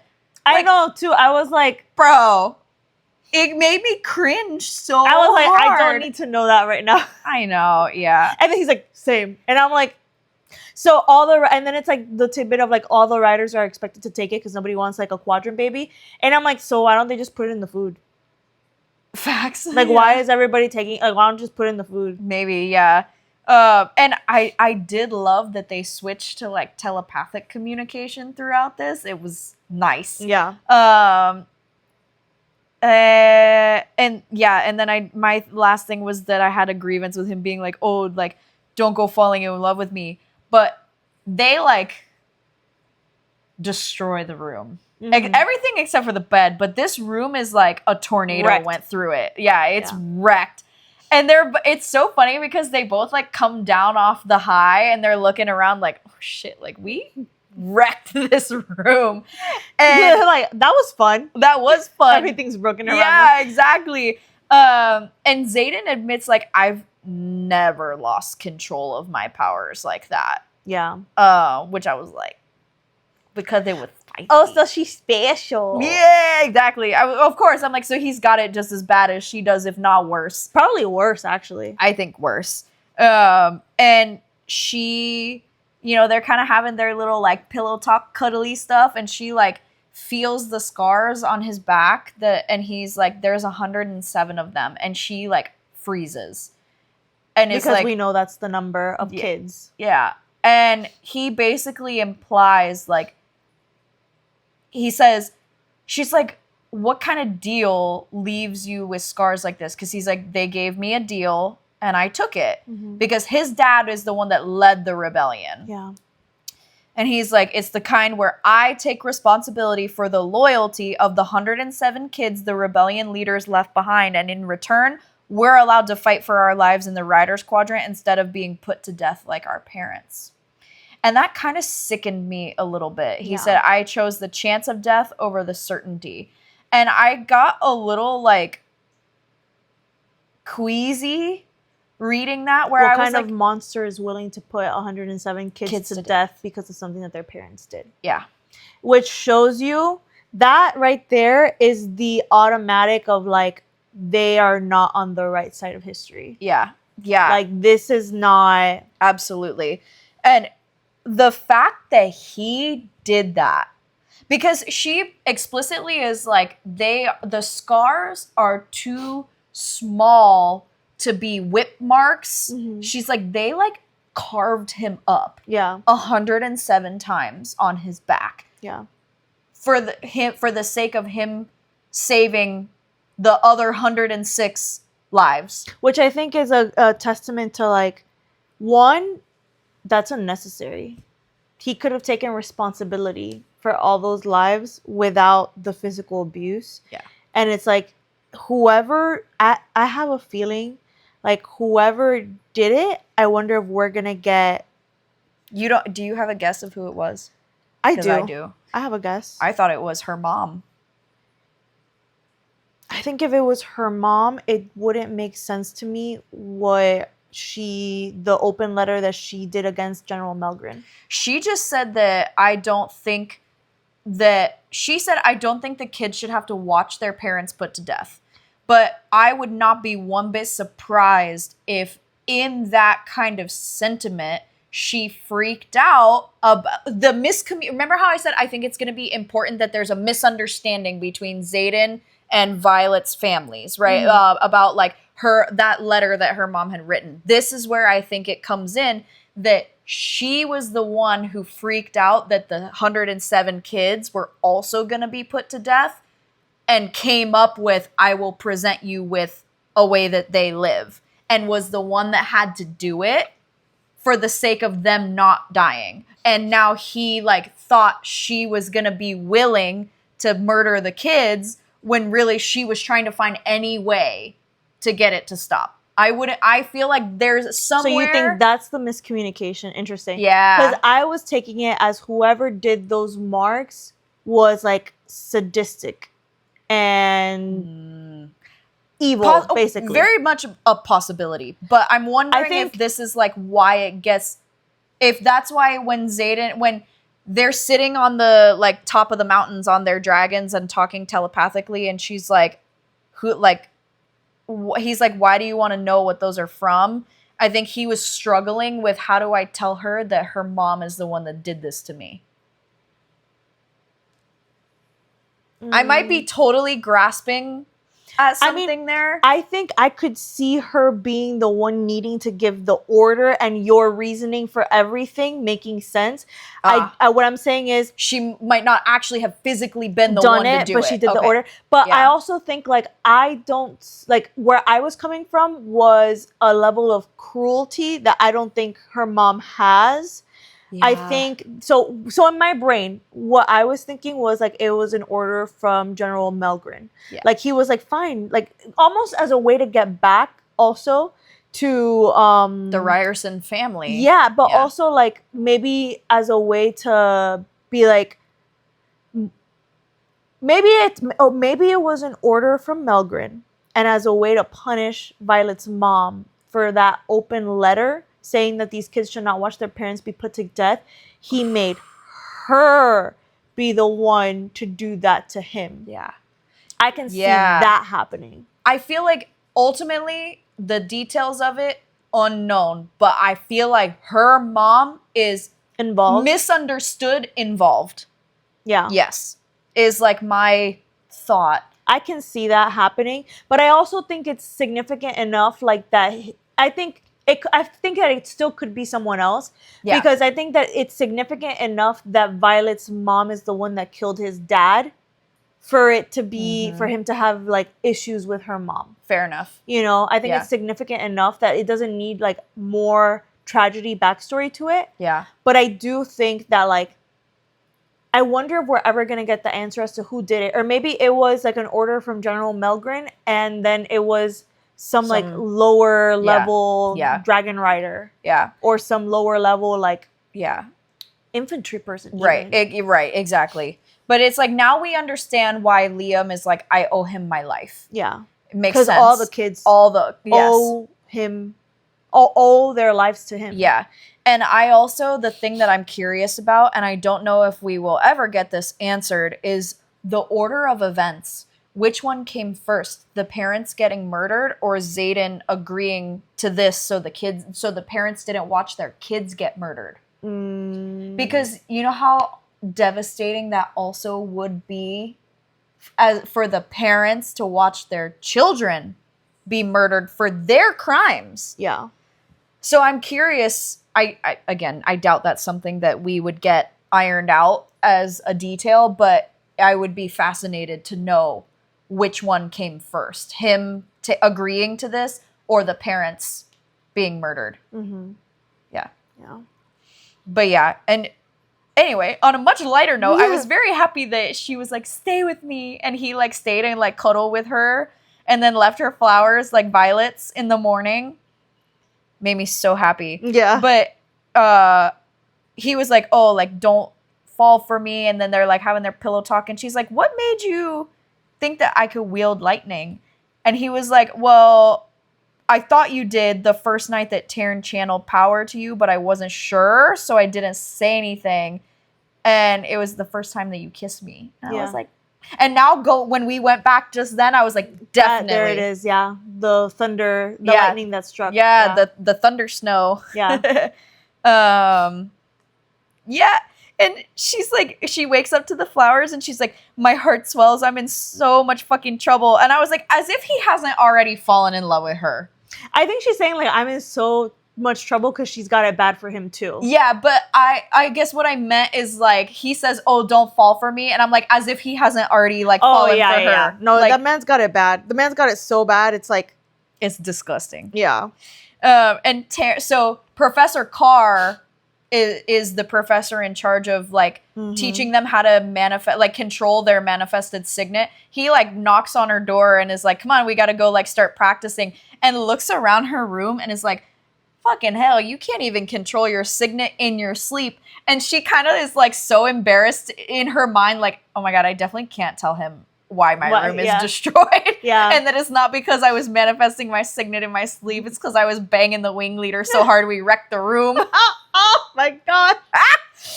The way you said that was amazing. Just amazing. Oh my God.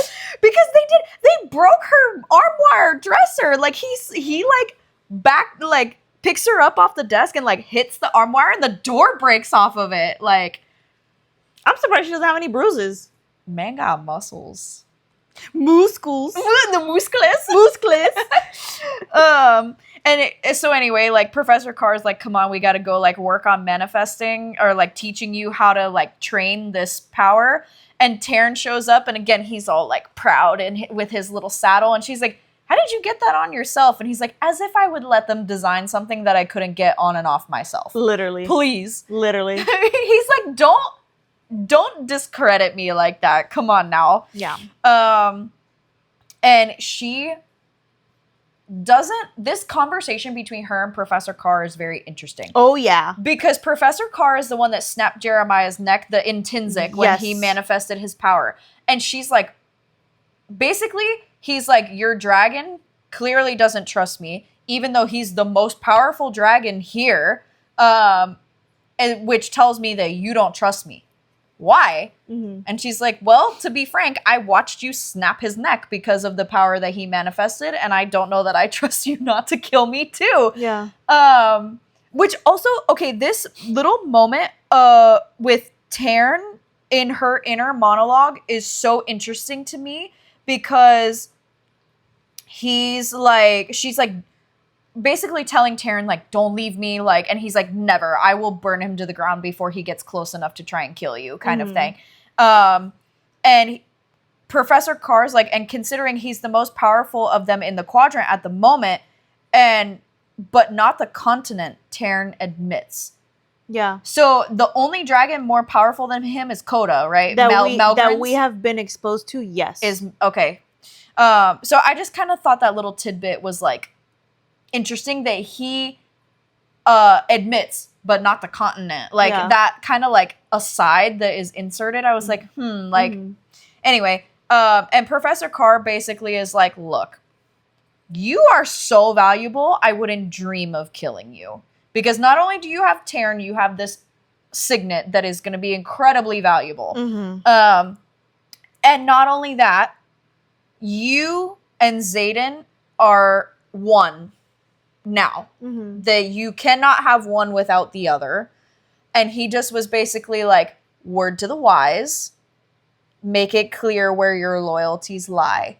And she's like, Navarre is my home. I would never dream of like going against my home, basically. And he's like, good. And then now they work on like training. And I was like, if that ain't some foreshadowing. Girl, I literally highlighted that entire part and wrote, what did you think of this? Like, to talk to you about it. But there's something that I want to say like really quick that I think is also kind of like foreshadowing. So he's saying like that the intrinsic is a risk to the kingdom, right? And she goes, and yet Dain is living. And yes. And then Tairn is in her head saying, because Eidos will be useful to them as long as they can keep him under their control. Yeah. Because he's a rule follower.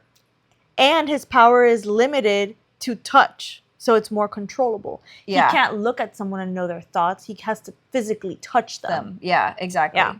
And then when he says, this is exactly what was it Professor Carr. It's Professor Carr. Yeah. He goes, keep your loyalties clear. You and Ryerson both have exceptional lethal power that any rider would be envious of. But together, you would be a formidable enemy who command could simply not afford to let exist. Do you understand what I'm saying?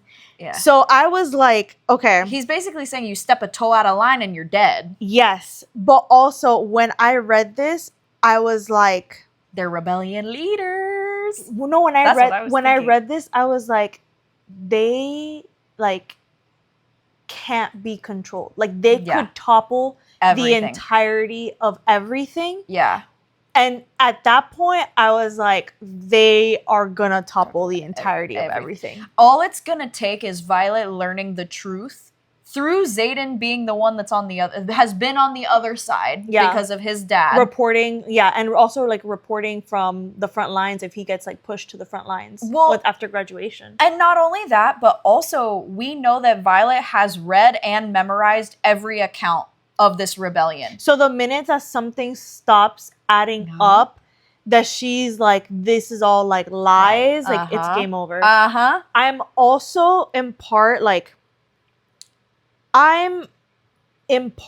waiting for Tairn to tell her what happened the day that her brother died. Yes, because we know she doesn't have the truth. Yeah.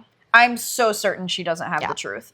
And so the only like other fun little thing about this is that, now we understand why Violet was feeling on fire the night that she kissed Xaden the first time is because Professor Carr is like the last person to be a lightning wielder recorded that they are susceptible to literally burning up from this power.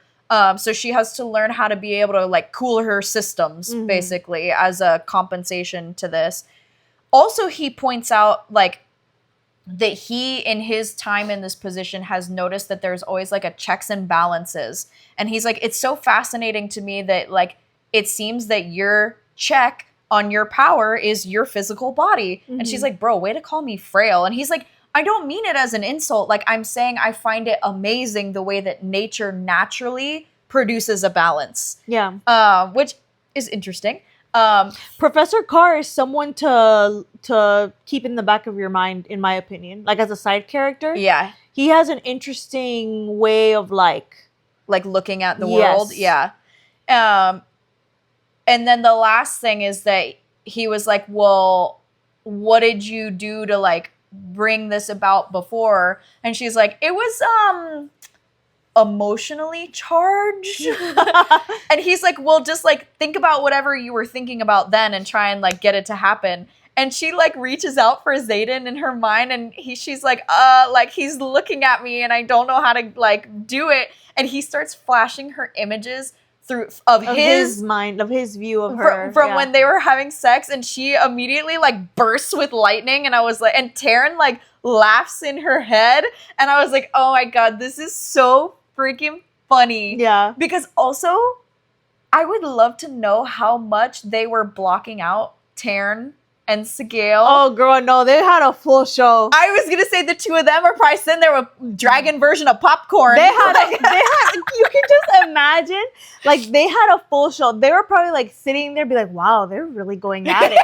You know? Oh, and, man, I thought we were crazy. I know, no. They're probably like, you know, for little humans, they really can like morph their bodies into odd positions.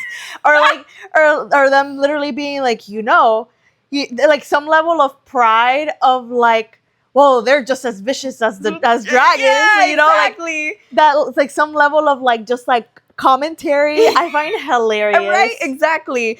Could you imagine if they're like, that one's different? We should try that. Stop. Could you imagine that? God. That would be so funny. No, I really wonder though, like, do they kind of like how Violet was getting like just Tairn's emotions towards Sgaeyl? Like, I wonder if that's what they were getting, or if they were literally getting like movie reel play-by-play, like what was going on. Yeah. But could you imagine? Well, the wing like, leader's well endowed.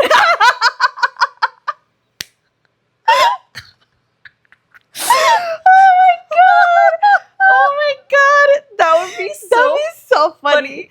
No, but realistically, they probably like have they probably can just dampen it to like true to not even hear them. But you know they know it. They know definitely the full extent, or could have the play-by-play if they wanted, because they have access to their writers' memories. Yeah. So yeah, I think it's one of those of they probably it depends how much of a busybodies they are. Oh, I'm sure If they're so huge, nosy. I mean, they're like what 100 and something years old. Yeah. I'm sure they need some level of entertainment. It's like a soap opera. Yeah, literally.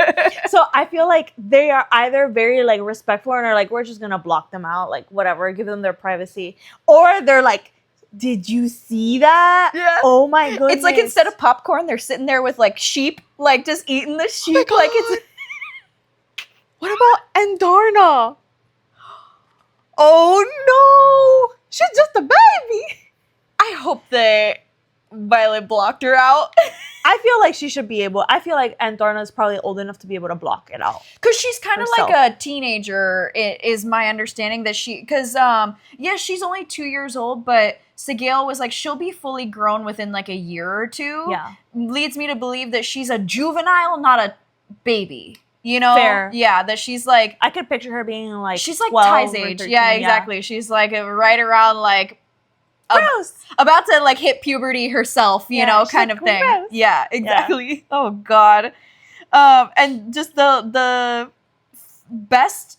This also got quoted almost 70,000 times. This got highlighted. I saw it. So they're like talking telepathically, and he's like, "Why are you so far away?" And she's like, "Oh, I'm training with Professor Carr." And she's like, "How did you know that I'm like far away?" And he's like, "You'll develop the skill like as you get more used to like this way of communicating." And he's like, "There's nowhere in existence I could go that I wouldn't find you, Violence." And I was like, "Ooh, I love it." Which also like is a little foreboding of like a statement of like, "Oh my god, is something gonna happen to Violet?" Yeah, exactly. That's gonna be horrible. Yeah, that would be horrible. And then she like makes a blast of lightning and she's like, oh my god, I can't believe you just did that, sending her like the spicy images. And also though, she doesn't just get his like what he sees, she also gets what he feels. And she's like, oh, this is actually really hot that now I know like he was just as crazy for me as I was for him. Yeah. Because she's getting that like emotional channeling too. Yeah. And she's like getting like embarrassed of knowing what was in her mind to make the lightning happen. And of course, Carr is like, that's great. Now like just work on like aiming it. And Tairn laughs and she's like, not a word out of you. Because you know he thinks it's fucking funny. Yeah. And that's where we ended. But actually, sorry.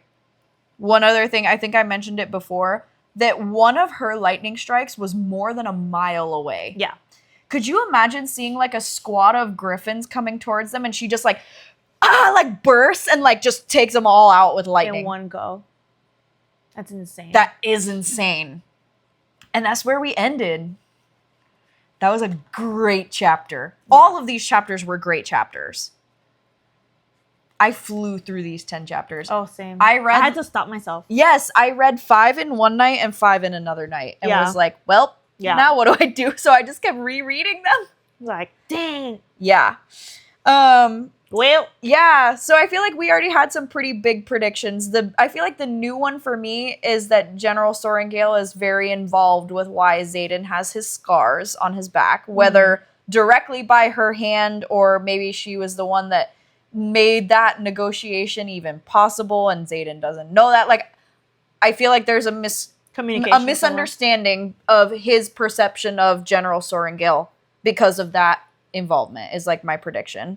What else did we predict? We still have the theory that they're going to end up in the front lines like soon. Yeah. Most definitely. And that the two of them are basically like set up to be the rebellion leaders as a pair. We're still wondering if Tairn's going to give her the story of what really happened with Brennan. I don't understand how when she bonded him, it wasn't the first thing she asked. I know I couldn't. I know that it would be the first thing that I would ask. Do you think that No, yeah, because he was bonded to Nolan. And so she knows that from the conversation with Professor Kaori. So, like, how does she... You're right. How did she not, like, ask that? I don't know how she hasn't asked it. Because he would be able to even show her. Yeah, exactly. He could show her everything. I feel like if it were me, like, the minute that everything settles down and, like, everything's calm, like, I would talk to my dragon and be like, I understand that what happened with your previous writer was very difficult for you also. Yeah, devastating. But when you're ready, I would like to know what happened to my brother. Yeah. Yeah. I agree. I would love to see that happen. Yeah. For both of their sake, actually, because I feel like they would kind of be able to bond over that moment. You know, she can understand or get a little insight into like his dynamic with Nolan, you know, in addition to getting some better closure about what happened with Brennan. Possibly it could be a source of conflict between her and Tairn. If my idea was correct that Nolan was trying to keep Brennan alive for an exploitive reason. I feel like the more I'm getting to know Tairn, it doesn't quite make sense. It doesn't make sense for one of his writers to be like that. Yeah, exactly. But you never know. Because also then it's like... Because it might be exploitive, but not like malintentioned. Like what I'm saying is that maybe like my original thought of maybe he was trying to keep Brennan alive to save someone that he loved. Yeah. So it's not keep Brennan alive to manipulate and use his power. Yeah. It's like keep Brennan alive for the purpose of like others. Yeah. Do we know, did Brennan's dragon survive that? We don't know. Yeah, I didn't think we did. We don't know.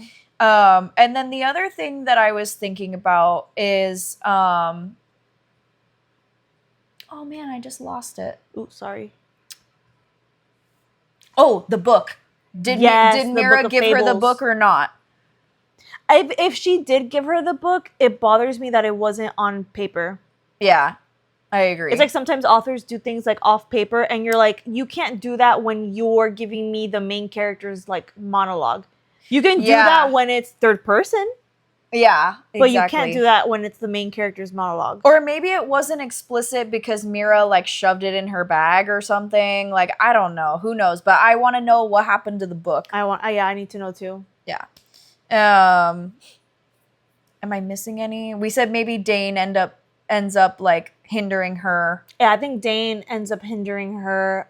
I don't think Dain is gonna die per se, because I feel like at this point... You originally had that prediction that Dain was gonna die. Originally, I thought that we were gonna like him the way that I like Liam.